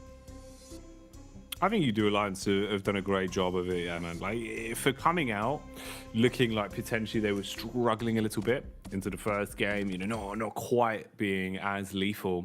The longer the day's gone on, the better it's looked, and just going from strength to strength, even potential, you know, for the clutch that we've been bringing up a few times, where if maybe there was a little bit more self-confidence into just instantly going for the aggression off the back of the team fight with the other two teams, there could have been a timeline where you get another chicken dinner from that as well. But they weren't worried about the past. They weren't dwelling on the ifs and buts. They played some great games following that, and it's led us to this position where they're in a pretty damn good spot, and the lobby standings are getting shaken up an awful lot. Puts us in a good position. Let's have a look at what we're dealing with then as we go into the last Miramar. Killer playing path, to be honest with you, down towards the south side for our final match for Group Green today. I think that this is not going to be one that a lot of teams are very happy about at all. For the Gladiators, who really did have their big step up towards the start of the day, they haven't done too much after that point. Doesn't set themselves up very nicely, and now they're forced to move away from the Cobarilla. Luckily, they're quite used to playing down towards the south side of Los Leones, so should be able to work with this one just a little bit, but this does put so many teams close together in the very early stages of the game, so I'm imagining we are going to see maybe one or two teams take quite a heavy hit early on here, Jackie. Yeah, surely there's got to be some early commotion kicking off here. Just locking everyone in down towards that south side as well, mate. That is cruel. Yeah, this is ooh, I don't know, man. This is not the sort of circle you'd be too happy with if you'd whipped your protractor out for that one. Okay, so yeah, I think the point being there, definitely a lot of room for carnage on this one. Quite a different game already in terms of the opening moments, at least, with the way that it's shaping up. The posturing from the teams is going to result in, like you're saying, people being on top of each other quite early. So a lot of room for infighting, a lot of room for teams to lose out in a battle of attrition quite early on this one. Yeah, N-Hyper desperately to get some points on the board as well, because they keep coming into contact with teams early on in the game. A spray down from Star could be bad, but we've got the Rocky Rage Roaders over here who managed to get that party bus as high as I've ever seen it in the air. That's some serious airtime they got on that bad boy.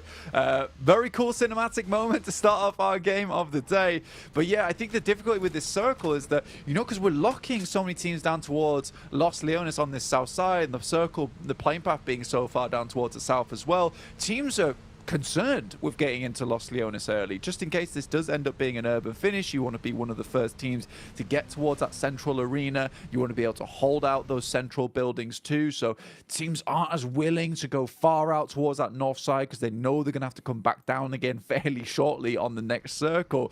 It's tough. It's going to make it so we have less loot in the pool overall, less grenades, less utility to use, more rotations, honestly just trash looting overall. So I'm scared for a lot of these teams, and teams that desperately need points at the end of the day. This is not the circle or playing path that they wanted to see. No, yeah, definitely definitely not probably on the wish list for a lot of our teams today for the final game, right? This was, I guess if there's the bingo card, this was the one-off you were hoping you wouldn't hit, but it's come up and it's what we're dealing with, so we'll see what we get out of it and what plays are made.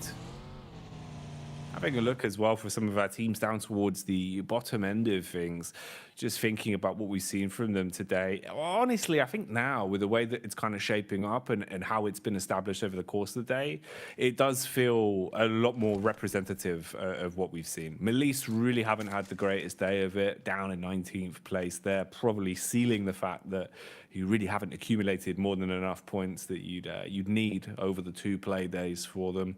Inco as well, always room to get a little bit further up. You'd hope to see the Brazilian side get a bit of a move on. Here they're just taking damage, not what you want if you're a fan of the region, but I'm sure Influence Rage will be doing more than enough to fly the flag once they come back into rotation tomorrow. And honestly, Influence Rage just had such a significant day yesterday, which with the way they were playing, I don't think it's going to stop anytime soon. Fully on board with Kalaris there saying that, you know, that is the first place team, and I don't really think there's anyone else that's going to take away that first place spot away from them, considering, you know, DXavier, Mad Bulls, 90 points, 93 points at the end of the day. Last day for them to accumulate points as well, with Influence Rage being, what was it, I think 77 points into their points total overall. They're not far behind of what is 2 days of play occurring in just 1 day for Influence Rage. Enigma Galaxy, that was a really, really good result from that last match.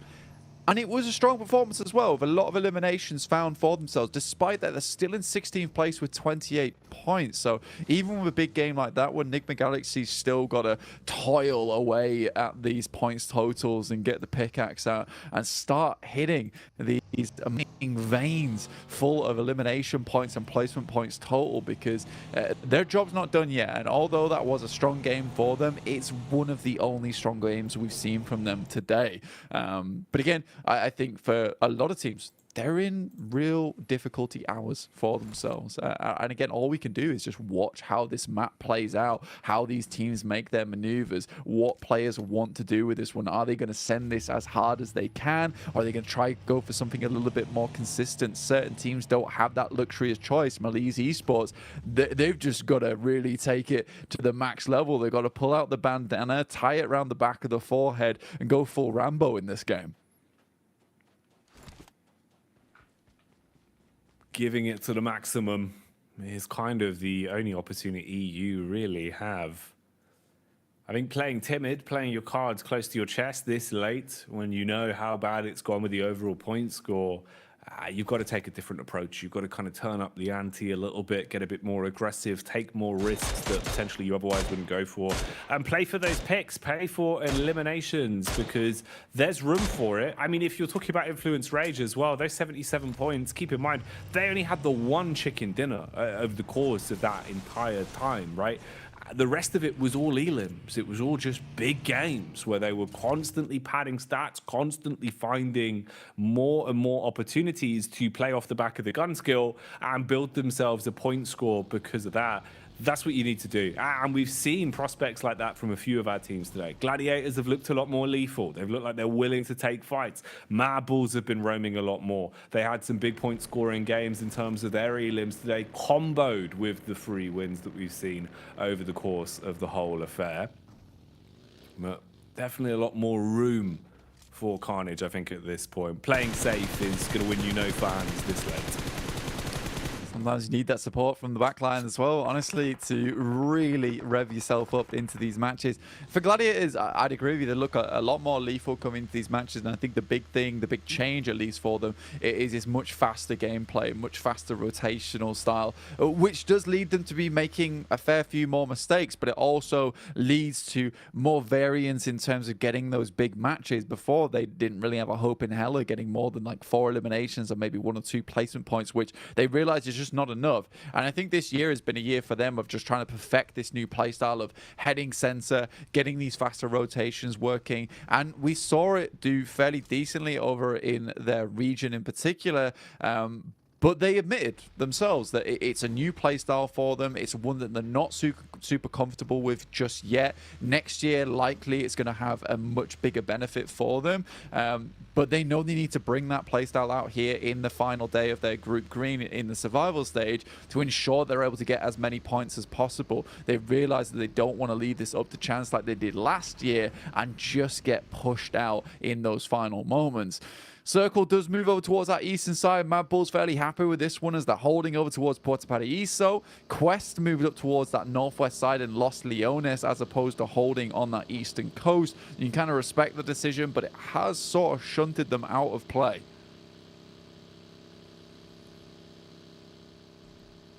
That's been synonymous with their brand over the course of the day as well, which has been unfortunate. It feels that they haven't really had too many opportunities to play the game out to the best of their abilities. Always very unlucky in some of the positioning. You're seeing the movement, the repositioning coming in from Reject Tokyo as they start to set their focus on a further forward position. Regiocio taking a lot of damage. Engine smoking. His back's going to be up. Scared about what's going on around him, but they are still alive for now. Engine's now starting to burn as the jump at the vehicle. Saved by the car, as that will actually pluck Gladiators out of the air. Perfect timing on that. If it was calculated, that is magnificent, as they've been able to turn the tide on this fight. Gladiators look like they had the drop onto them and should have been able to take out OCO quite cleanly. Instead, they body block it and find the frags, fragmenting Gladiators down to just a 2, and they're quite far back. The trades on this aren't going to be easy, and Sara's already on the res. Yeah, it's sort of a ridiculously aggressive play coming through from Gladiators as well, jumping out the window there with more vehicles in pursuit. A 4v2 on the outside, you're likely just to get shut down, and an instant beautiful DBS shot takes down Matic in the process. In that situation, you just want to just hold in the building, right? Pull out the nades, try and get something done alongside with that, and then wait for the cover coming through from Kitsune and Tixi. You playing a 2-2 split, right? But you're playing it as if you're all 4 in that one building. So I really did not enjoy that play whatsoever from the Gladiators, and they deserve to have those 2 players get taken down in that process. So a bit of a split mentality in the team there. Now just 2 left alive. We know Gladiators do go for these quite frequent salvage games, but remember, 62 points. That still feels a little bit iffy at this stage of the game for the survival stage. I think, you know, for them, it's all about trying to get as many eliminations extra as possible now, as many extra placement points, because after this, they're done.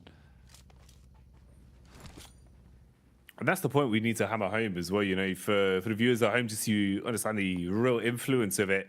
You won't have any more opportunities because, of course, you know, with 3 groups being mixed into the lobbies here, each of them getting exactly 2 days of play, you only have those 2 days. That's it. And your days are now expiring. This is the last game. So any points you find for yourselves here, sure, that's all said and done. But then you factor in the point we brought up on the desk, we brought up again here as well. Influence Rage already nearly have more points than our top teams after playing double the amount of games. And that is a terrifying position to be left in. If there's another squad that steps up massively as well, who knows how the final standings could be looking and which teams will progress when all is said and done. Lot riding on this. It's why this last game of Miramar needs to have some major moments in it. If you want points, you gotta get them now. So Gladiators, even down to just the duo, need to have a good game of it. Need to try and squeeze as much as they can get from this one, Blank. Your sort of saving grace in this is that you just hope that Influence Rage can suck up so many points towards that top side of the lobby that 16th place bubble doesn't move that much, right? But with Mad Bulls not playing in, with DXavier not playing in, currently the 2 heavy hitters so far in this lobby as well, you know, I don't know how much that points vacuum is going to do for you. We will wait and see for tomorrow, but right now there is teams that need to get a move on. Alter Ego, 43 points. Not safe at all here with only 1 player down, 3 players up. Also not another ideal scenario. Procedure Evos need to push this a little bit further too. Reject want more points on board. Currently though, their more consistent play style of trying to get towards that center arena, play off the back of that one, does seem to be working despite the horrid day they had yesterday. And resilience there being the key part. Being able to have that mental fortitude of bouncing back and keeping your focus on, even if you are a little bit upset with what went down or what you left up to history. It always shows just how far you can go in these sort of events. MBE's here towards the ridge side, a little bit paranoid. You can see turning all around them, suspicious about where the fight is going to be coming from. It's DX down towards the coastline with support in the trees as well. Levi's from the side strikes, and that's perfect. They had baited the attention of the first man. Oh, with all their focus down the ridge on Lamborghini, Levi's just ruins them. 2 back-to-back 6 shots, and he's just chock-a-block full of confidence now. They want to go in blank. Parajin's hot behind the wheel as well, so he's going to be coming in to assist. They're swooping in. This should be a clean-up on them. They outnumber them 2-1. Yeah, I mean, this is just a great play from DX overall, and you can see the quick flick decision in the sense of Levi sees that he's got 2 eliminations. I'm making the call now to push, but I'm going immediately. The rest of the team instantaneously responds, and this is just the communication you can tell going through from DX Xavier. Very difficult to talk about communication a lot of times, but easy to see in this situation with a quick response coming through from the rest of the team of DX Xavier, and exactly why we consider them to be one of the best teams in this survival stage so far. Parajin luckily hits that first aid kit just after the nade pops. Will bring him back up towards 70%, and although they did get those first 2 initial knocks here, DX Xavier's not sure whether pushing the issue here is worth it or just getting further in towards a circle. Reject taking a fight of their own alongside with Inco and Enigma Galaxy. They look incredibly low though here, with Reject trying to hold on. Nice nade from Sara will finish off a lot of the boys from Inco, and now they are out. Down in 21st place. Their day of play is over until tomorrow. 21 points. It's not too bad. It's not the end of the world. Could definitely have been worse for them. And like you said, they've still got another day to try and slay. Meanwhile, there is a battle raging on inside of this building. Control of the house team, 4-4. Link, close quarters engagement. Peppers the bullets around the corner. But just as we see the push in, Shotgun Superstar here for Voodoo Alliance. Jumps out the window looking for the close quarters finish on that one. Knows that Misery's close by. Knows that he's going to be pushed by Luxy as well, but didn't expect the nade from the heavens. They dropped that one on him and blow the bits. You do. Are able to clean up on that one and stay alive. Reset from the fight. Did lose a little bit to work with, but they'll still be pretty happy with how that's gone. Yeah, it's a nice little play there coming through from Procedure Evos to hold on here, because they're certainly a team that needs to. Currently in 6th place, they want to get those numbers up a bit more. MBE Esports, honestly, for this team, 28 points up to 30 now on their first day of play. It looks fairly decent. Kitsune, last player alive now for Gladiators, well renowned for his survival in these squads, in these lobbies. See how much further he can get into this match though, because there's a lot of pressure on him. That can change in this situation. Mad Bulls also trying to look for another good game on this one over towards the western side. Have 4 players up and running. 2 eliminations so far too. Everyone's on the move now. You can see the hyenas in the lobby realizing how many weakened players are lurking around and how many points that translates to. Levi's has been sick today. Really good with some of the shots that he's been landing. Here he tries to play with the timing and wait for the push on in, supporting off the back of the contact found from Lamborghini as they hit those shots pretty cleanly and leave us in a position where MVE are being dissected quite fast. Alter Ego, meanwhile, in the picture-in-picture view, as they're also scrapping. So 2 fights going down. Stereo battles occurring here as everyone is looking to lay claim to a compound and get themselves some extra elims to work with. FaZe have handled the situation thrown at them from Alter Ego. And again, Alter Ego suffering today as they are out. With 44 points, it looks very worrisome for this team going forwards. So for Alter Ego, they just got to cross their fingers now and hope to God that no one comes ahead of them tomorrow. Parajin drops out. It's Fistby from top side, getting a good spray out, but not quite enough as DX Xavier handles them. And you can tell just the skill level from DX Xavier off the back of this fight. They get the 2 elims, they move up. They have the wherewithal as well to be like, look, this fight's not worth taking. Let's go grab that high ground in front of them. Whilst we've delayed them a lot here, the blue's going to push them in. They're going to have to move up towards us in this spot, and we can take them out later. So there's plans upon plans upon plans here for DXavier, and it's just nice checkpoint gameplay for them, always having a good idea of what's going to come next and how to set themselves up best for it. So for DXavier, strong control on the south side, pretty much cleared out most of the deadly teams. It's just Nigma Galaxy as well as Reject ahead of them, who are both hurting in a big way. Nigma Galaxy down to 2, as are Reject. A lot of damage. A lot of broken rosters already. So you're not fighting at full power. It means that things are going to get a little bit more slapdash. Some of the plays might be a bit more haphazard than we were potentially expecting. DX again, just looking for damage onto FaZe, firing bullets up. They've got nice cover here from the ridge side positions. They're going to be happy with that, playing around it. Now Haji zoomed in, looking for feet from a substantial distance, and fair play. Al Haji, good read. And perfect placement with the crosshair. Hits the shots onto Misery, and that is exactly what he's going through. A miserable way to go out as the zone will consume him. And he knows about Luxy Blank. He's sniffing him out and looking to punish. Mela will at least try and draw the attention his way. Easy. Might have a backstab on it.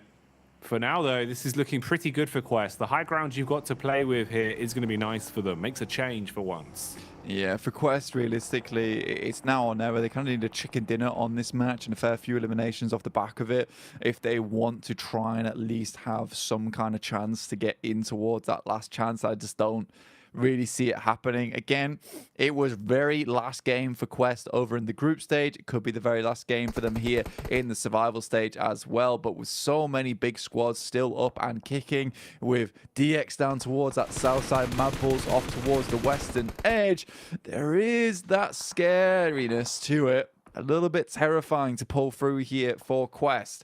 A lot of teams just hanging on for dear life now in this lobby. We're moving in towards some pretty rough terrain, right, where we're slowly sloping down towards that low ground in the center. Most teams attempting to hold on to this high ground on the edge as long as possible.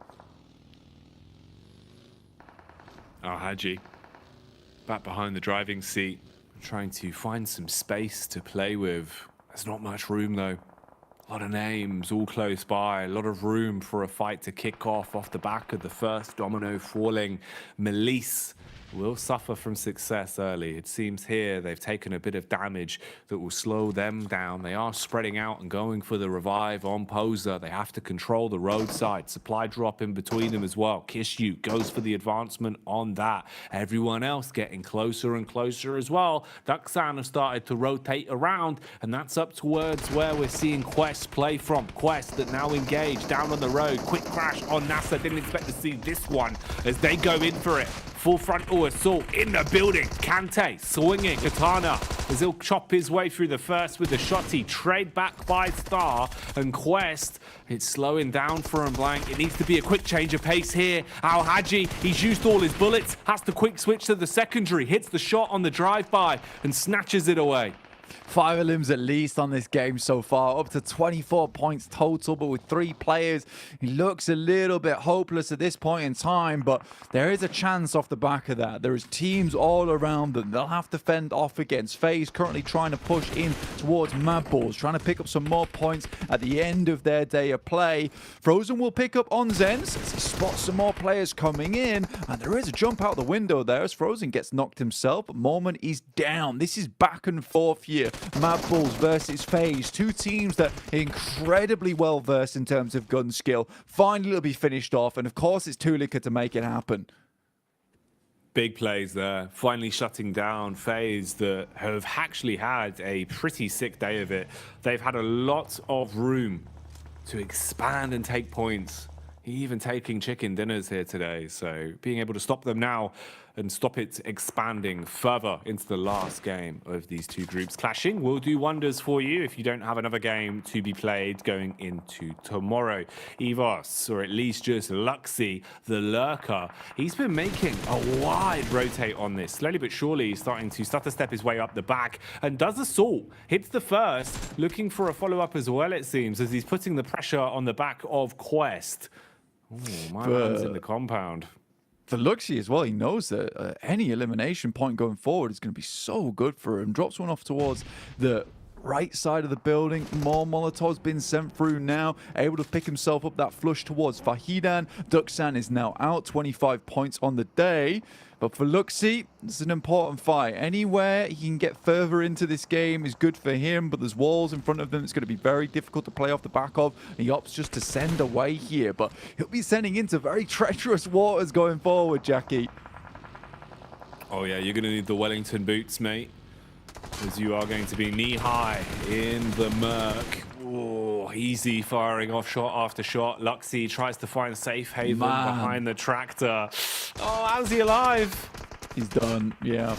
Even if the bullet didn't hit him, the vehicle would have exploded and taken him out. But still, 4 eliminations. That 1 point he was able to accrue over towards Fahidan, and then a single placement point as well. That might be the difference between him going out in 16th, him as his team, as well as just getting a more secure position towards that last chance. So Luxy has done an absolute phenomenal job for Procedure Evos. I think all fans of Luxy should be really proud of him going forward. In the meantime, Malise Esports, we were talking about them. They needed a big game. They're in towards one of the final circles. There's 7 teams still left alive, and it's Mad Balls going against DX Xavier. 2 of the big dogs in the lobby, currently biting at one another here. Oh, that was a loud bark, though. Supersonic, as it would detonate the player in front of him.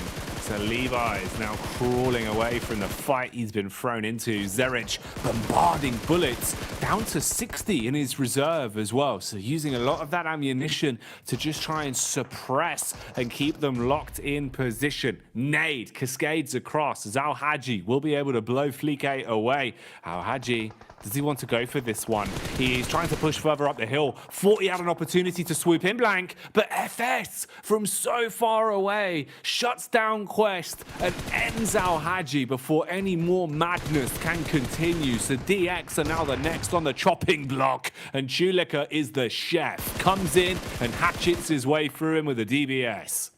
Big news there for Mad Balls. That almost certainly secures it for them. I mean, 99 points. Even less than that, I think, for Europe. They've been such a good standout for us, as well as Major Pride making it through in the first place. Frozen tries to step his way through, won't make it, but Reject be happy about this. More points on the board for them. Up to 5 eliminations on this match. Just Sarah and Luther remaining. 2 really cool players from the team. Sarah, who's been giving it his all this entire tournament. See how much further they can get here, but with N-Hyper finding Lufa on the frag, it's a little bit scary. Sarah can't quite go for the res just yet. Needs to find himself an elimination of his own, or at least a knock over towards Nigma Galaxy as another nade is primed in hand. Freak throws out the nade. The smoke's blocking the pathway. Ooh, bit of damage from that one. Nice way to instigate. Meanwhile, Malise are also getting stuck into it. Know that this is their dying chance. This is their last game to make some big plays. And they're fairly fragmented. 2-1 setup in the way that they've gone for this. You've got a lot of map control. You can attack from either side. Lewis, he takes the close range engagement onto FS. Free peeks up from the back. Thought he had the drop on Lufa. Oh, the shots are going out. The buckshot not connecting. And in the fight of the shotties, he will lose out. Good for 1, but not enough. Almost had it there as well, and Coops does that with the pump shotty as well versus the DBS. Not an easy scenario to be in. Malise Esports looking for that big win, but Tulika, Zerich not done yet. The dynamic duo themselves coming through for the Mad Bulls. The 2 horns on the bull itself, looking to finish out this game here. But Malise Esports, they know how much this game means to them. It might be the difference between a 16th place and a 17th place for Malise Esports, and they get a few more eliminations on side. Up to 7 right now, and there's an opportunity to get at least 4 more here. All of these squads right now are going to be gunning for this one. Worth its weight in gold with what it will do for your chances here in the survival stage. All of them need points. All of them need to solidify their chances. For 2 of the teams, it's their last damn attempt. For 1 of them, it's your opening game at the end of the first day. if there could at least be momentum in the camp of Nigma following this, maybe they can reset tomorrow, do a whole lot down more, but we'll have to see how it goes now. Right here, as Tulika tries to kick it off with the shotgun, close range, sees the head, but can't remove it. Repositions, trying to play around Zerich now, a bit scared about the potential punishment that could be coming his way. Remember, this is just a duo for Mad Bulls, only two, as they are fighting a numbers game. Melise eating nades though, Blank. CEO later, as he got a bit too comfortable on this one. Melise Esports played in a very aggressive lineup versus the front here, trying to absolutely suffocate these two teams in front of them. Desperate for this chicken dinner. They know how much it means to them, but they need every single point here. They have to squeeze every ounce of value out of this game. So for Melise Esports, this is them in their dying throes. For Mad Bulls, this is a glorified run towards the end of it. And like you said, for the boys on Nigma Galaxy, this is just an entrance into the conversation with the big dogs towards the top side. Melise Esports will finish off the Mad Bulls. Now just Nigma Galaxy, Freak and Coops to try and remain in this game, get themselves a chicken dinner. The Melise Scorpions are on the move, scuttling their way towards the final few players. They get the angle on Freak, should be an easy spray down. Slays onto him just as CEO later expires. The chicken dinner is secured and Melise will grab the final chicken dinner of the day. And their final plays, Blank, being so influential, it might just make the difference. Now it's just in the hands of the other teams, but they've done all they can to guarantee bonus points at the end of their games. Yeah, very, very tight here. Tighter than a yoga store for the guys on Melise Esports. I mean, they are going to be feeling very relieved after that last game. And I mean, it was now or never. We were saying at the start of the game that Melise Esports has to absolutely pop off them or Quest. I think that's 21 points on the game there. I think they currently had, I think it was 25 before this one. Yeah. So up to 46 points. Technically in a better position than Alter Ego, all things considered. Very, very surprising in that fact. But when it mattered most, Melise Esports were able to count themselves in with this last game. And that's what matters. You know, at the end of the day, everything else that's already happened in yesterday's games and the games earlier on today, right, that's history. That was already written. Yeah. All they could do is take what was given to them at present, and that's a great game of it. You know, they keep the mental fortitude strong, at least guarantee themselves a lot more points. Now, I'll be honest with you, Blank, the difference of 25 points versus even breaking through that 40 barrier, that could make the world of difference. It is just so damn nice to have at the end of the day, because suddenly you're thrown a lifeline. And Melise Esports, we know they have them in him. Like, they're a good team overall. They were excellent in Turkey. It's just we didn't see that same firepower from them throughout this survival stage. It's just stressful to watch. It was indeed. Some stressful games, some crazy plays, and non-stop shenanigans. These are all words that could describe Jason Kaplan as well. So let's head back over to the desk and see what they thought about the explosive games we've had today. You also forgot about talented, handsome, tall, and all-around good human being here, Jackie, as we're back to the desk with Max Van Colors. Keep a straight face. Come on, gentlemen. As we did see, Melise, a team that, of course, you said perfectly, of all the teams that Alter Ego do not want to see do well, was Melise. Was any of these teams at the bottom with 11 matches played, and Melise popped off here? Yeah, the teams that have played now 2 days that were down there, those were the ones that the teams that were effectively going to end up being on the cusp really did not want performing well. And Melise absolutely knocked it out of the park with this last one. They've been sort of non-existent, right, Max, for the past couple of days worth of their gameplay, but this was, as Blank says, the lifeline that they need. They might end up being a cusp team here. We'll see down the line, but it's a lifeline they need. Over the course of 11 matches, Kalaris, they scored 25 points. They almost doubled 11 matches worth of points in a singular match with this chicken dinner, the 11 eliminations on top. Kisyu in particular, like, fantastic off angles to make sure he was securing that late game circle, to make sure that no players from Mad Bulls, no players from Nigma Galaxy could threaten that potential win. That is one of the most important chicken dinners you are going to see at this stage in PMGC. And as you said, Alter Ego at the bottom of the middle part of the rankings, they are crying after a team like Melise win that. Oh man, this is going to be rough. Yeah, and it bears repeating, actually, the reason we're focusing on them is because they got, 44 points now across the 2 days, did Alter Ego. That makes them now the second lowest team that's played 2 days worth of games out of all of the teams, obviously the last being Quest, which is guaranteed done. So Alter Ego is not quite eliminated yet, not quite on the cusp yet. However, everybody else below them has only played 1 day, which is catastrophic for them potentially. If you're that team now, you're just going to be watching tomorrow's matches and just, Influence Rage, please get 60 eliminations this match. Please just get every single win. I would love that, but I mean, there's a lot of chance that we will not see Alter Ego because 11th position right now on the rankings, they could slip down really quickly heading into tomorrow. You know, I'm going to go ahead and say it. Melisse are the Turkish Gladiators, showing up exactly when they need to get to the next stage of the event here. Potentially, like we're saying, right? You can still see all the teams on the right-hand side in 13th through 24th place, minus Quest.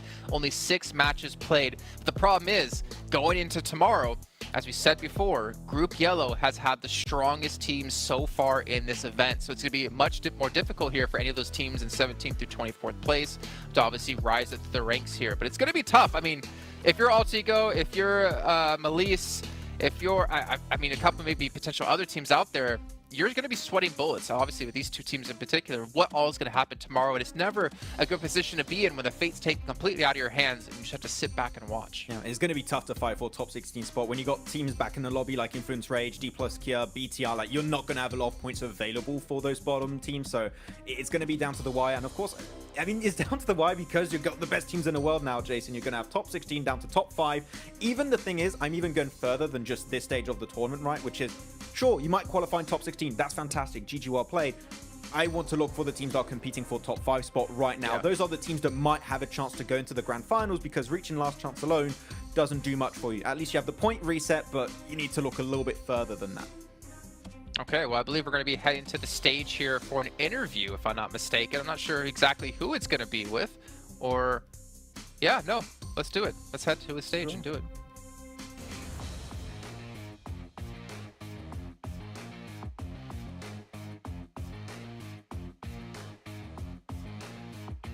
And we are back on the live stage in the Malaysia Battle Arena, Petaling Jaya. And with me, we do have, I'm the host, by the way, Choo Choo. We have the legendary Nate God. I call him the Nate God myself, which is going to be coming up from FaZe Clan Mela with us joining in. And one of the best Red Group's performance here today, other than Uni Alliance, FaZe is also getting the second highest score so far. Now, I have a lot of questions for this team right now. Thai teams used to be one of the greatest team in the world, arguably one of the best in the world, but now you are the only one remaining, which is going to be FaZe Clan in the PMGC stage. Now, can you share with us why is it very challenging for the Thai teams when it comes to this PMGC? ก็คือว่าตอนนี้ไทยทีมเคยเป็นหนึ่งในทีมที่ดีที่สุดในโลกแต่ณตอนนี้ทีม FaZe Clan เหลืออยู่ทีมเดียวในการแข่งขัน PWGC ช่วยแชร์ให้เราฟังได้ไหมคะว่าทำไมการแข่งขันครั้งนี้ถึงมีความท้าทายกับทีมไทยเป็นอย่างมากก็ด้วยความที่สไตล์การเล่นที่เปลี่ยนไปจากรอบ C หรือว่ารอบภายในประเทศของเราครับก็ทำให้ทีมอื่นแบบไม่รู้รายการมูฟหรือว่าเล่นจากผิดจากที่เราคิดไปมากทำให้เราไม่สามารถปรับตัวได้ทันแต่ก็ต้องยอมรับว่าโซนลีกอื่นปรับตัวได้ดีกว่าเราครับElla says because of our internal in our country they're changing their play their style so once they come here they cannot adapt it like other teams That's why it's big like challenging in this PWGC. Also, it's more towards regional change that actually make a different sort of play in PMGC. They cost them quite a bit here. But with the only team coming up from Thai region, which is only FaZe Clan right now, do you feel pressured to represent the entire Thai region? And how do you yourself cope with it? And how does the team take it in? คือตอนนี้เหลือทีมเราอยู่ทีมเดียวในการแข่งขัน PWGC แล้วเราก็เป็นตัวแทนของประเทศไทยเรามีความรู้สึกกดดันไหมคะในการเล่นครั้งนี้แล้วเรามีการรับมือกับมันยังไงก็รู้สึกกดดันบ้างครับก็เพราะว่าเราเป็นทีมไทยที่เหลืออยู่ทีมเดียวด้วยครับก็ต้องแบกความหวังจากทุกคนที่เชียร์ที่เป็นคนไทยครับก็จะทำให้เต็มที่ครับSo for him, he feel a little bit pressure because as one of the Thai team remaining here, then all of everyone like maybe like expecting the team to get in. Don't cry. Don't cry, brother. You can do this. Come on. Okay. Also, when it comes to your playstyle, right? You mentioned about how you changed internally before, and now, if you compare with the group stage, it's such a drastic change between the group stage and the survival stage now for the side of FaZe Clan. What has changed within those days that make it such a good performance now for FaZe Clan? มันเหมือนกับว่าตอนนี้ที่การเล่นของเราเปลี่ยนแปลงไปอย่างมากจากรอบการแบ่งกลุ่มและรอบsurvival อะไรคือการเปลี่ยนแปลงนั้นที่ทำให้เรามีการพัฒนาการเล่นของเราดีขึ้นมากค่ะก็ด้วยความที่ทั้งทีมปรับความเข้าใจกันแล้วก็คุยถึงวิธีการเล่นหลายๆอย่างนะครับแล้วก็ด้วยที่ศึกษาแผนด้วยกันครับพอนั่งดูย้อนหลังดูสไตล์การเล่นของแต่ละทีมที่ผ่านเข้ารอบไปแล้วก็มาปรับใช้ให้เข้ากับทีมตัวเองครับbecause of all the team, they communicating in their team and they change, they adapting how to play, how to what they miss and they improve it. Hopefully they can keep it going because I do understand there's so much pressure, but you know what? Just do it. And also speaking of which, there's gonna be a lot of your supporters out there. Now the supporters screaming as if you guys can hear this noise. But speaking of which, what do you have to say for all your hardcore fans, including me, for all the fans for Mela and FaZe Clan out there? ตอนนี้ก็มีแฟนๆที่คอยเชียร์เราอยู่เป็นจำนวนมากอยากจะพูดอะไรถึงแฟนๆไหมคะก็ฝากตามเชียร์พวกเราทีมFaZe Clanในวันพรุ่งนี้แล้วก็รอบๆต่อๆไปด้วยนะครับก็ฝากตามเป็นกำลังใจเชียร์ด้วยนะครับขอบคุณมากครับ Please continue to cheer him and supporting him for tomorrow and the next day for this PMGC. Just 2 days, not until Grand Final, no? After this also. After this also. Not just within these days, okay? But, you know, things get a bit rowdy here. I think it's a day for us. We're going to wrap things up here on the live stage. We're going to toss it back to the casters, read out the stats and data. Have fun, guys, and see you guys tomorrow. Bye-bye.